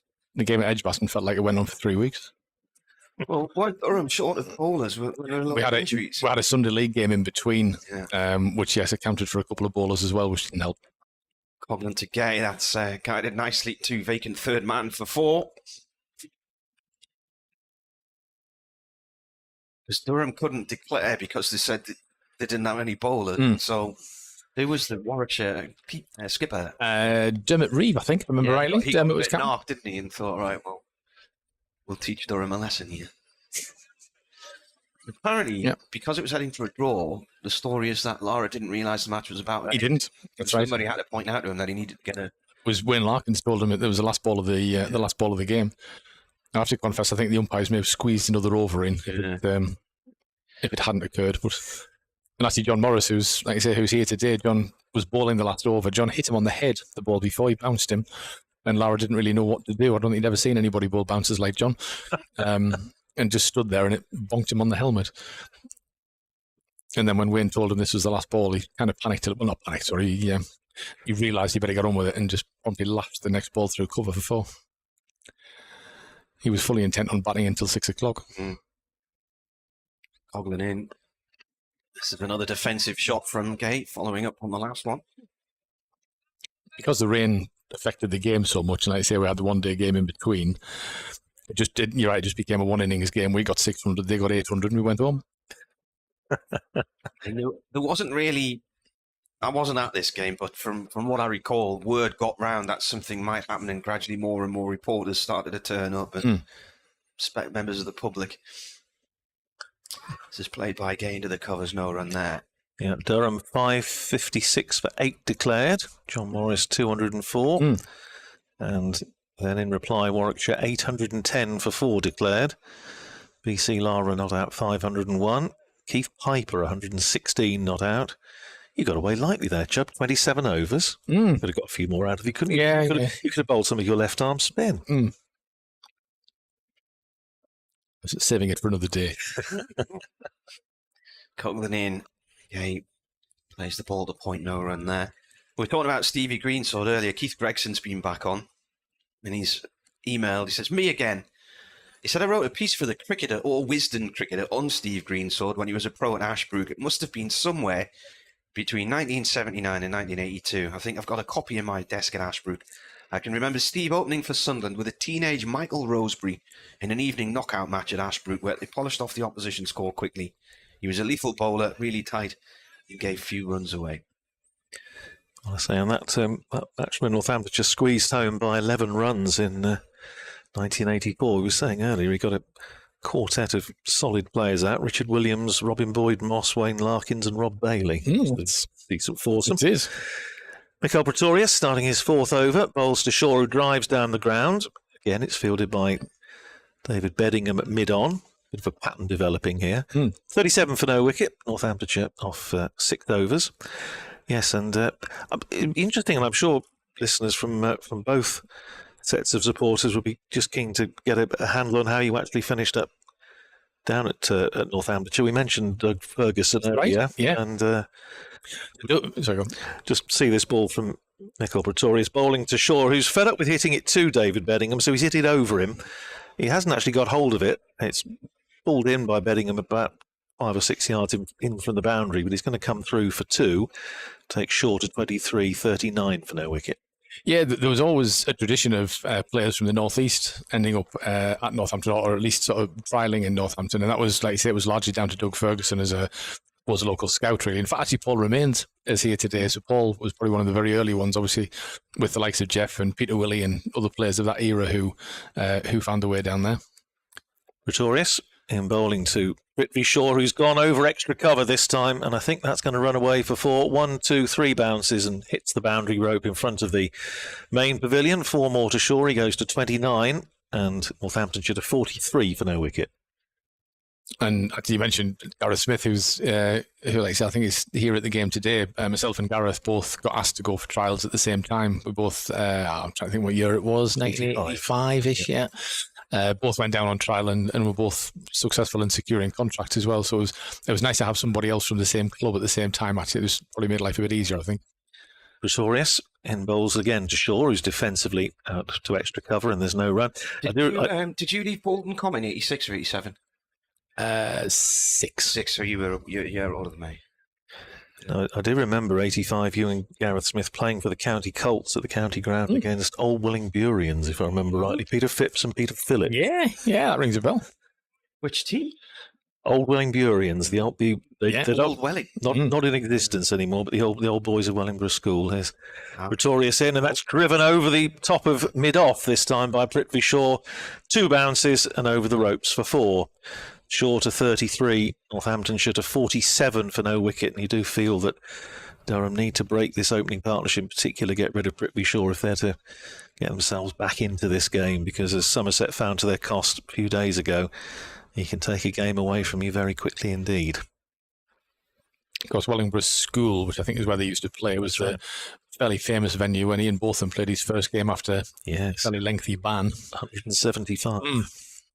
13 sixes. Next ball from Pretorius to Shaw is played away just in front of square out to deep square leg for a single. Came off, might have come off the batter anyway. They decided not to go through for a second. I don't think it was 2 there anyway. End of the over, 48 for no wicket. Shaw is 34, Gay is 11. 7 overs gone. Yes, I remember watching that game. I thought I was on the ground staff at the time, so I was obviously watching, and Botham's first game back, and Wellingborough School, pretty small ground, well, very small ground really, but Sunday League game, and we had 3 spinners in the team, and Jeff was captain, and he was desperately rotating the bowlers, trying not to bring the spinners on, and Botham didn't play a shot in anger, and he just kept saying to Jeff that you're going to have to bring them on sooner or later.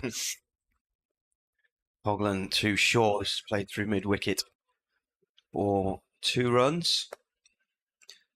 Drizzle couldn't quite get down to it. The funny thing about that game was that they very nearly had to move it because they were anticipating such a vast crowd. And the facilities at Wellingborough School, the county matches, were a little bit basic in terms of parking and toilets and so on. And there was quite serious consideration giving to shifting it, but in the end they decided to stay put. I mean, as a result, it's passed into Wellingborough folklore. Yeah, definitely. In comes Coghlan and bowls, gone off the pad and crossed towards backward square leg, no run there. It took Durham until the 14th over to reach 50. They were 56 for 2, and Northants have got there in 7.1. And also about 1986, and we were talking about this earlier, Chubb, Gareth Smith on his first class debut, getting Sunil Gavaskar out second ball. Yeah, that's right, I remember that. Fort Waterton. Coghlan in again, Shaw cuts hard at that one, and it's played out into Travaskis in the covers, no run.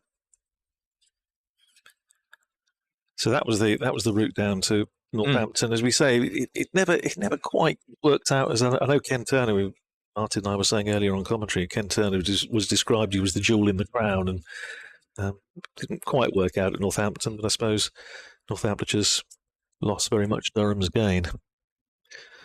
Which I can say if you can't. Yes. Next ball to Shaw from Coghlan is turned to square leg for 1. Yeah, I was kind of given a second chance, I suppose. The timing worked beautifully, didn't it? With obviously the Durham's promotion, or impending promotion. And at the time, I suppose the squad that Durham had meant I had every opportunity to bowl, is probably the best way to put it. Probably bowled a few more overs than maybe I should have, but the flip side of that, like I said, it gives you plenty of opportunity. So I would say Durham's first year, I did okay, but I was probably unconsciously confident. I would say I didn't really know what I was doing, but because I had plenty of opportunities, it went okay. Coglan to Gay. Gay guides the ball down to third man to Pretorius for 1. At the minute, this is looking like Durham are a good 100 runs short. If they can break this partnership and start making inroads. Might be a thought about bringing in some spin very early in here. Maybe get Travascus on in the near future. Hogland to Shaw. He looks to hook and then changes his mind, and the ball flies through to the keeper. And that was the end of the over. So 8 gone, 52 for none. The thing I remember most vividly about that Wellingborough school game, both of them is 175 and 13 sixes, was one of the sixes, and I'm pretty sure it was off Neil Mallender. There was a sort of factory unit just outside the ground that was a metal thing, and it was the noise that it made. It hit it with a sort of resounding clang. Yeah. And that's just the abiding memory. Because the other thing was Northamptonshire didn't lose the game because it rained off. Yeah. One of the other things that really stood out for me in that game was I think Neil Mallender was bowling actually. He bowled a fantastic Yorker, and both of them gave themselves room and belted the ball through cover harder than anybody should ever be able to hit a full ball like that. And Roger Harper was fielding at deep point at the time, and Roger took off and must have covered 30, 40 yards, ran round, picked the ball up with one hand. Both of them hadn't even bothered moving because to everybody in the ground it was 4. Roger, probably the only man in the world that would have stopped it. And both of them put his bat down and clapped. Johnny Bushnell comes into the attack to replace Michael Pretorius. First ball to Emilio Gay is outside off stump. Just strokes it down to backward point, no run. What year was that? 86. Right, so he came back from the ban in 86. We were at the Oval because England played New Zealand. Yes. And he took a wicket with his first ball. Right. And then the next wicket he got that day made him the leading test wicket taker in the world. Bushnell in and bowls to Gay defensively forward, back down the pitch, no run. Wasn't that Graham Gooch's comment, who writes your script or something? It was, exactly. But it was a day I shall remember very vividly. And the funny thing was, surprisingly, Martin mentioned earlier, often with some of these sort of big events and players coming back, and both of them was always such box office news. There weren't that many reporters there. Here's Bushnell in again, clipped away by Gay out through mid-wicket. It's heading out towards the boundary. It's not going to get there. It's going to be cut off. But they've completed 2, and that is all there'll be. I don't think Prithvi Shaw was hugely enjoying running lots of 3s, actually, on Wednesday when he got his 240. He was suffering a bit. He cramped up a bit during his debut for Northamptonshire at Cheltenham in the opening match in the competition. Looks like he might just be going the same way now. Anyway, 2 to Gay, goes to 14, 54 for no wicket. Bushnell running in again, and that's stroked again by Gay down to third man for a single. Gay goes to 15, and Northamptonshire to 55 for no wicket. So amazingly, considering the great man was back after the ban and all the rest of it, I think there was only about 2 or 3 national newspapers represented, and suddenly when everybody realised what would happen, it's a bit like Martin was saying about the Lara innings, people suddenly started thinking, oh, hang on a minute, we better do something about this, and the orders came in thick and fast. Here's Bushnell in again, bowling to Shaw, who's playing that defensively up towards mid-on, and there's no run. What was Shaw on when Drizzell couldn't hold on to that chance? Did you write it down or not? I didn't know. I was going, he was travelling, wasn't it? He would have been at 20 odd because I think he was both those chances were when he made early 20s. Here's Bushnell in again, bowling to Shaw, plays it down to backward point, and there's no run. That's the end of Johnny Bushnell's first over, which has gone for just 3. Tidy start from him, 55 for no wicket, 9 overs gone. Shaw is 37, Gay is 15. Northamptonshire need a further 144 to win. See, my colleague Jeff has wangled his way into the reunion. He has, yes. Yeah, I think Jeff was actually invited to come and introduce the players, but I don't think it's quite worked out the way it was supposed to by the sound of things. Has he got his camera with him? I don't know, actually. Not sure. Didn't spot one. We got a message for you, Chubba. I thought it was inevitable. People listening at home. One Glenn Banks, who you may remember, playing a bit of cricket with him, and he says, best wishes. Of course, another important team who did Chubby's improvement was Northampton Strollers. The Strollers, of course. Yes. Did have the pleasure of touring with them on one celebrated occasion down to the West Country. It's Cotswolds, wasn't it? We went round. It was beautiful. Right. Lovely part of the world. So good to hear you listening, Glenn, and Chubb remembers. Yes, yeah.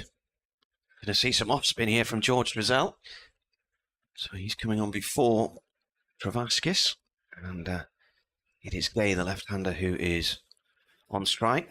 Right arm round from the Lumley end. The ball is played back to him along the ground. Cogden's in as a slip. Keeper Graham Clark standing up to the stumps with a helmet on. William, the Durham scorer, says the regulations have changed now, so all matches have 30 minutes for lunch between innings, irrespective of what time a side is out. He's gone back into his crease here, and there are appeals, but I think he's probably outside the line of off stump there, yeah. He was. So whether or not lunch is ready or not, the old regulation about if they conclude the first innings an hour before the scheduled lunch break, the second innings will commence after a 10-minute break isn't the way it's done anymore now. That's played out into the covers by Gay no run. So once an innings ends, they have the lunch. It used to be 45 minutes as well in one day. It's now only half an hour. A sweep shot this time from Gay out to McKinney at deep square leg on the boundary. I think there was an exception in Northamptonshire warm-up game against Cambridgeshire at Peterborough a couple of weeks ago, and I think maybe they were having to serve an awful lot of people at once, and I think they did in rather civilised fashion, just extended it by another 10 minutes, which seemed like eminently commonsensical thing to do, and thus very surprising in cricket. Really, don't tend to associate those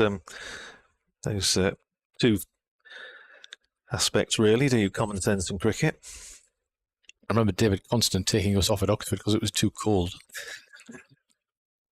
Drizzell to Shaw. Shaw drives the ball up to Lees at mid-off. I don't think he got hold of that at all well there. He's playing the shot again now. We'd managed to get through most of the day's playing. I think there was only about 10-15 minutes to go and we got a wicket. That was enough. So then again, that's driven along the floor to short extra cover. I think you mentioned playing Cambridgeshire earlier on, and it might even well be my debut, I think. If I remember rightly, one of their batters batted for almost 2 sessions for 4. I distinctly remember the report at the end of the day saying that he'd caressed it to all parts of the popping crew.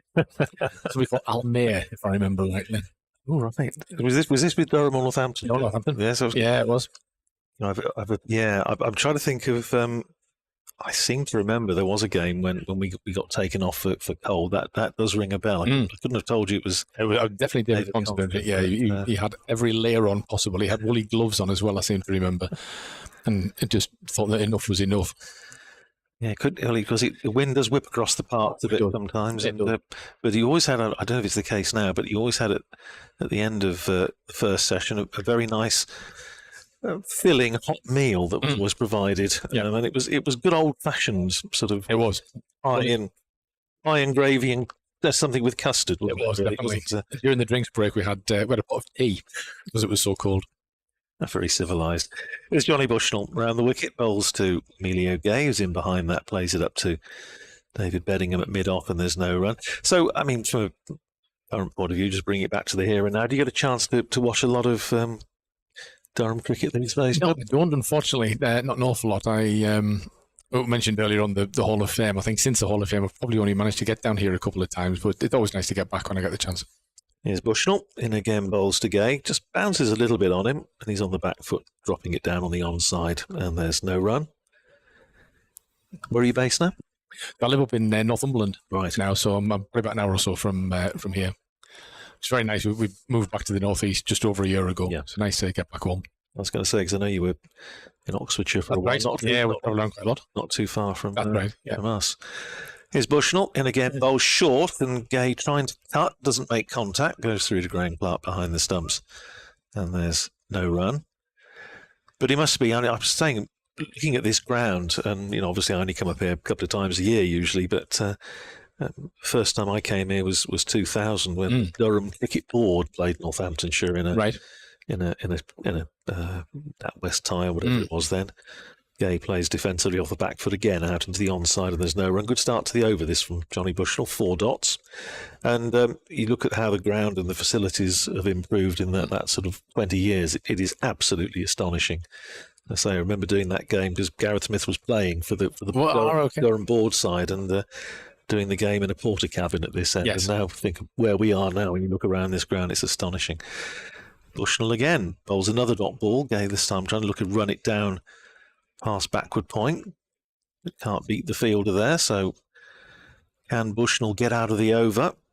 5 dots so far. Northamptonshire stay at 56 for no wicket. Thing is, I suppose, in this sort of situation, looking at it from a bowler's point of view. But well, though Bushnell's bowled, Northamptonshire don't need to force it, given the match situation. Is Bushnell in again? Finish the over, turn round the corner. So he's not going to be a maiden. Just 1 run off it as Gay gets a single out to deep square. And nicks the bowling. End of the over, 57 for no wicket. Deserved applause round the ground for Johnny Bushnell, who's bowled 2 overs for 4. It's 57 for no wicket, 11 gone. Northamptonshire need another 142 to win in the remaining 39. And he must be very proud to be just part of what's been an amazing success story up here in the northeast, and this incredible transformation on this ground. Oh, it's fantastic. Like you said, obviously when we first started, we had to use some of the local ground because obviously this just wasn't a thing at that point. But even in the early days where we did first start to play here, and there was only really one building, like you said, the porter cabin and sort of temporary seating, and it was very much in the building site to start with. But like you say, you look at the transformation now, and it's incredible. Like you say, it's a fantastic arena. It is, and I say it's the first time I've been here for a couple of years when we haven't had a lot of Durham University students around the other side, and with lots of double-decker buses. Down the pitch comes Gay, and he's caught at mid-on. So George Grissell gets his wicket. The move to off-spin has paid off, and Gay, having got himself in, has got himself out. Came down the pitch, drove, didn't get hold of it. Good low catch taken at mid-on. So Gay goes for 17, caught by Alex Lees, and Northamptonshire are 57 for 1. And Emilio Gay, as he's done once or twice in the competition this year, has got in, made a little bit of a start. He got to 30 against Somerset the other day and didn't go on after a couple of early dismissals in the first 2 matches in the competition. He's gone today for 17. 57 for 1, and the breakthrough for Durham. Yeah, change of pace, change of bowling. It's just, like you said, just done the trick for Durham there. They really need to turn the screw a little bit now and see if they can either drive the scoring rate up or pick up another wicket, or ideally both. Well, yes, that's right. I mean, Savage's batting, especially with James Sales in the side, looks fairly deep. I do like, and I've made this clear I think already, that I do like James Sales in this one-day side. I think it gives the bowling another option. It strengthens the batting as well, and it undoubtedly, probably almost as important as any of those, it doesn't half improve the fielding, because I think he's a fantastic fielder. All of the fielders need to be very good fielders now, don't they, for this type of competition? Moves over the ground just like his dad. So 57 for 1 it is. George Grissell striking with his 7th ball. Figures of 1 for 1. Sam Whiteman comes to the crease. Australian left-hander we were discussing earlier, captain of Western Australia, captain them to their last 2 Sheffield Shield titles. Grissell round the wicket, bowling to Whiteman, who's just dropping that down almost parallel to him in the crease, and it's fielded by Clark. Coming around from behind the stumps, there's a flip in, as you would expect for the new batter.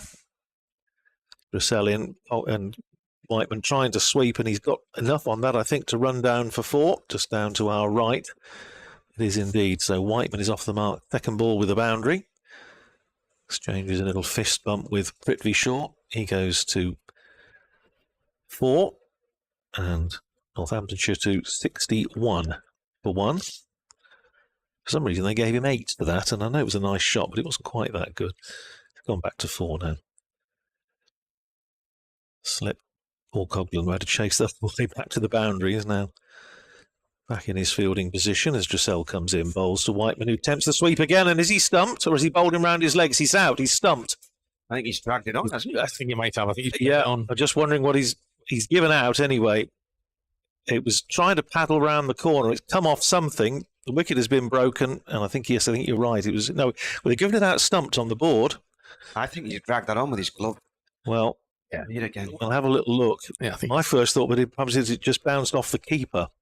He's out anyway. Third ball for 4, and it's 61 for 2. And the replay, I have to say, shows absolutely walking off. It's him walking off. I think he played it on because the ball before he went across the stumps and played the sweep before very fine. And I think he tried to do the same thing again and probably just got a little bit too far over. Well, whichever, he's out. And George Dressel has suddenly brought Durham right back into this game. 2 wickets in 4 balls. And Northamptonshire, who were 57 for no wicket, are now 61 for 2. Early dismissal for Whiteman. And I wonder whether spin's going to be the way. And what are the spin options have Durham got in this side? Scott Borthwick, I suppose. Travaskis, of course, yep. Who's already had a good day with the bat. Good couple of games with the bat, of course, making 76 not out in the previous match for Durham against Derbyshire. But Rob Keogh comes out to the crease to replace Sam Whiteman. Is that your helicopter arriving there, Andrew? That would be Chubbs. Well, the Rothbury estate is up for sale. Oh, yes. You're going to buy it, are you? Well, the word on the street is that Brian May of Queen fame has been up to view. Sir Brian? Yes, Sir Brian, sorry. Apologies. Yeah. Oh, no. Oh, right. Oh, well. Stephen Bridget, who's the local councillor, knows everything that goes on in Rothbury. I think he was the one who informed the public that Mr. May had been spotted in the area. Belongs to the Duke of Northumberland, doesn't it, the Rothbury estate? It's either him or his son. I believe it's his son who's selling it, if I remember rightly. Possibly on behalf of the family. Well, I've got that big playground to pay for at Alnwick Castle now. So Rob Keogh about to face his first ball from George Dressel with a slip in and a man height in there at short mid-wicket, really. The little clip off the legs that goes in the air. First ball is outside the off stump, left alone by Keogh. Dressel in bowls again to Keogh, just turns it away behind square on the leg side. Certainly 1. They'll stick with 1. I'm pretty sure fancies a hair back up the other end for 2. So it's a single to Keogh to end the over, but 2 wickets in the over for George Dressel. 2 overs, 2 for 6. And Northamptonshire are 62 for 2. After 12 overs, they need another 137 to win. 8 wickets in hand. Plenty of overs to go, but it's just a question of whether Durham can keep chiselling away and at the very least make it tight and bring a few nerves into play. 62 for 2 it is. I think we're going for spin from both ends now by the looks of things. Yeah. Did think spin might be the way. Yeah, taking the pace off seems to make it more difficult, doesn't it? I'm rocking and rolling the ball here from that last dismissal. He's tried a sweep. It's gone down the leg side. If it's a stump, it's only in that it's ricocheted off the keeper's pads. Yeah, off the keeper's pads and hit the stumps as he was falling out the crease. And what made me think it might be is the fact that it was square leg that gave square leg gave him out. Umpire Harris did put the finger up. So, but I think it was if it was a stumping, it was an involuntary stumping. But they all can. Graham Clark would tell you it was exactly what he was trying to do. It's all part of a cunning plan. Travaskis then 62 for 2. Into the attack. First ball's full toss, but it's played back to him.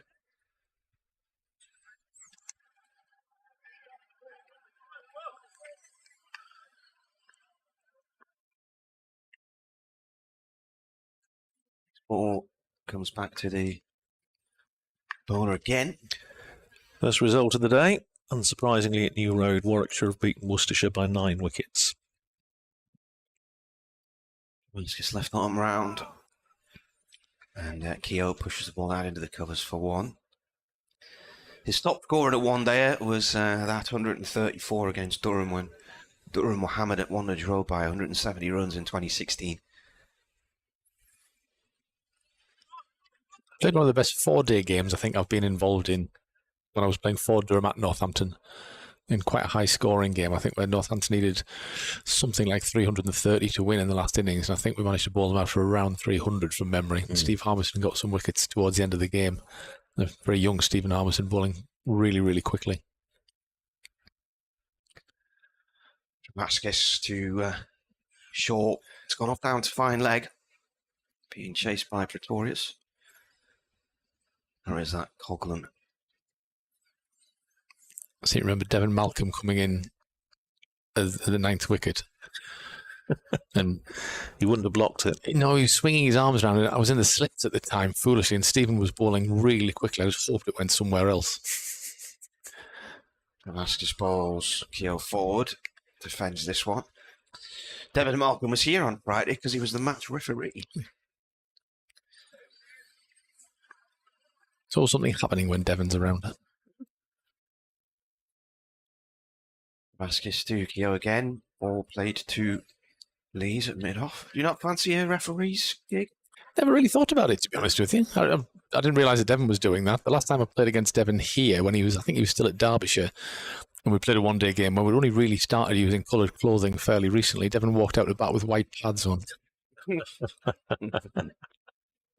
Yeah, Devon, I think we do tend to see quite a bit of him. Of course, his son, Jaden, plays for Brixworth Cricket Club in Northamptonshire League. Played against my son a couple of times, and he's sharp. I was going to say, does he bowl fast? He does. Right, I thought you might. He does. He's decidedly sharp. But Devon's actually at Wantage Road today because it's the ECB's Afro-Caribbean Cricket Festival, and he's involved with that with the likes of Norman Cowans and two other players of that vintage. So I hope that's going well. So he's down at the ground today. Because there was a club in Northampton, if I remember rightly, that was predominantly Afro-Caribbean. United Social. The United Social, that's right. He used to dominate the Town League. The late Les McFarlane and his brother Carl. First ball of a new over from George Dressel is played by Prithvi Shaw out into the covers, and after a certain amount of negotiation with Rob Keogh, they eventually go through for a single. Shaw is 38, 65 for 2. Yet dominated Northampton Town League and playing on the racecourse pitches. Yes. I remember. Could be a little bit hairy. Against the likes of Les, who of course played a lot of county cricket for Northamptonshire, Lancashire, and Glamorgan. Sadly lost him a few years ago. Right. I think Carl's still around, as far as I know. But some of the other players playing for Carib United now in the Northamptonshire League. Right. There's Dressel in again, bowls to Keogh, who sweeps off, I suspect, middle and off, or even off stump. It goes down to deep backward square for a couple. Keogh to 4, Northamptonshire to 67 for 2. Tends to be Rob Keogh's go-to against the spinners. Likes the sweep, less so the reverse sweep, because someone like Safe Save, who seems to play either equally well and equally comfortable with the shot, but Keogh tends to go more with the orthodox sweep. Dressel from the Lumley end, and this time he does go for the reverse sweep, and he nails it for 4. Well, there's one for the family album, because you don't sing. Well, I mean, just to prove that Brad again knows absolutely nothing, which we know anyway, but he doesn't tend to play it that often. He played that really well. He played that very well. He just had enough width on it, I think, to be able to get the levers to work, and it raced away for 4. He goes to 8, 71 for 2. He'll enjoy that very much if he hears that on the stream later. Here's Dressel again, bowls to Keogh, pushes it out on the onside. They've got this man in less a short mid wicket, more of silly mid on, and it's fair enough because he does occasionally just fall across a little bit and lift the ball in that region. So obviously they've done their homework. Goes for the reverse again. This time doesn't get hold of it quite so well, and it goes straight to David Beddingham, a backward point. What are you doing these days, Simon? So I'm working for a company that manages holiday accommodation. So we manage about 15,000 holiday properties around the UK. It's not this sign there, is it? It's not, no. Right. There's Dressel.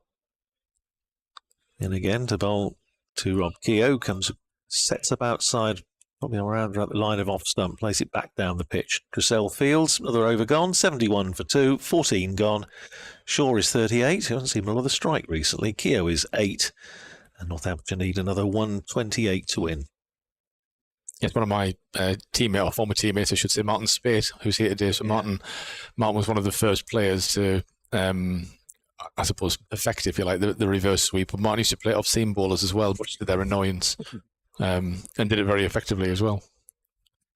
Well, he rang me earlier on. I didn't realise he was here. He rang to say he was here because it was former Players' Day. So, Tripmaskis, slog, swept ball. Is that going to be 6? Yes, it is. £1.6 towards the old scoreboard. Cow corner by Shaw. He's just in the process of leaving his current job at Sedburn. He's going to become the new school cricket coach at Repton, Derbyshire, in January. That's another slog sweep, and that's the same area and the same result, and it's caught by one of the ground staff. Excellent fielding. It's another 6, though. And he's 50. 2 sixes, 7 fours, 41 balls. Don't worry, though, he only got 244 the other day. We're running out of superlatives, I can tell you, by about 150. Travascus in again. He comes down the track at him this time, launches over the covers for 4 more. He's not going to let the spinners bowl, is he? No, I think he's decided he wants the match done in this over, doesn't he? So that's 16 from 3 deliveries. You're talking about that fateful day at Edgbaston many years ago. Brian Lara, we ran out with superlatives very early then as well. I do remember him giving a very, very difficult half chance on 470-ish. A little flick to mid-wicket for 1. Coghlan fields it and tries to run Shaw out. He's injured himself. Shaw is limping. A good throw on the turn from Coghlan. Just missed the target at the bowler's end. But Shaw has hurt himself and has come to a halt there. I say he was struggling a bit with, certainly we wondered whether it was a pull or something in that game at Cheltenham, and they said, oh no, it was just a bit of cramp. But he's waving for the physio, I think. Yeah. So he's limping. Travascus, meanwhile, will bowl to Keogh. Ball is defended. It runs towards short mid-wicket. No run there. Just found that game you were talking about at Wantage Road with Steve Harmison. Travascus bowls. Keogh cuts that out through the covers. From memory, wrapped the innings up. I seem to think maybe the last. Yeah, he did. This is Sales, Taylor, and the aforementioned Devon Melvin. Yeah, I seem to remember Devon was the last one. Northamptonshire needing 340 odd, bowled out for 298. Yeah. Durham won by 45 runs. It was a really good game. S. Brown 5 for 99 were bowled. Certainly didn't bowl as quick as Stephen. Well, picked up the wickets of Hayden, Loy, Warren, Henberthy and Ripley.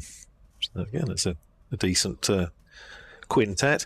Now, Prithvi Shaw is having a little bit of attention from the physio, while Ricardo Vasconcelos is coming out with a drink. It looks to be left leg, maybe a bit more like, I don't know, maybe, I was thinking calf, but whatever it is, he's struggling a bit. That's a shame. I'd get him off me. Wrap him up. Well, keep him for the next game. Yeah, you can't be too careful.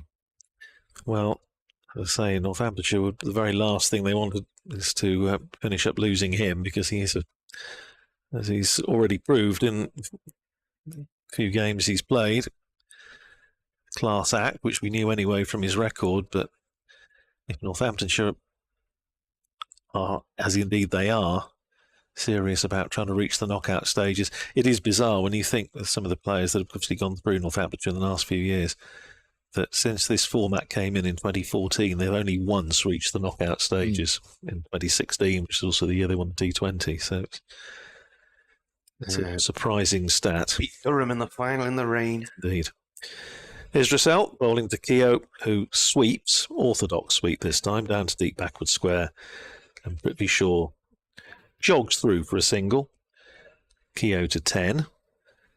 Northamptonshire to 90 for 2. I was going to say, will we see Shaw just sort of stand there and smack it, but that's what he tends to do anyway. Yeah. So not sure it'll make a huge amount of difference. Stand and deliver, putting somebody out on the slog sweep, which is where he hit the last 2 sixes in the last over. Yeah, long on back, deep mid wicket back, deep backward square back, and obviously a man sweeping out the cover boundary as Dressel is in bowls to Shaw, who drives out to the man sweeping on the cover boundary for a single, jogs down for a single, doesn't look exactly in a huge amount of pain. One more to Shaw, he goes to 56, 91 for 2. Dressel in again, bowls to Keogh, goes on the back foot, punches it up to that man in at silly mid-on. All along the ground, and there's no run. Dressel bowls to Keogh, pushes forward. He just turned a little bit judging by the reaction of the bowler. Goes down just behind square on the leg side, and there's no run. Sun behind a cloud at the moment, but it's still plenty of blue sky around. We've been very lucky with the weather so far. Keogh again on the back foot, punches it up to that man on the drive. Silly mid-on, and there's no run. Just 2 singles off the over, 1 ball to go. Gets through his overs nice and quickly. George Dressel, almost in the Simon Kerrigan class of getting through things. Turned out to the onside, got ball to finish the over. Keogh stays on 10. Prithvi Shaw is 56. And Dressel is bowled 4 overs, 2 for 15. Northamptonshire 91 for 2.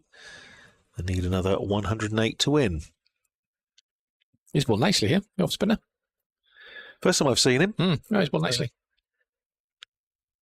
Obviously, 1 or 2 of these Durham players are relatively new, or to me, and indeed relatively new. Haven't played a huge amount of first-team cricket, but again, underlining the amount of talent there is around the club. Well, George Dressel was with Gloucestershire originally from 2017 to 2019. Then he moved to Somerset. This is another ball in the air from Shaw, but it's going to be safe. It's wide of mid-off, plugs a bit. He's going to get 2 runs. He hobbles 2. So he had a season with Somerset, played for Worcestershire's 2s, and then came to Durham last year. He hasn't played many one-dayers, though. This is just his 14th. Stravaskis, who is bowling now from the Pinker end, left arm round. Shaw is on 58. And he drives at that, and it's bounced off Paul Coghlan, the cover in the mid-wicket area. I think it might have hit him on the wrist there. Gets a single.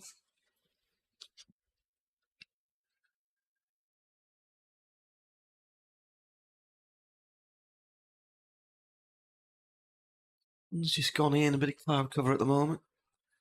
A bit grey here. Vasquez though bowling in his sunglasses.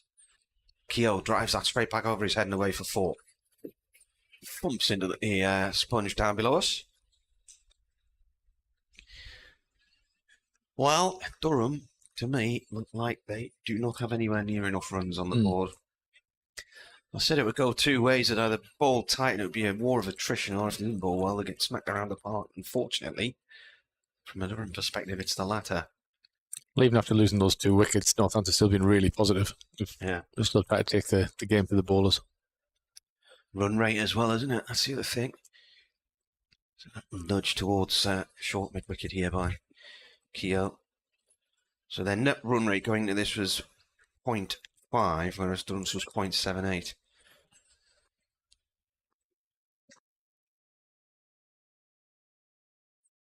This is driven back past Stravaskis and stopped by Bellingham on the discs. 1 run. I didn't think he was going to get across to that. He saved a few runs in there, hasn't he, actually, in the course of this, in this innings? Yeah, he's feeling very well. At one point, they just seemed to be him and Prithvi Shaw involved in the game, didn't they, for a couple of overs? None for 27 so far from 2.5 overs, Stravaskis. Balls to shore here. He comes down the track and lobs one out over the top of the covers for 4 more. Yeah, I just think it was a clever bit of bowling. You could see what Travaskis was trying to do. He knows the batter's struggling with his footwork, so he pushed it wide. But he still managed somehow. Hands, great hands through the ball. Still somehow managed to spear it over extra cover for 4. It's not really fair, is it? It was a very good shot, very good adjustment from where he was, because that's certainly not the shot he was intending to play. I don't think he was looking to hit it a lot straighter. 17 overs gone, 103 for 2. Durham didn't get to 100 until the 25th over. Halfway through their innings, they were 5 down by then. Well, Northamptonshire in a strong position, but those of us that watch them day in, day out know there's always a collapse around the corner. You never quite sort of take anything for granted, but certainly they've done the first 70 odd overs have gone pretty much according to plan, but still a little way to go. In the early days here at Durham, when we were still really finding our feet, we talked about this earlier on with some of the former players upstairs there, that we got ourselves into some very good positions, but then when games got away from us, they seemed to get away very quickly. Dressel in, bowling to Keogh, who's just pushing that out into the offside, and there's no run. Yeah, it's happened. I mean, watching Northamptonshire in the Championship this year, there've been some quite astonishing sessions that have just completely transformed a game, and never in the right way. Yeah. Swept by Keogh, orthodox sweep down to deep backward square, picks up a single, fielded out there on the boundary by Johnny Bushnell. Keogh goes to 16 and Northamptonshire to 104 for 2. I have to ask you while we got you up here, Chip, because it was something we touched on earlier about the sort of personalities in the game and how the game has changed. As Dressel bowls to Shaw, just hits him, I think, upon the thigh pad, maybe drops down on the offside. Clark comes from behind the stumps to retrieve, and you think of somebody like Ken Turner, who presumably would have signed you, I think, at Northampton. Next ball to Shaw is played off the back foot down the pitch for Dressel to field. And you think of these days where most chief executives and secretaries, public relations and the whole sort of branding and marketing side of things is very much part and parcel. Dressel in bowls to Shaw. On drives, he's going to get a single out to long on. Again, he's sort of hobbling down the pitch, but picks up the run, 64 to him, 105 for 2.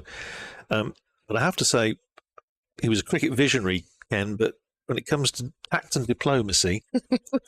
yeah, possibly not his strength, to be fair. You always knew where you were. Dressel, also off leg stump, turned away by Rob Keogh for a single, so he's going to keep the bowling, because that was the last ball of the over. 3 runs off it, and Northamptonshire at the end of the over are 108 for 2, with Keogh on 17, Shaw on 64, and Dressel, 5 overs, 2 for 18. Yes, I was saying, I don't think somebody of that personality would probably get a job in the game now, certainly not in that sort of role, but... it's changed massively, hasn't it? I mean, cricket now, it's such a big business, really. And I use that word deliberately, that it has moved on from being just a sport. I think when I played, it was initially, when I very first started in Northampton, yes, it was a business that needed to make some money to try and make ends meet, but it just... the game has changed, it's unrecognisable from those days. Travaskis is driven down the ground for 4, 1 bounce 4 by Keogh. They're taking a liking to him today. Keogh was 121, 110 for 2, 89 needed to win. I mean, Ken Turner was a visionary and a pioneer in terms of thinking of different ways of smaller counties like Northamptonshire to stay in business and compete in first-class cricket. Vasquez in again. Keogh plays the ball to the covers to Borthwick, dot ball. But I think the mantra of customer always being right, it probably didn't quite work out as far as Ken was concerned. Javascus in, and that's 4 more. It's too easy for these batsmen at the moment. They're not under any pressure here at all. And that was driven by Keogh between the bowler and mid-off on the partnership, 53 in 41 balls.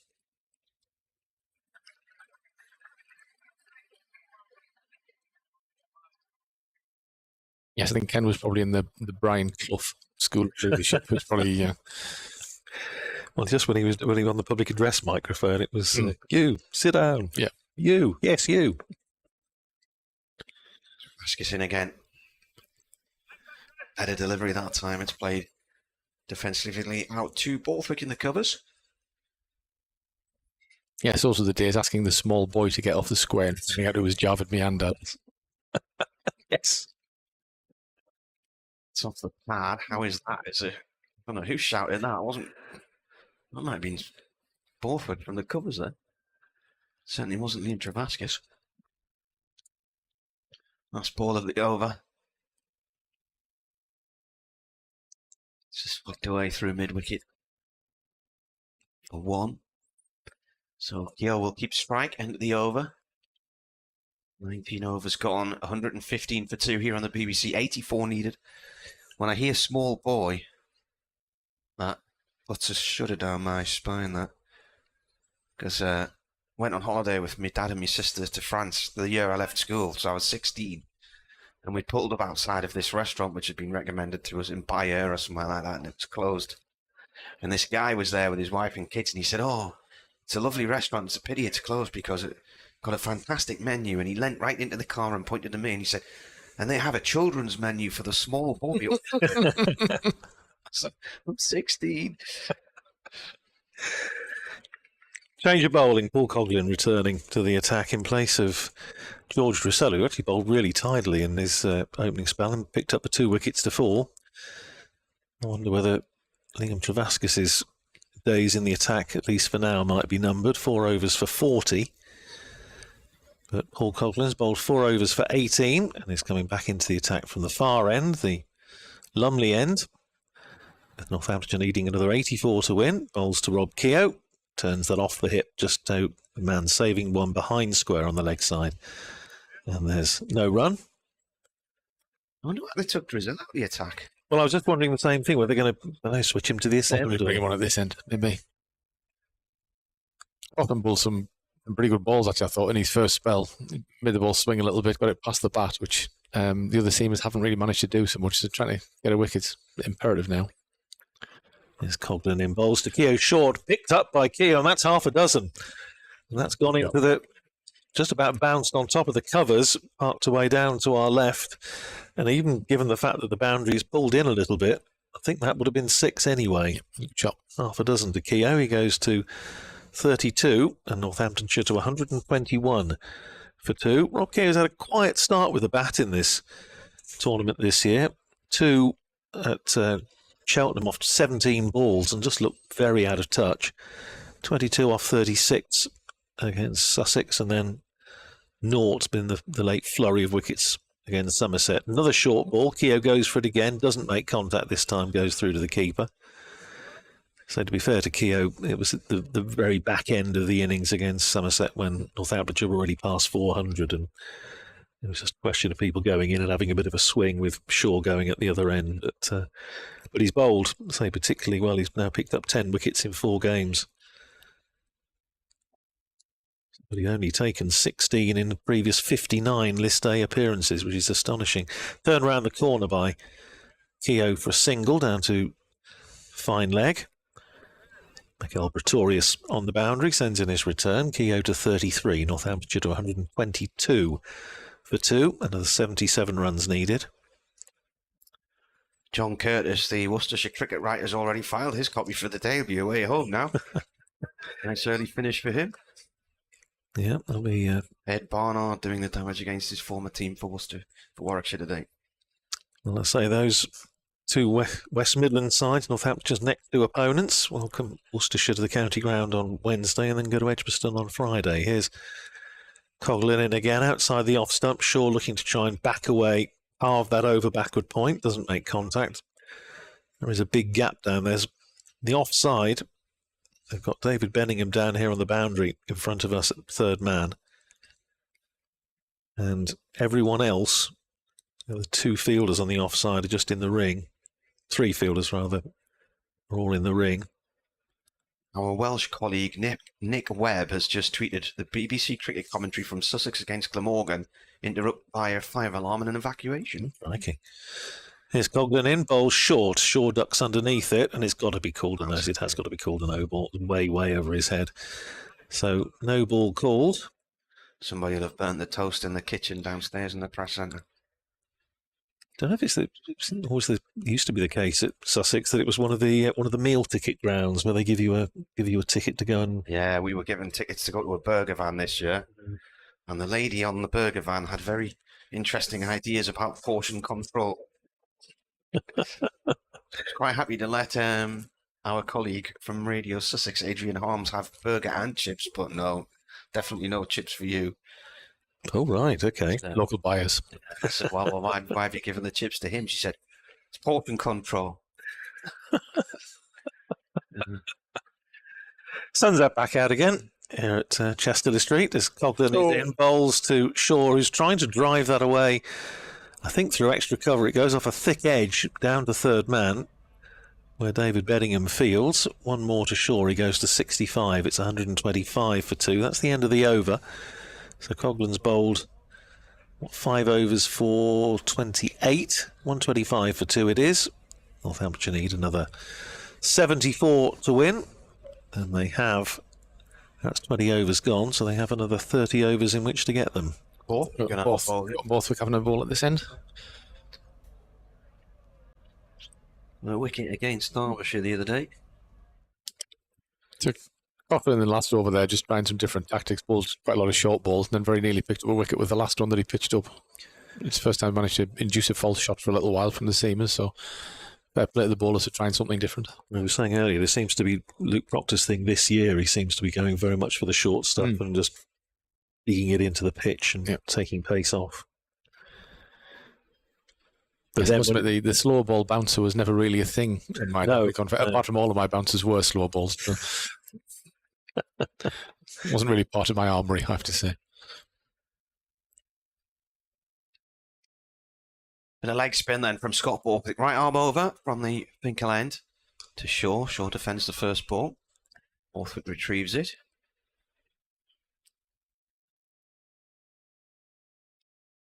Sun is shining now. Escaped all the weather so far today as well.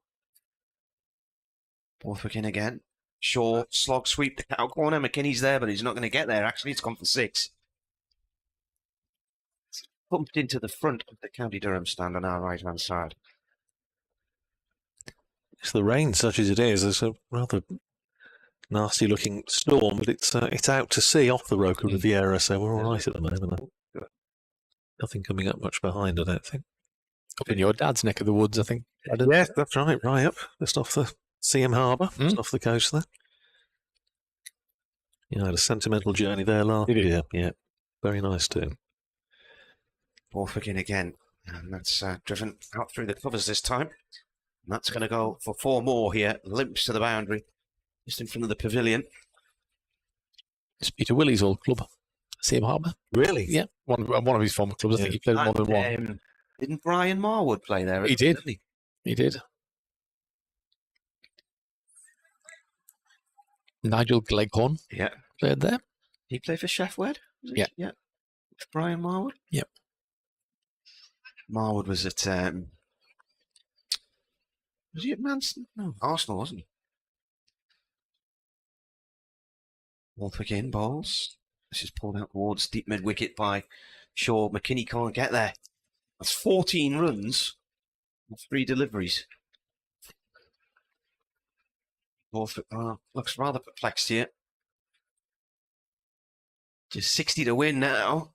This is a walk in the park or a limp in the park as far as Shaw's concerned at the moment. But he's on 79 from 57.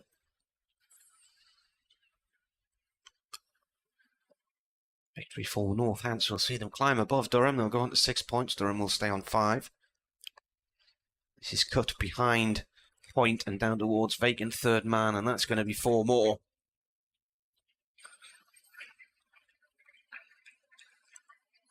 That's 18 from the over. Still a ball to go. See what they say about beware the injured batter, as beware the injured golfer. There's always a story about Gordon Greenwich, wasn't it? Yeah. If you started to limp, you're in real trouble. Borthwick in. Shaw sweeps, and that's 6 more into the front of the Castle stand. He scores all around the wicket, doesn't he? Makes it really difficult to bowl at. 10, 20, 24 from the over. I was looking at a wagon wheel job after his 244, and I mean it was exactly as you say. Often, you know, batters, however good they are, you'll see favoured areas, but it was pretty much every part of the ground was being favoured by Prithvi Shaw. As it was, as I say, I'm coming up to 40 years next year in Northamptonshire. That was, I think, commentating on Northamptonshire. That was, I think, one of the most extraordinary innings I've ever seen. Just not least, you often see a batter who'll race to 100 in a list A game. It's the fact that the appetite he has to just score more and more runs. You know, often you get even to 150, and you see a lot of that's enough. Let somebody else have a go. But absolutely not. Just kept going and kept going, and there wasn't a slog in the 244. It was remarkable stuff. It really was. Here, he's within 11 runs of what would be another century. Astonishingly, would be his 10th, I think, in List A cricket. He's got 2 doubles now because his previous highest was 227 not out. You're not missing anything because they're just trying to retrieve the ball. I think from it's going under the tarpaulin in front of the stand out there. I mean, when he came and we were doing all the usual sort of prep, and he saw he got 227 not out in a one-day game out in India for Mumbai against Puducherry in Jaipur, and you sort of back of your mind you think, wonder what the opposition was like, wonder it was what the quality of cricket was like. Well, then so he gets 244 against Somerset attack. Pulled away by Keogh, and this is very, very easy at the moment. Coughlin dropping short, and Keogh has just lambasted that away. Couple of bounces over mid-wicket for 4, takes Northamptonshire past 150, and we're only in the 22nd over. And at the moment, as Martin said just a moment or two ago, this is looking a bit easy for Northamptonshire. I think that Durham need a wicket.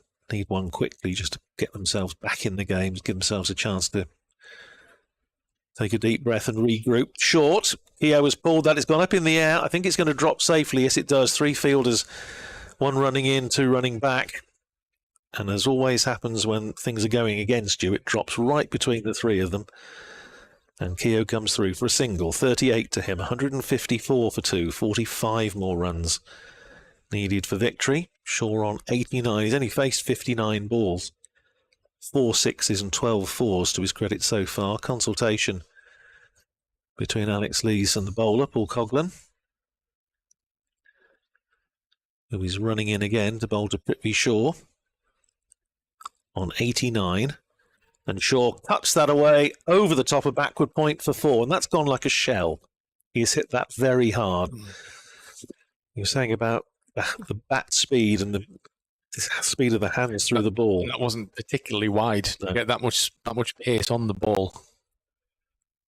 Takes him into the 90s. 93 to Shaw. 158 for 2. And here's Coghlan running in again to bowl to short, and Shaw ducks underneath it. Signalled as 1 for the over by umpire Suri Shanmugam at the far end.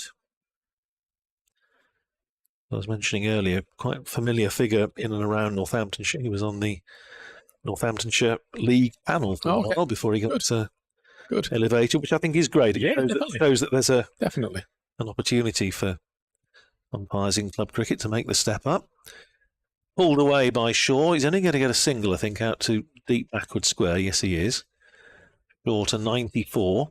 Northamptonshire to 159 for 2. 40 more runs required.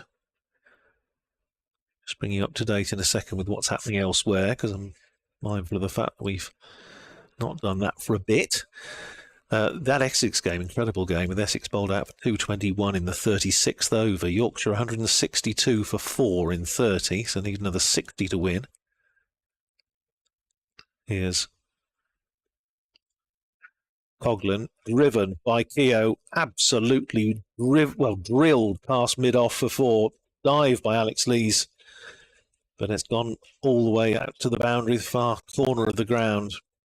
And these two have now put on 100 off just 63 balls. And often the other day with that long partnership between Prithvi Shaw and Sam Whiteman, and you were saying that Sam Whiteman's contribution was not particularly substantial. They put on 194 in 19 overs, of which Whiteman scored 54. Well, here, 100 partnership, 57 to Shaw, 42 to Keogh. So Keogh's doing his best to keep up. He's 42, and that was the end of the over. 42 to Keogh, 94 to Shaw. It's 163 for 2. Northamptonshire need another 36 to win. Hampshire 296 all out against Leicestershire, who are 84 for 1 off 12, so they've got off to a bit of a flyer. Kent 288 all out against Middlesex at Beckenham. Middlesex 61 for 3 after 13. Surrey made 244 for 7 in 40 overs. That's been reduced to a 40-over game after rain. Nottinghamshire 18 for no wicket off 4. And Gloucestershire made 454 for 3 in their 50 overs against Somerset. Ouch.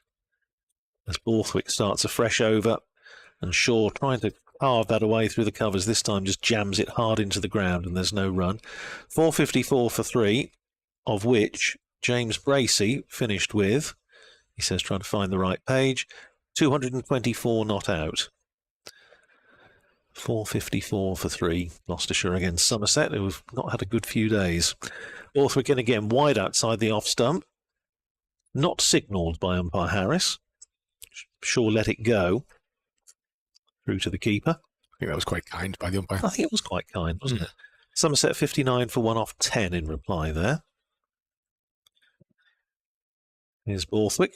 And again, bowls very wide outside the off stump. That has been called.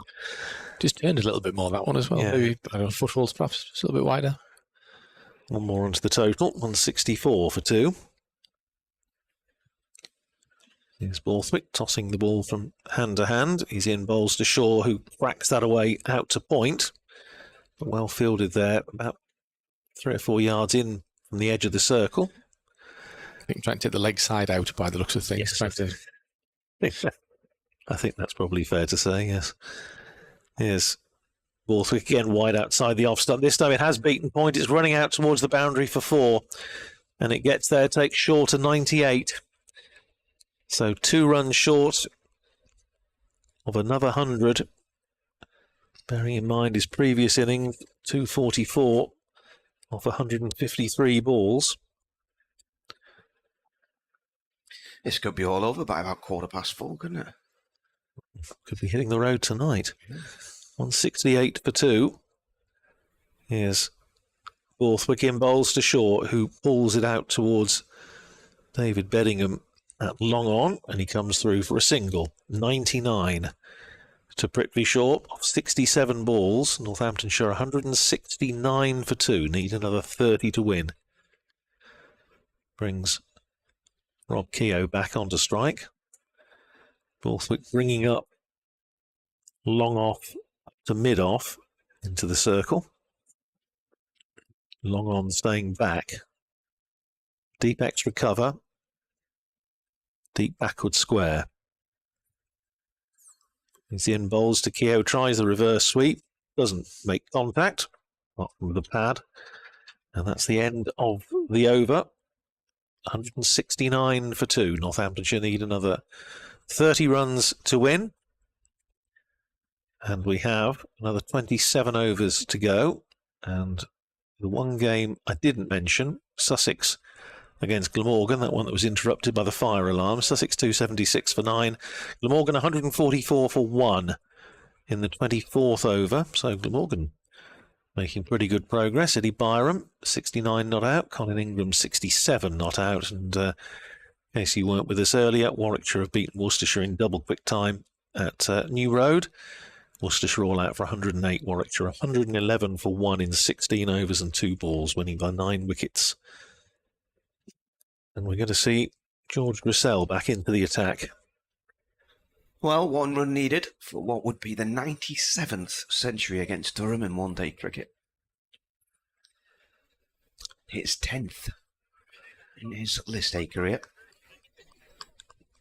It's also gone past 3,000 List A runs in the course of this innings as Grissell bowls to Shaw, who plays it away out to deep mid-wicket. It's another century for Prithvi Shaw.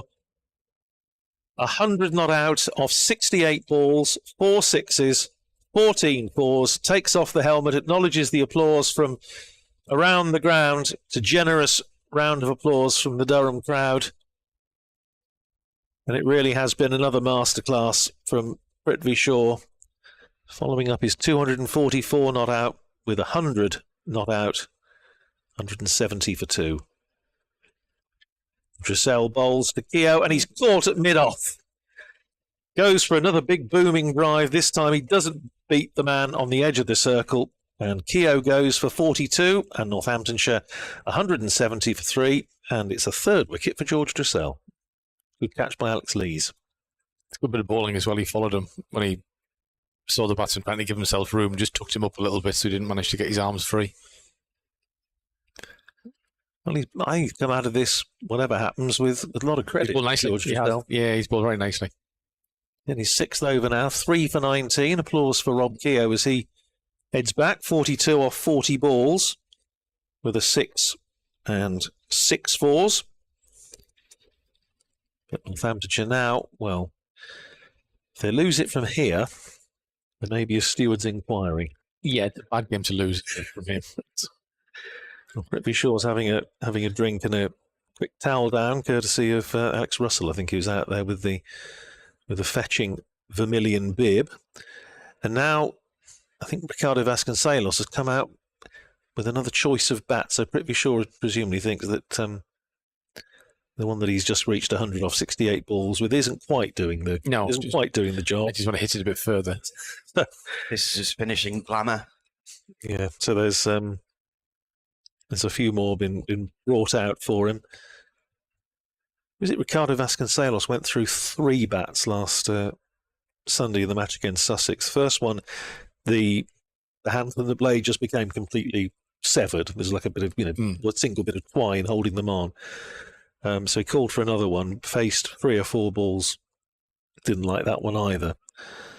Called for a 3rd bat, straight away got out. So a few returns going back. When Ben Stokes smashed the ball all around the park at Worcester last year, he hit 34 in 1 over off Josh Baker. He used 5 different bats in that innings. Broke the English record for the number of sixes in a first-class match. Probably for the number of bats as well. I was going to say, he was just testing them all out. He did very hard. It's Grissell. Bowling here to Proctor, who plays the ball towards deep square leg for 1.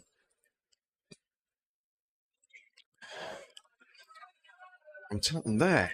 Off throws. Nobody was lucky. It's going to go to the boundary. The Baskets are chasing after it. They're running extras.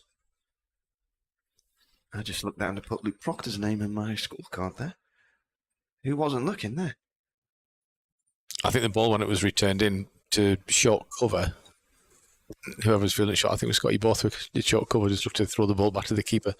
I think he assumed he was just going to pass it back to the bowler.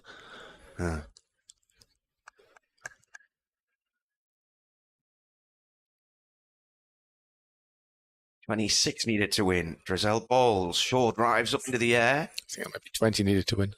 Yes. Yes. Straight over the bowler's head. I was wondering if that was going to clear the stand at the far end or not, but it didn't. It's landed just in front of it. He's serious box office, isn't he? He really is. I think he's been a bit pedestrian today. 69 balls. 106 yards now at a strike rate of 153.6. Grissell in again. This is played a short mid-wicket to Borthwick. No run there. This, I suppose, leaves everything in the balance for Durham with 3 to play after this. Chances of getting out the group starting to narrow. The home game against Somerset at South North on Thursday, then they finish with matches at Warwickshire and in Bristol. Shaw's gone high with this one, targeting the health club roof. And the ball's inside the ropes, actually. Didn't reach the boundary. I thought that was going to go way into the seats there. Gone too high. Has he ran 4? 2. Travelled a long way for 2, that. That's like real gap wedges, isn't it? Just stopped. Stopped dead on command. 18 to win, 181 for 3. Shaw moves up to 108. 71 balls. I think Northamptonshire might win this. It's starting to get well, close, I think it's a dangerous prediction to make, Martin. As I say, it's those of us who've seen a few positions, probably not quite like this one, go begging. But yeah, so certainly if Northamptonshire don't win from here, then the dressing room door may be shut for a very, very long time. That would be snatching defeat from the jaws of victory. Yes, at the very best. Wouldn't it just? Anyway, 18 needed to win. And it's going to be Johnny Bushnell coming back into the attack. Well, just 2 overs for 4.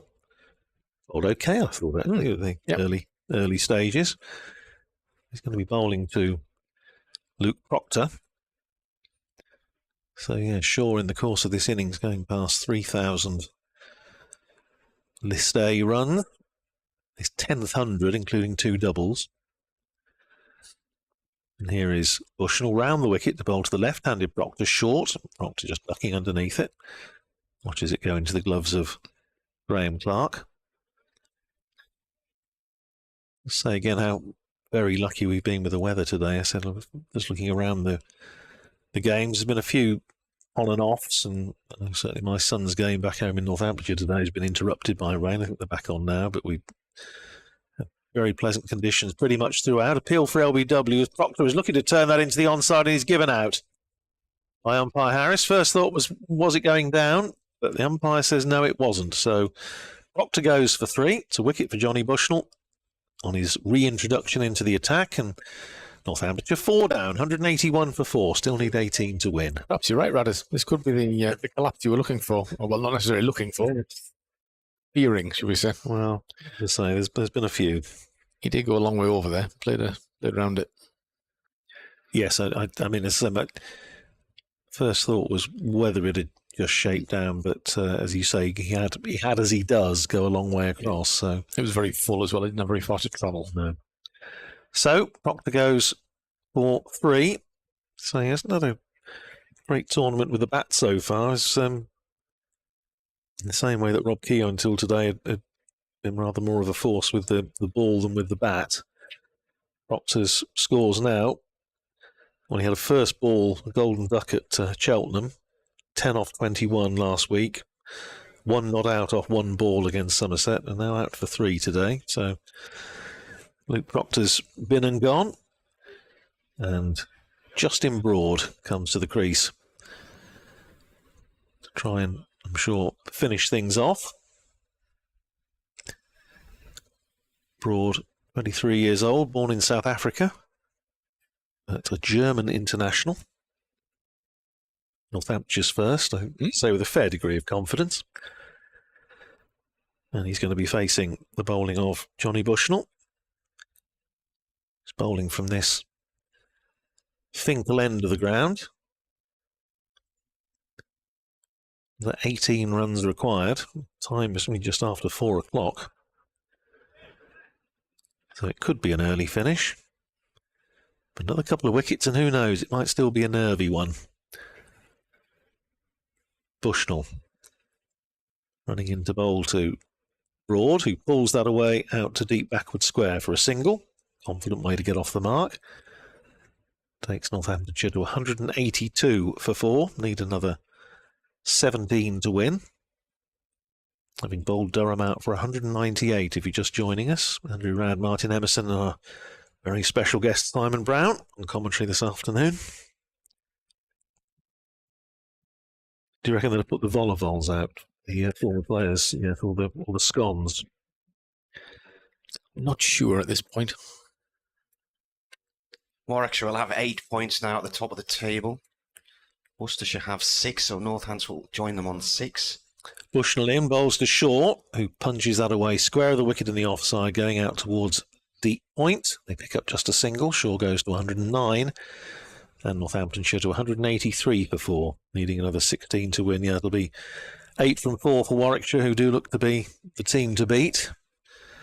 So Northamptonshire don't have a great record at Edgbaston, where we should be on Friday. Here's Bushnell. And again, bowls to Broad short. Broad pulls, doesn't time it. Goes out towards mid-wicket, and there's no run. Broad rehearses the stroke. Lumley Castle over to our right. This is lovely when you see it picked out by the sunshine. It's just a beautiful landmark on this ground. Flag flying from the flagpole at the top of it. Down the leg side, wide signalled, and this could be, well, 4 wides, and it is indeed. So that's made Northamptonshire's task a little bit easier. Come 5, goes down to fine leg, eludes Graham Clark, and it takes Northamptonshire to 188 for 4, needing just 11 to win. Lumley Castle famous for its medieval banquets, particularly over the Christmas period. It's very, very good. We went to a wedding there a few years ago, and all the staff were in costume. Yeah. The whole wedding was a medieval banquet. There's Bushnell in, very full, dug out by Justin Broad out into the covers, and there's no run. And our friends got very lucky because there was another wedding on the same night, and the other lot had paid a lot of money for a fireworks display, which we were all able to enjoy. That's the spirit. Yeah. Halfway, as far as the number of overs concerned, it's 35 gone, and Northamptonshire are 188 for 4, needing just 11 to win. In the last 5 overs, particularly with that century partnership with Rob Keogh, last 5 overs have yielded 63 runs.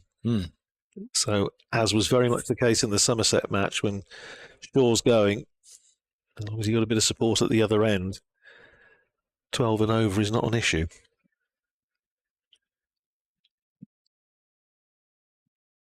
In fact, during that Somerset game, for a whole 10-over period between 30 and 40, they were going at 12s. Drizzell to Shaw from the Lumley end. Cut shot down to Coghlan at backward point, no run. I think if I was still a professional bowler, my hamstring would hurt in August.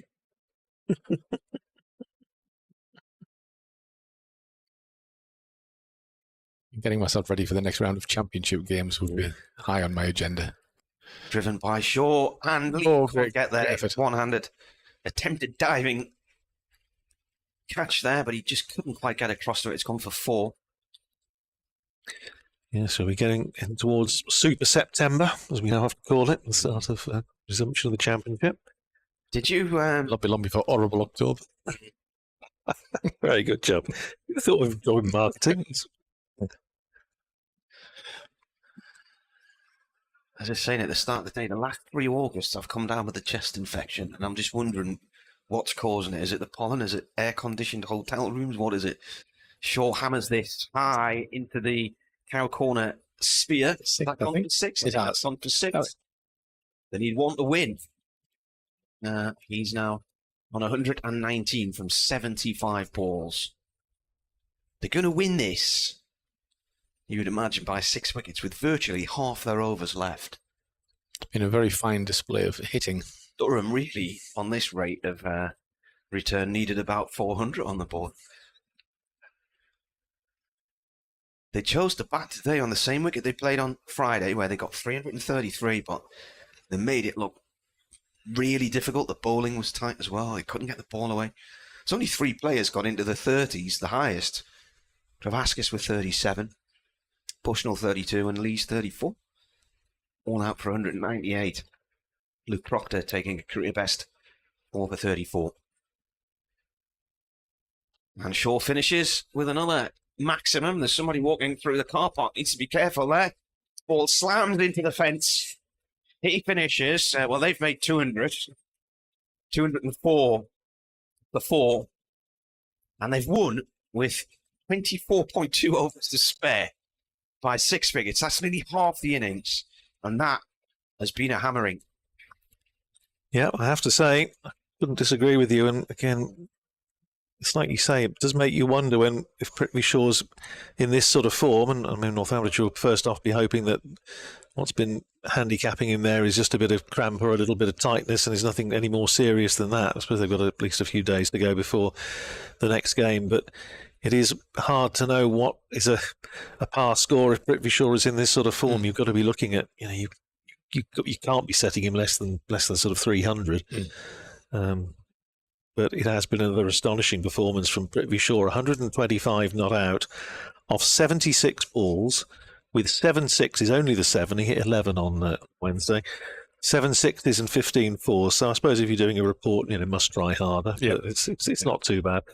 204 for 4, 25 overs and 5 balls, as Martin was saying. So Northamptonshire winning by 6 points. It puts them on to 6 points from 4 games. So they do, as Martin was saying, go ahead of Durham, move level on points with Worcestershire, although they, of course, have now had 5 games, and one imagines their net run rate's going to take the fearful hammering today, have been bowled out so cheaply, and Warwickshire knocking off the runs. Warwickshire, of course, as we say, maximum points in 4 games and looking very much the side to beat. The bowling figures: Miguel Pretorius, 4 overs, no maidens, no wicket for 34, as you can hear the applause for the players and for Prithvi Shaw in particular.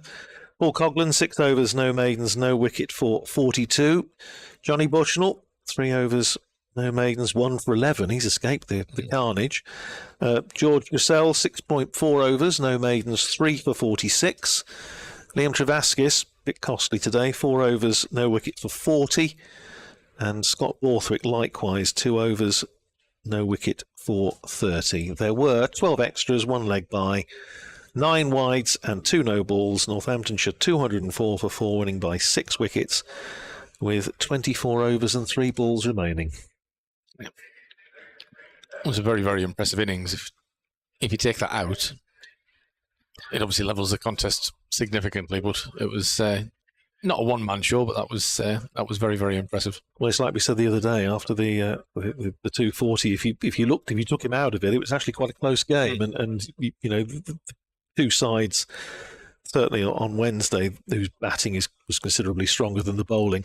I mean, the other thing I suppose that Northamptonshire will be pleased about is that they will be hoping that, hopefully, for Wednesday, Brent Sanderson will be fit again, and obviously he's such a key man in the Northamptonshire attack. Missed the last few games with a wrist injury, but I think it looks as though, judging by the fact he was involved in the warm-up today, he's probably not going to be too far away. So if they can get him back for Worcestershire on Wednesday, then I'm sure that'll be another big boost. And it may be, as I say, for the first time for 7 years, Northamptonshire might actually get out the group stages in this competition. But yeah, Martin, I have to say that's been one of the more one-sided ones. Yeah. What's Northamptonshire's song? Well, they have an awful song, and I won't hear it now. Yeah, you don't really want to hear it. It's appropriated from Northampton Town Football Club, and I'm going to get very boring about this because every time it's mentioned, I bang on about it. The fact that it talks about a finer town you'll never see. Well, of course, there are lots of towns in Northamptonshire because it's a county club. So are they talking about Wellingborough, Kettering, Daventry, Poster, Oundle? Well, I've started them up here, haven't I? It's one of those things, it really, really annoys me. Celebration and joy. I'm highly delighted that Northamptonshire have won, but it's not Northampton that have won, it's Northamptonshire that have won. I'll say no more. Okay, thanks very much, St Andrew. Reaction to this one on BBC Radio Northampton tomorrow and Radio Newcastle and Keys.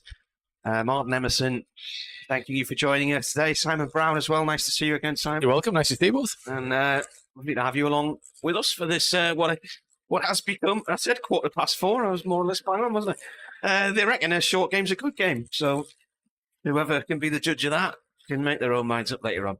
Right, I'll be back with you on Thursday for commentary of Durham's home game against Somerset at South North. And where are you next, Andrew? We are at home to Worcestershire on Wednesday at Wantage Road. There you are then. Me and Dave Bradley. Still plenty of cricket to come in the One Day Cup in the next few days. See you next time. Goodbye.